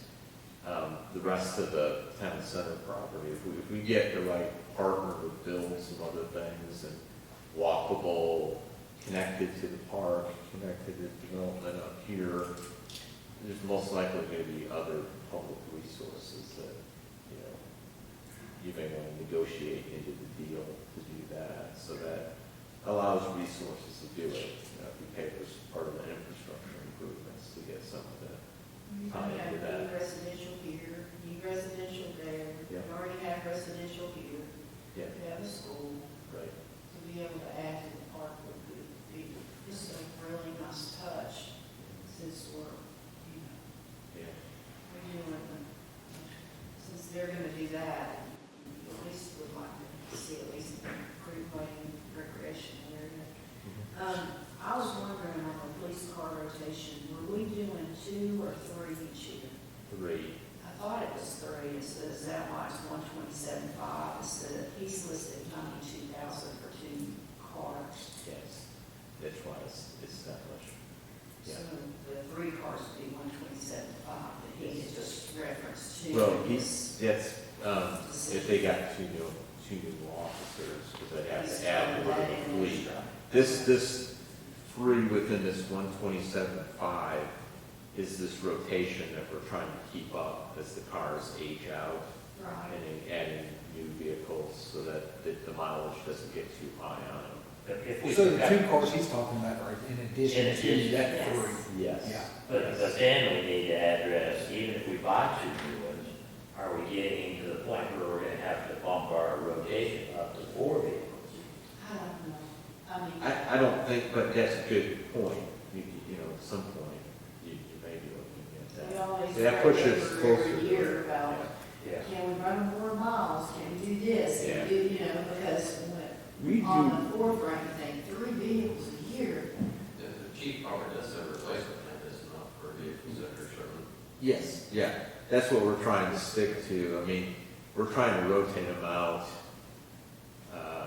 It's in, and I know this may sound like low mileage, because, well, some of us, or a lot of us, drive our cars, and cars are built longer, they're built better now in the last 100,000 plus, but we're trying to rotate them out, you know, it's in like the 80, 90,000. Yeah, and the reason is the work they do is much harder on the cars because they idle for long periods of time, and then they're, you know, driven fast, and not always fast, but, so. So I guess maybe the value of the car would be worth more at 80 or 90 than if it was over 100, so we're kind of gaining a little on the backside maybe? Yeah. We auction Yeah. the cars. We do really well with gun deals every year. Okay. Yeah, we've, a lot of years, we've brought in more money than we've estimated for Gotcha. So, yeah, we auction them, and they usually snap up those chargers pretty fast, yeah. I was just thinking, once you get over 100,000 miles, that might It changes. a lower little the, bit. yeah. Yeah, He goes flat, I mean, you Yeah. know, you're not gaining much in the total, but yeah. And ours have been maintained a lot better than a lot of the other drug deals. Mhm. Competitor people I've seen up there, you'd be surprised. Yeah. Ours are cleaner and been better maintained.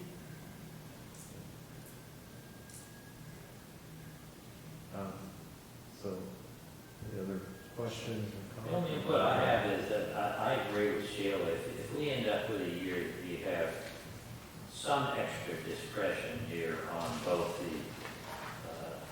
the debt side and the non-debt side of the CIP. I would like to see us, if within reason, try to do something every year so that the people that live here feel good, they see we're making progress, adding something every year, maybe add basketball courts one year, add tennis courts another year, something like that, that they can see we are moving forward. I said, no, that's like, I love to see basketball court. Me too. I struggled when my kids were small trying to find places to practice. So we finally paved our driveway. Because we had no place to practice. I've asked for tennis courts there since way back. Bill Moore, he'd always say, oh, one day we're gonna do that. Anything more from council? Seeing none, and I've been to a couple of meetings recently, and I started to notice that we aren't getting motions to adjourn apparently anymore, apparently Robert's rules of order changed, and I don't. Not that I'm aware of. We can just say adjourn. Motion to adjourn. I think the motion to adjourn. Yes.